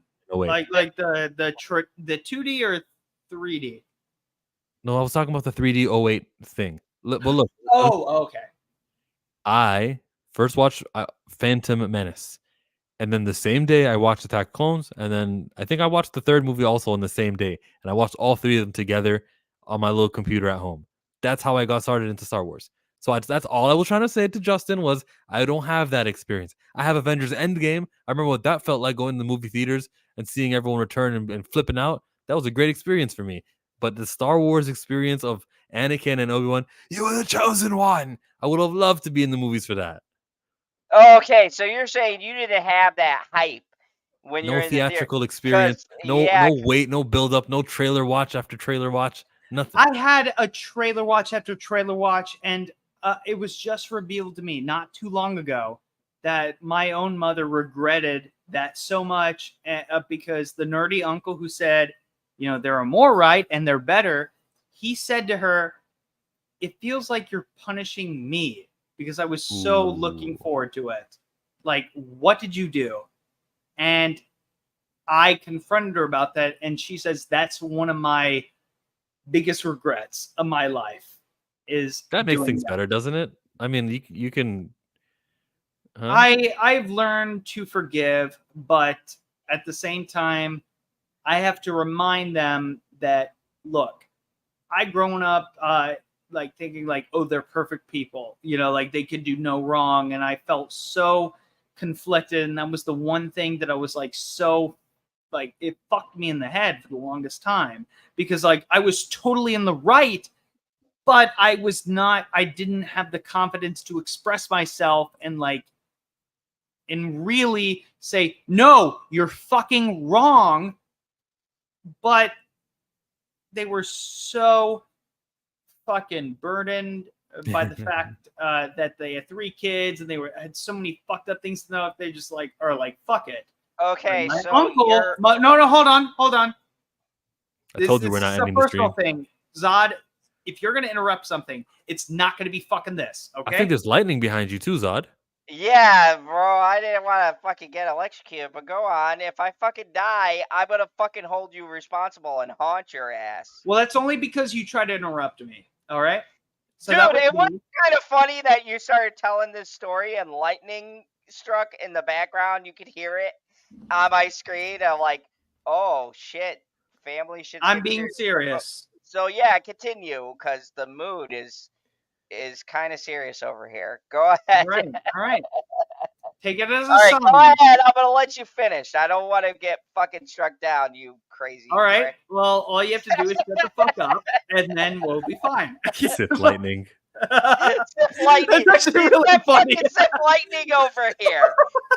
Well, I did nothing wrong, and this motherfucker is sending bad weather my way. I'm sorry. Continue your story. Yeah. Justin. Okay. Let's Right. get it over with, so it doesn't strike you. All right. All right, continue. cool? Goddamn. I'm not Yeah. Homelander. I swear to God. But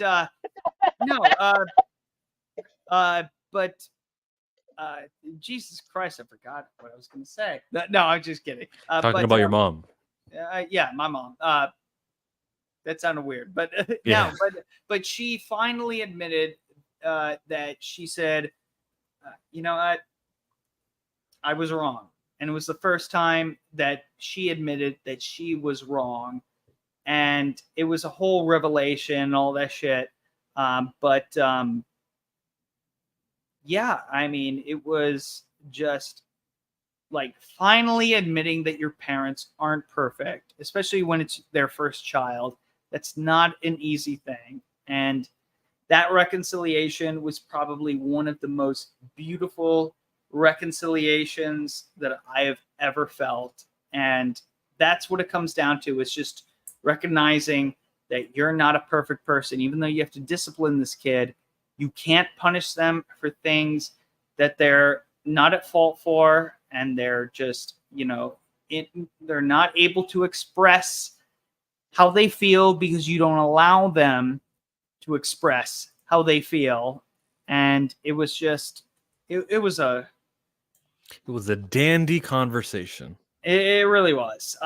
So that's my relationship with Star Wars. And so when you can imagine when the sequel trilogy came out, I was like I was so. It speaks for itself. And I just want to say, unlike Justin, I don't have a fucking sentimental thing like that. So my stepfather, who was my brother's father, he got Laserdisc, and he got King Arthur or Excalibur, which was the R-rated version of the Knights of the Round Table. If you haven't seen that, dude, that shit is wild. And he also got Star Wars A New Hope on Laserdisc. Now, if you guys don't know what Laserdisc is, it's kind of like DVD players, but a big fucking large disc that you put into an equally big box that plays this, and we thought it was going to be the rage. And I remember seeing that and being fucking captivated throughout the whole runtime. And I understand Chillmonger coming in late and not getting that experience, but I watched A New Hope on fucking Laserdisc. And then we got Empire Strikes Back. Yeah, this was a Laserdisc. This was our DVD player back in the day, okay, you fuckers? This is what I was dealing with. I had a fucking Laserdisc. Hey, Marty! I love Marty. Yeah, I had Back to the Future too. We had Back to the Future. We had Excalibur. We got them on fucking Laserdisc, and that was the format that I first ever saw Star Wars on, and it was like larger than life. I remember the cover and an Empire Strikes Back and all the STs and shit being on the cover, and like, yeah, that was me with the disc. That Laser disc. The Laserdisc, yeah. It was like a fucking record player. This was like the first DVD player, okay, folks? Like, this was the Yeah. prototype. That's literally what a DVD is, but smaller now. Like, right? Like, I'm Yeah. not crazy. DVD plus. Yeah, we've done our research. Okay, when I was in 5th grade, they were like, "This is a laser disc. This is before the DVDs." Like, Yeah, like it's okay. It's fine. I watched A New Hope on that, and I was like 12 or 13 at the time when I first saw Star Wars, and I just remembered I got encapsulated in this world. And my favorite character was Boba Fett because they didn't tell you shit about him, and he fucking died like Return of the Jedi. But he was such a great character, and I read the books and I read the stories when he came back from the Sarlacc pit because he wasn't really dead. He like shot his way out or whatever the fuck bullshit excuse they made. But I loved it. And I have such love in my heart for this franchise. I really do. And I think that's the point that we're making here is that I have fond memories. And even Chill joining us late. We love Chill. He can come on in. That's how the Star Wars community used to be. We didn't give a fuck if you jumped in later. Actually, there was do you guys Yeah. did you guys see like this random like Twitter feed that was just like Return of the Jedi, and there were like black people, there were like Mexican people, and you saw that? Like this is how it used to be. Like it was just about it was coming never together for a common goal. Like we love and look, this. And look, don't get me wrong. There's probably sexist, racist assholes, whatever. That's what you get. That's what you get when you get when you include everyone. But you forget there's people like Chill. There's people like other people who came in later that we said, "Hey, come on in, join us in this love." And he was like, "Yo, I jumped in late, but I kind of like this lightsaber shit. Like, it's pretty fucking cool." Right. And that's what we want to get back to. And I think it's become so divisive because not just one side, I'm going to make a bold claim, Cotton, but both sides have gotten to a point where for me it's gotten fucking ridiculous because we've Last Jedi. That was it. Yeah, Last Jedi. That was let it. me finish. That was it. We've lost focus on what people After were that? trying. Hold on. I'm sorry. I'm gonna shut the fuck.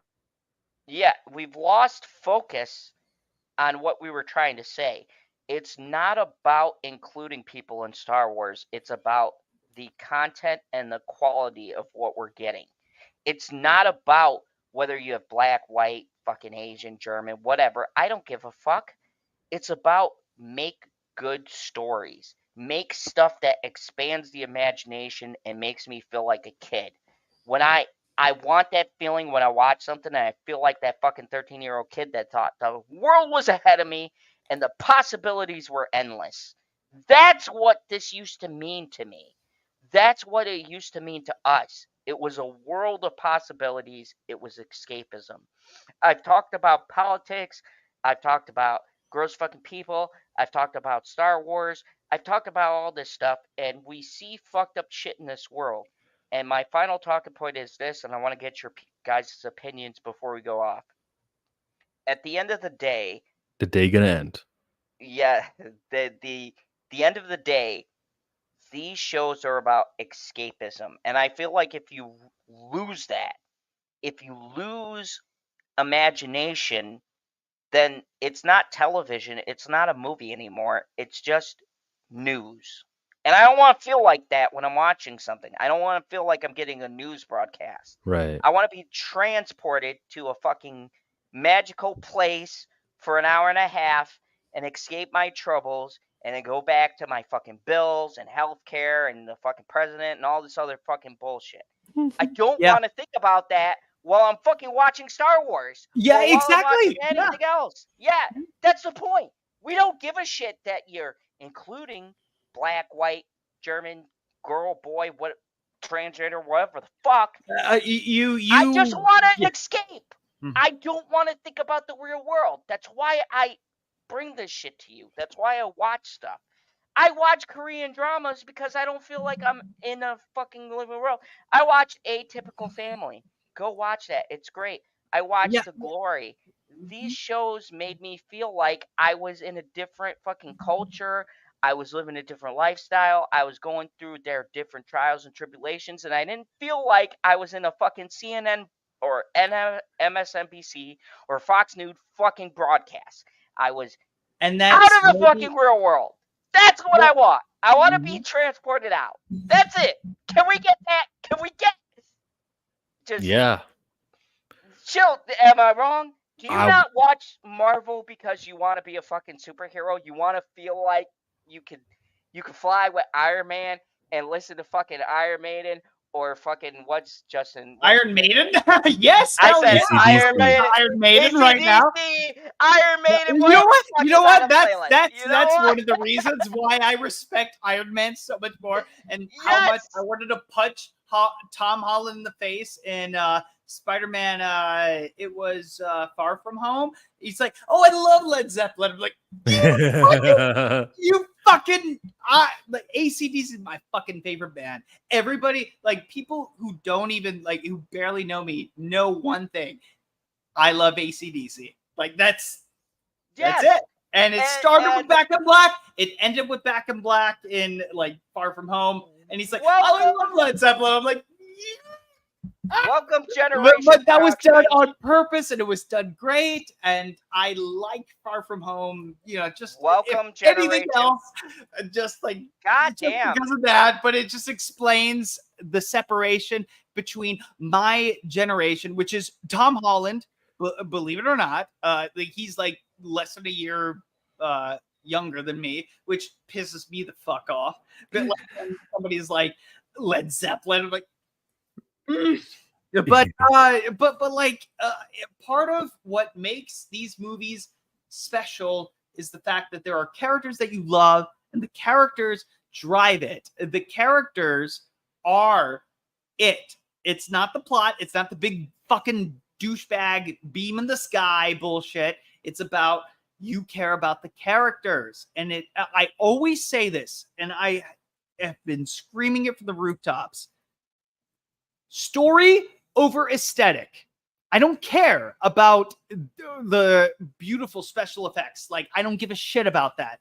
As long as the story is compelling and the character's compelling and it's a good story, like it's a good concept and it's well executed, that's all I care about. I don't care about the fancy shit.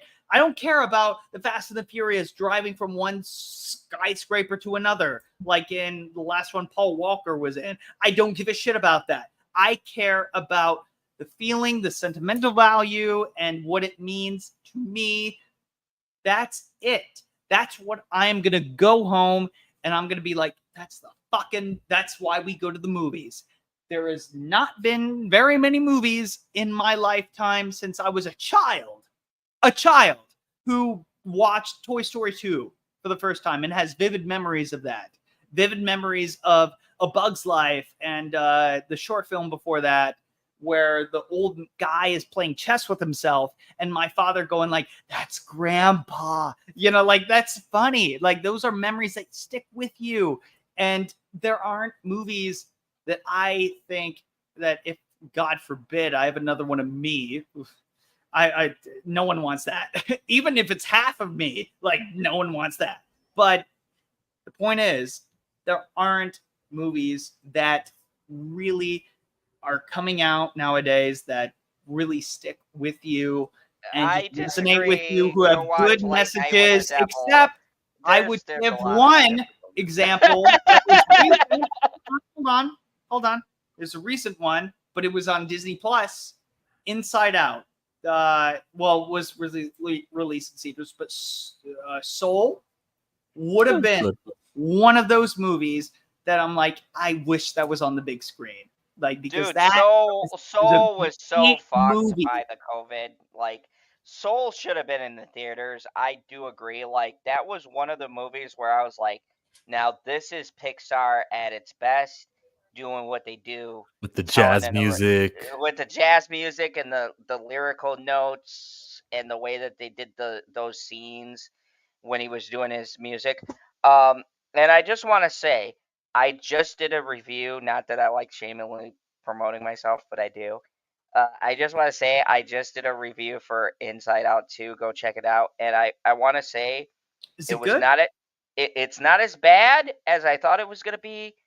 The teenager stuff is good. The in her head stuff is the same as the first movie. That's my biggest complaint. So it's kind of like sort So of it's mid. it's in the middle. I think it's serviceable, and I think it's better than most of the shit that has come I out. still will remember. I think I can speak for every single straight guy ever when the head of that guy is like, "Girls!" and they're panicking. That's every straight guy ever. That No. is- The thing and that the way pissed that me they off, did that and that, I will say, is the like thing that so. pissed me off about Inside Out 2 is they replaced Lewis Black because of his scandals going on. What And scandal? What the? I don't give a shit. he was elected as the governor or something of Minnesota, and he got into a sex scandal. It's a whole big thing. Go check it out. He There's was YouTubers the who governor of did. Minnesota. What the? Yeah.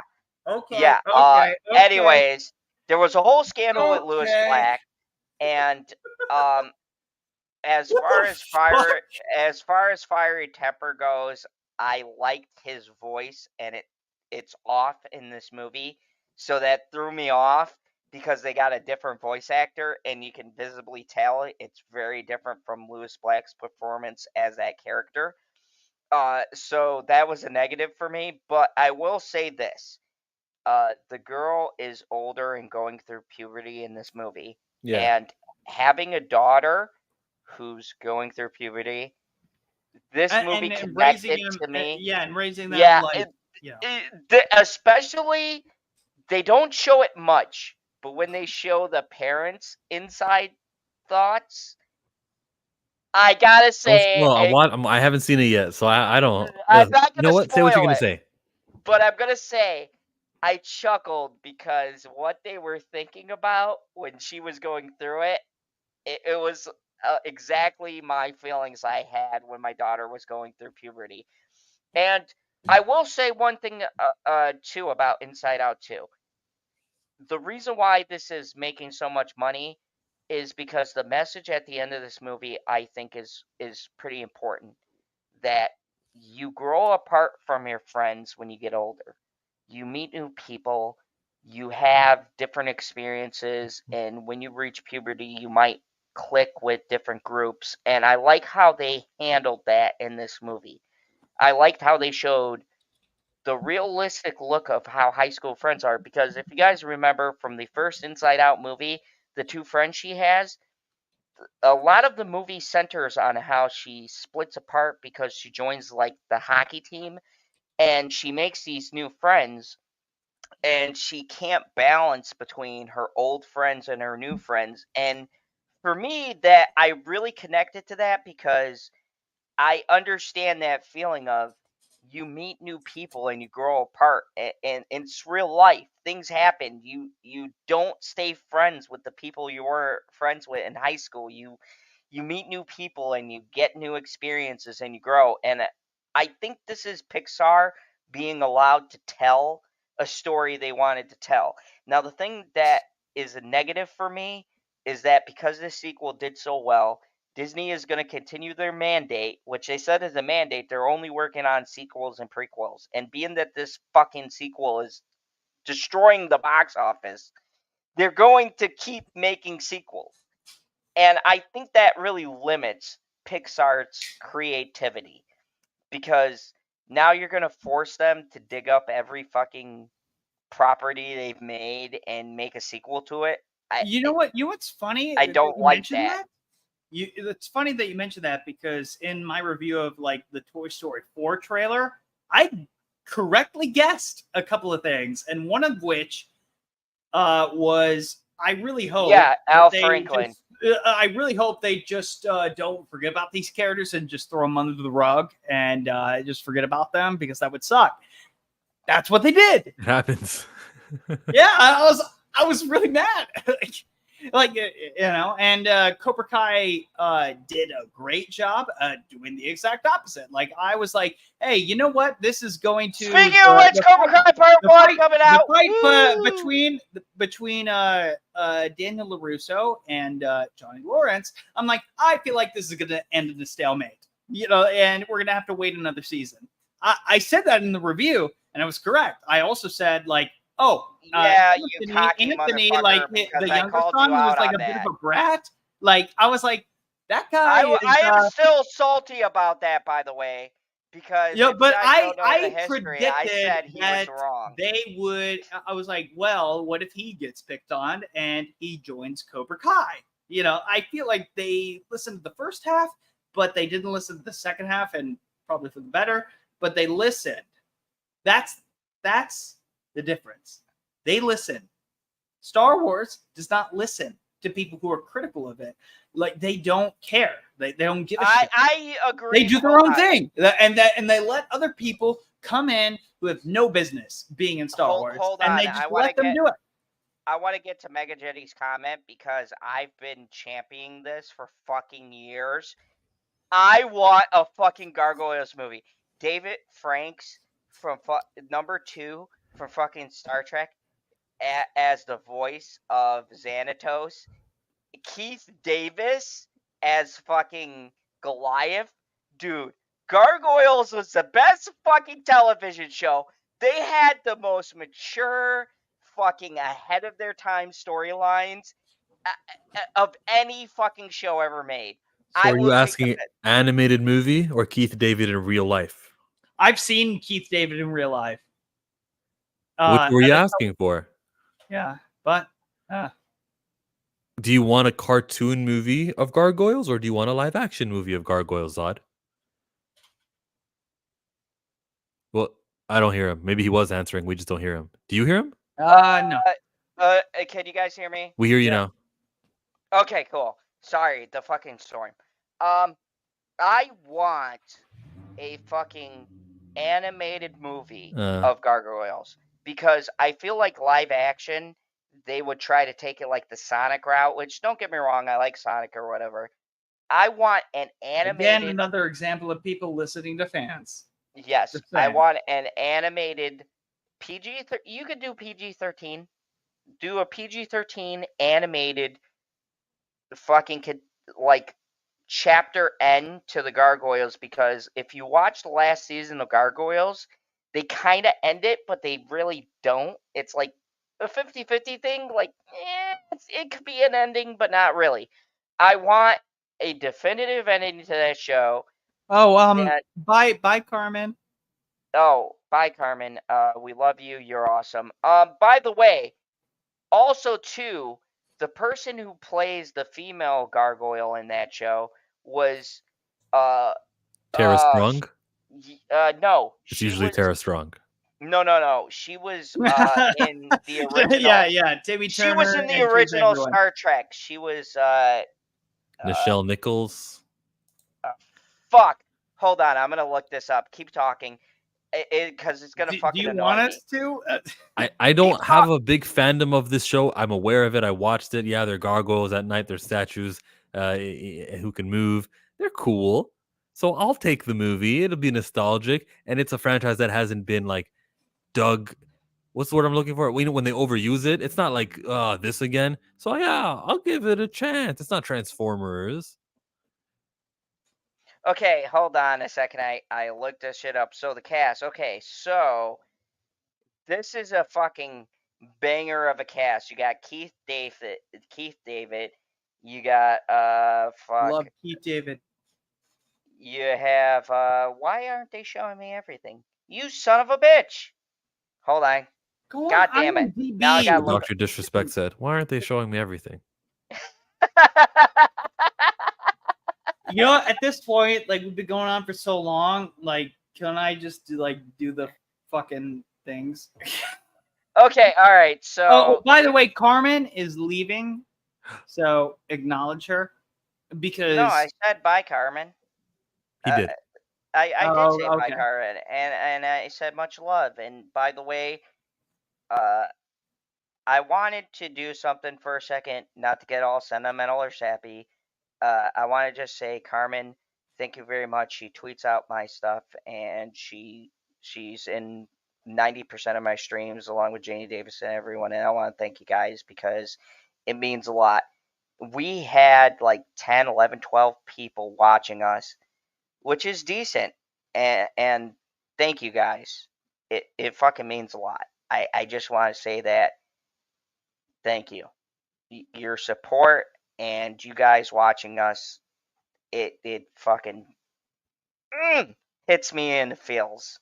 Like, I do this shit and I do these stories for you guys, and I try to bring awareness to the people who are subscribed to me.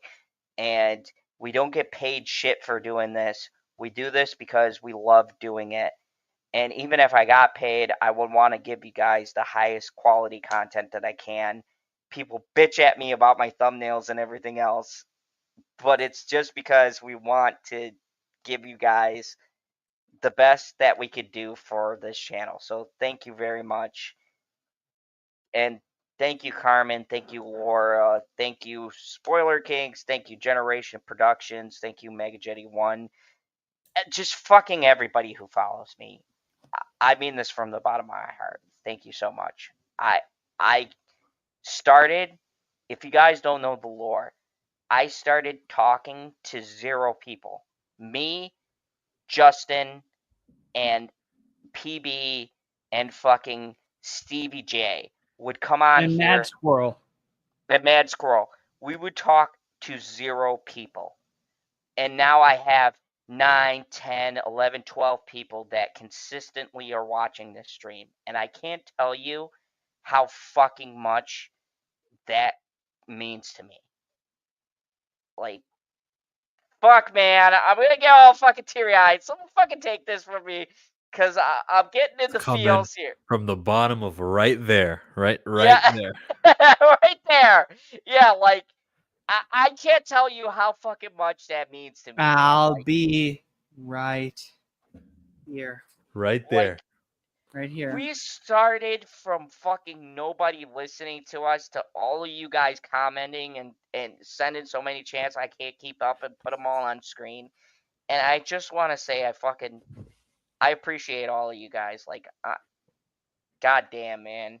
I'm getting fucking I said the same emotional. sort of thing at the end of my stream. It wasn't a 4-hour stream, but the end of my stream earlier today, I did the same thing where I was just like, wow, there's a lot of good YouTube people who I've met here, a lot of friends. Like, you know, you don't have to, we don't use the word friends often, but I think like I can call many of you friends.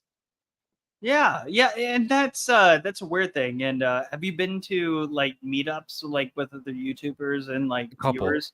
A couple. Yeah. Times, So and doesn't that feel good? Yeah, it makes it real. It makes it like these aren't just like random people. Like we understand that it doesn't feel that way. Like when we're just talking through a screen, but once you meet these people. I mean, the first time I went to a meetup, like a real meetup, was Star Wars Celebration in 2019 in Chicago when Episode 9 was coming out. And I met Anna, I met Jeremy, I met Jeff Hicks, I met Ethan Van Sciver, I met fucking everyone except for Nerdrotic, and which is okay. So everyone at that point was just meant the fucking world to me. And I was nervous, very nervous, but I had a fucking blast. And I talked to everyone at the bar, and Josiah Rises, he was like, was this cool as shit, and I will still contend, I love Josiah Rises. I had him on a talk here. We did a fandom talks, and he's a cool guy. Yeah. Like he said, like, dude, you're like, he said something that resonated with me. He said, you were the highlight of the fucking night. And I was like, what the fuck are you talking about? And then he explained it to me, and I was like, really? That makes no fucking sense. Like, I'm nobody. But just like, Yeah, no, he's like, no, the way you interacted with people, the way that you were like talking to literally everybody and stuff like that. You were a Like, social butterfly. yeah, exactly. I talk to everybody and I love everyone. So it spoke to me at the right place at the right time, and everything was just perfect. And I And remember, that's how meetups are. That's how and they I should be. And I felt like that is just that moment at that meetup was like finding a needle in the haystack, or the and needle in the haystack. You know he wants to talk, right? Like he keeps going, and I. Yeah. Go ahead. and I remember when I went through my thing with the Phantom Menace, I lost a bunch of people, and I remember feeling low and down. And then when I started covering Johnny Depp, and I met the people in the Johnny Depp community, and I met, you know, I met just a ton of awesome people, and they all came to my channel and started watching me. They're And not friends, they're family. It's like Carmen said. yeah, they stuck around here even when I changed up my content, and I went back to content I've always done. And I just want to say, like, you guys have like 1.7K. I was not that big even in the Phantom Menace. Like, I didn't have those numbers. I was still trying to grow and find my way. But like, you guys still stuck with me, and I've had like 348 views on my fucking Atlas video. I don't know why, maybe because I mentioned Jennifer Lopez. But like, I've had these weird like spikes of views, and you guys have given me critiques and stuff, and I just want to say, like, and I think I speak for everyone on this panel, we appreciate your fucking love and support. Like, you guys are the reason we are still doing what we do. Yeah, it's very My rewarding when you can like see that there's a live chat just moving because people are interested in what you got to say and they want to add some pieces to it. It's encouraging. Yeah, it's the like greatest feeling. I'm seeing the chat right now. I'm like, oh fuck, and it's like the little things that you say to people that mean the world. Like, I'll give you one example. I was dog sitting for my folks, and there was a woman who was just sitting on the porch, like at my apartment complex, just sitting on the stairs, not on the porch of my place, but like at the stairs, and she was like, "Oh, it's a cute dog." I'm like, "Yeah." And I could tell she was having a hard day, and she's very affectionate with people who are like, who feel sad. It's the kind of dog she is. She's like 11 years old. She's an old girl, but she said that interaction meant the world to her, and I didn't figure out why until later when her mom said to me, "Oh, and I said this one thing. I knew she was having a bad day, and my dog was like being sweet, and I said, you know what, she knows when people are struggling, and little did I know that person was going through heroin withdrawal. How about that?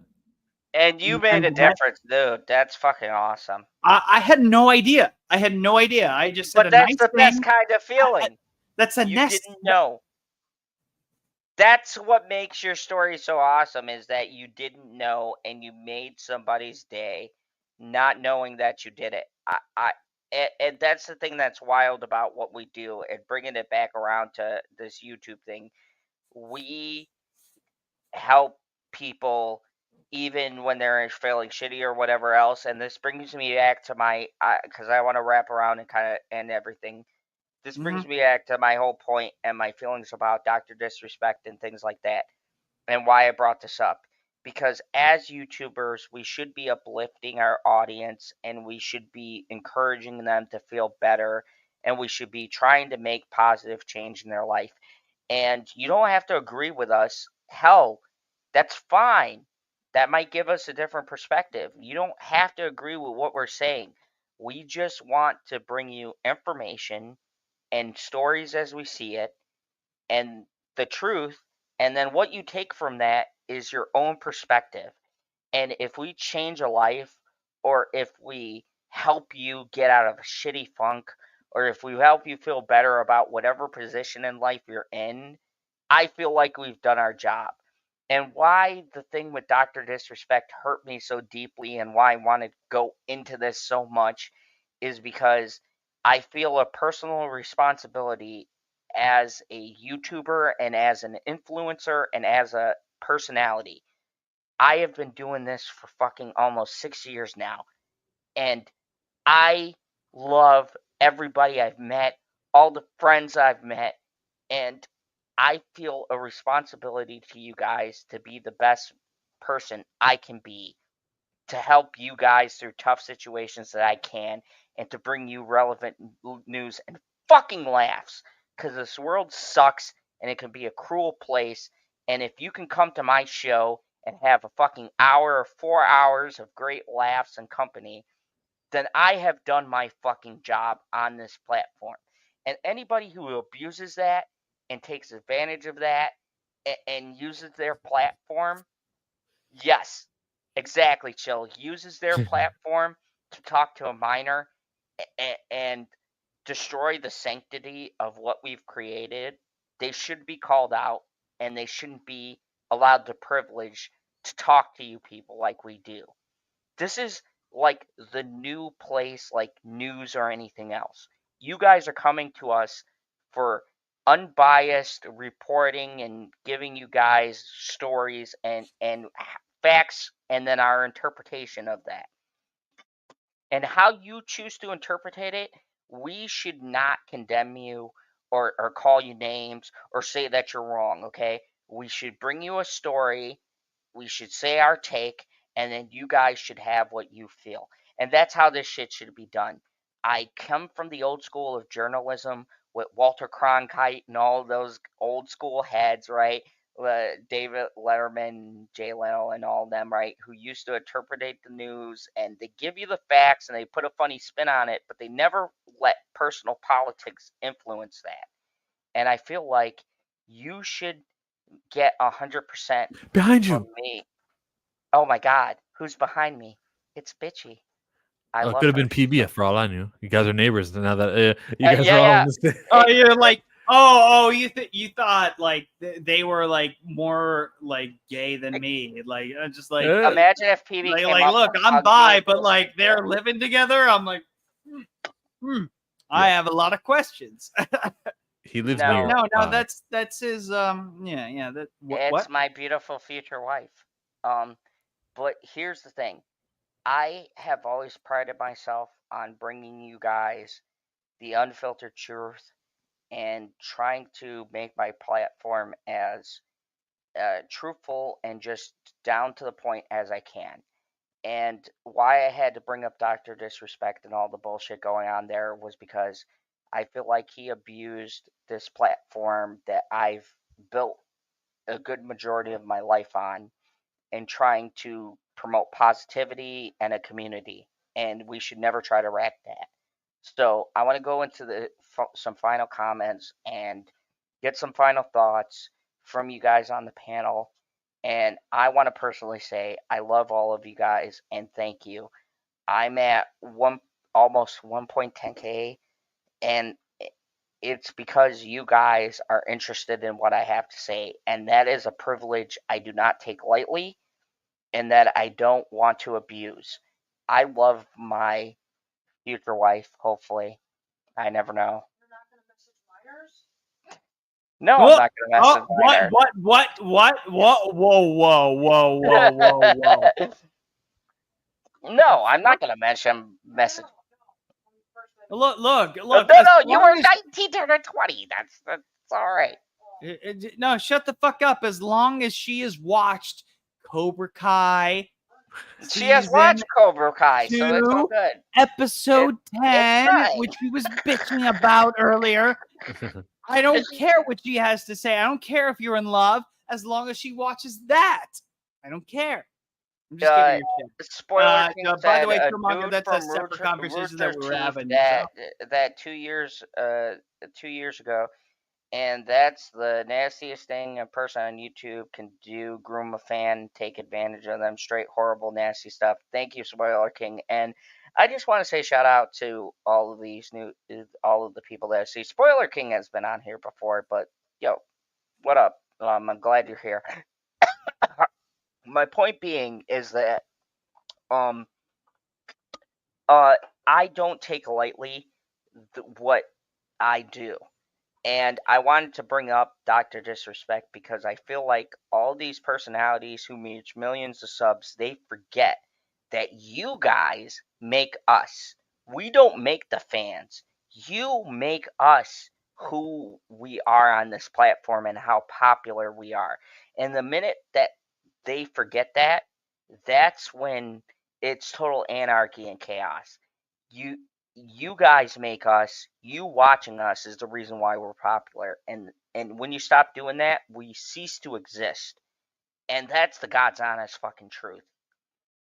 Without the people watching us, we don't have a platform. We don't have anything to talk to. We're talking to the fucking air.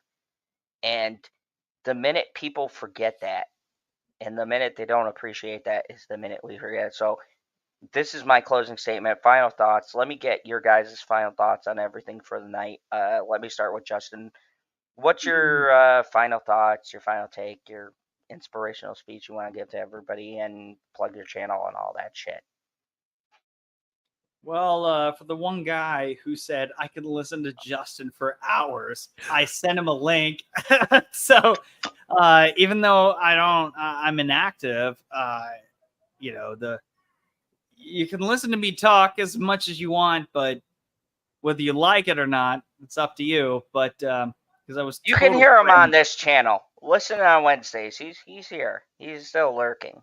No. Listen, you do the tier list, motherfucker. My channel, what? You gave me the floor, and you're now going to interrupt me? Yeah. No. You're saying, "Oh, I'm off the air." Blah blah blah.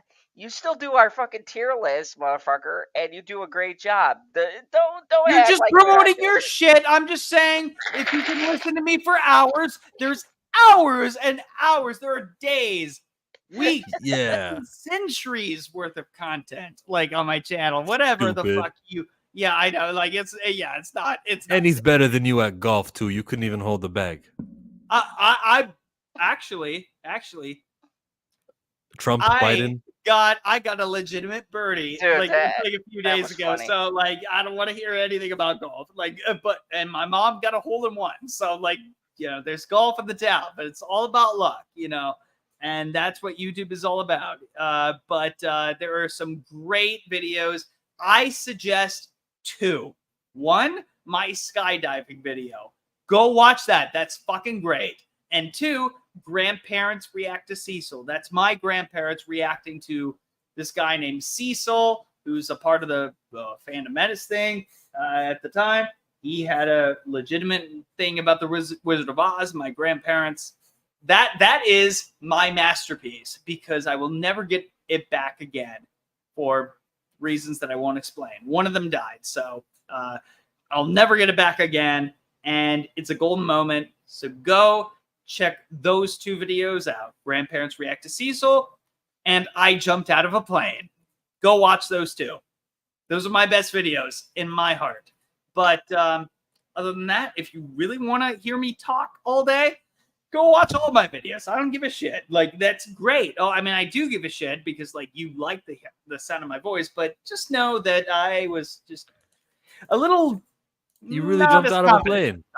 What? You really did jump out of a plane. Yes, I did. Yes, I did. Yes, I did. I'll check it out in full later. Oh, yeah, please You're do. so casual. You're just like, all right, yeah, is this it? How much more longer? You didn't see the follow-up where I was like, I really hope I don't shit myself. That was a real thing I said. Like, you need to watch this. I'll see the whole thing. This is a good one. You thought I was joking? I know. I mean, you jump out of the plane, like you said. It's called I jumped out of a plane. Yeah. and it's And- with and- Jesse Milestone. You know, another YouTuber. So that was one of the greatest experiences of my life, and I felt like Jello when I landed on the ground. It was great. So Joe, go check out those two videos if you've ever seen any of those two videos. Grandparents react to Cecil, and I jumped out of a fucking plane. There you go. Zod, and go ahead. the awesomest person to join our Phantom Zone clique. And the awesomest person to rock a man bun. That's right. Yes. That's right. The only person I know who could pull off a man bun is the man Chillmonger. And if you guys aren't subscribed, please, Chillmonger, feel free in the comments to put your link to your channel. I'm sorry, sometimes I'm unprofessional, but go check out Chillmonger's channel. He has... I have recast T'Challa content up the Yes, wazoo. yes.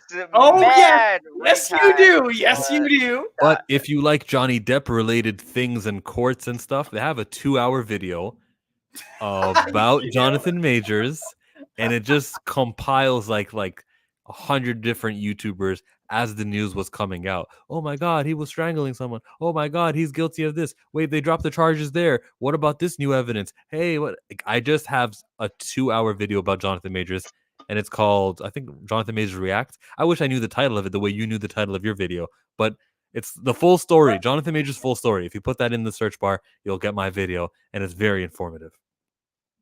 And also, too, I just want to say I have been on Chillmonger's channel for a couple of reviews and things like that, and Chillmonger comes at stuff with a very sensible approach.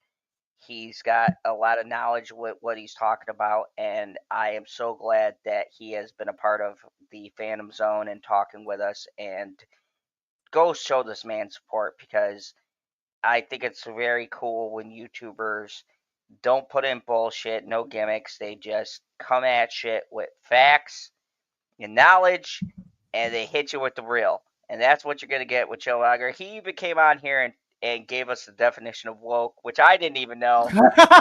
You didn't even Definition know of that? woke. When you're not real asleep, definition. when you're not sleeping on these racial injustices and you're actually alert to them, you're being woke. It's got nothing to do with midgets in the movie, in the Dwarfs movie. It's got nothing to do with how many women are in your films or race swapping. It's about being alert to racism. It's just acknowledgement. That's all it is. And then they took it so many steps further. Ugh.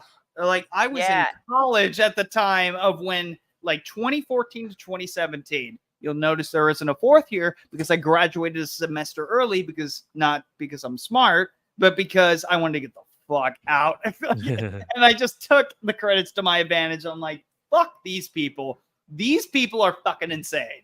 Like, so that's that there's so many levels to that, and there's so many stories when it comes to that. It's a really... We'll see you later. I want to watch that video, actually, the definition of woke. You know, is that a video of yours? No. Or is that like something you... I'll DM you a video that did a good job explaining it. I would love that, because, like, I think a lot of people need to wake the fuck up about what the fuck it was supposed to be, and you and a bunch of white women, apparently, according to Bill Burr, just fucking took it over. Like, and that's that's the comedic thing of it, but, like, that's actually kind of true. Like, so, like, there's a lot of people who, like, overtook it. So, but I'm a white guy explaining that, so I'm gonna shut the fuck up because I need to listen and be, you know, awakened to it. Like, but to take it seriously, fuck yes, I would love that video. All right. I put it in the private chat. I think he froze though. All right. I'm Zod. I'm Dave Filoni's lookalike. You're Zod? You've been watching my channel. I'm gonna go talk to Bitchy now. You'd speak a little bit nasally, so I tried to do your voice. So I want to You want to what? Positive message. So let's screen share something that's going to get me copyright claim. Please tell me it's not a picture of your dick. Please tell me. Please tell me. No. Miyagi. Oh, okay, let's get okay, ready. let's go. Season 6 trailer. Let's The go. final season for Cobra Kai. Actually, Are you guys ready? Let's Killmonger, get one it. of my most successful videos was him and Mary Mayhem talking about like a live stream when he was in a dojo talking about season 2. Like that was one of my most popular like live streams. Yeah, back when they were a YouTube show. Yeah, like I fucking love Cobra Kai. Oh, let's what the fuck? Let's get it. Let's go.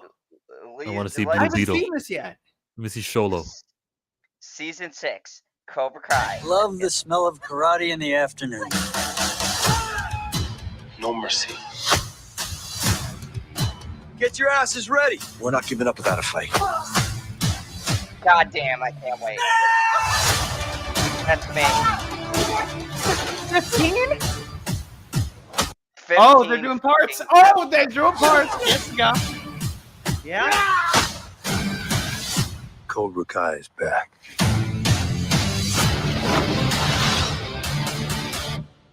We All right, didn't get a that's all I date. need to know. I don't need anything else. Nothing else. I don't. No, nothing Dude, else. so be Holy here shit! Yes, yes. in October. Yes, Be yes, Adjusted yes, Proper fucking will be yes. covering. Remember, strike first, strike hard, no mercy, Cobra Kai. We will be here to tell you guys about this fucking. This is it. This is the end. 3-part fucking I'll finale, come and out I of got retirement for this shit. Fuck it. It's just dude. like, I Guys, gotta like that it's gonna commend. come out in parts though, that you're gonna get 5 episodes, and you'll be Yeah. able to like digest each of them and give them the proper attention. Or do you want to binge it all? Netflix, good job. Yes. No, I Finally. agree with Chillmonger. We are gonna break this down each 5 parts because I think it's gonna make for nice arcs, and I Yeah. think this was the smartest way for Netflix to do this. This is a good digestible content because it lets people talk about this, Yes. but not I did have to not like learn wait. that with the last till we- like 5 seasons. It took him that long. Yeah, I love it. I love it. I'm so happy about this. Don't get me wrong, James You Davis. are I just do you have agree no the idea. OA You were was just awesome. revealing this to me for the first time. I have no idea that they were going to do this. I have not been paying attention. A lot of shit has been going along in my real life. So, holy shit. Give me a moment. You and So, yes. Chillmonger can talk. I got to bounce. So Cobra Kai, thank you, Chillmonger, for coming on. We appreciate having you. I know you gotta get out of here. So me and Justin are gonna end this. Thank you very much. Chillmonger is a fucking boss. I love him every time he comes on. So yeah. So go check out Chillmonger. Thank you very much, Chillmonger, for coming through and gracing us with this. Can we do my segment? Maybe. Oh yeah, For all let's time's sake. let's do a recap of the articles, and then we're gonna get out of here. Justin Proper reviews the headlines. So here are the headlines for tonight. Hold on, I gotta go to PB's thing. So first headline: Dr. Disrespect knowingly sent emails to a minor. Ew. Next one: why Amber Heard changed her name and moved to Spain. Because she shat on Johnny Depp. I mean, it's literally written in the bed sheets. TheMarySue.com tackles racist Star Wars fans who can't accept change. The fuck else is new? And the coup de grace, how MSNBC accurately covered Joe Biden's disastrous debate performance. What? They accurately. What? That is news to me. Holy fucking shit. The only thing that I'll say to that is I have had 2 of my political Dreams accomplished. I can marry a man. 1, marry whomever I want because that's America. And 2, I can smoke pot in my state. I am happy. My third one was world peace, and that's never going to happen. And Zod is about to oh, you're about to smoke a ball or something. Okay, cool. So let's move on. All right. Have a good night, guys. All right. Can we? Is it legal in Wisconsin? Yes, it is. Everybody enjoy the stream, and thank you very much for watching. We love you guys. Remember, there's only fucking one smoked rule. a ball on stream. What the fuck? Remember, there's I don't only have the one rule. balls. You're in the fan of Yeah, before Zod. I don't.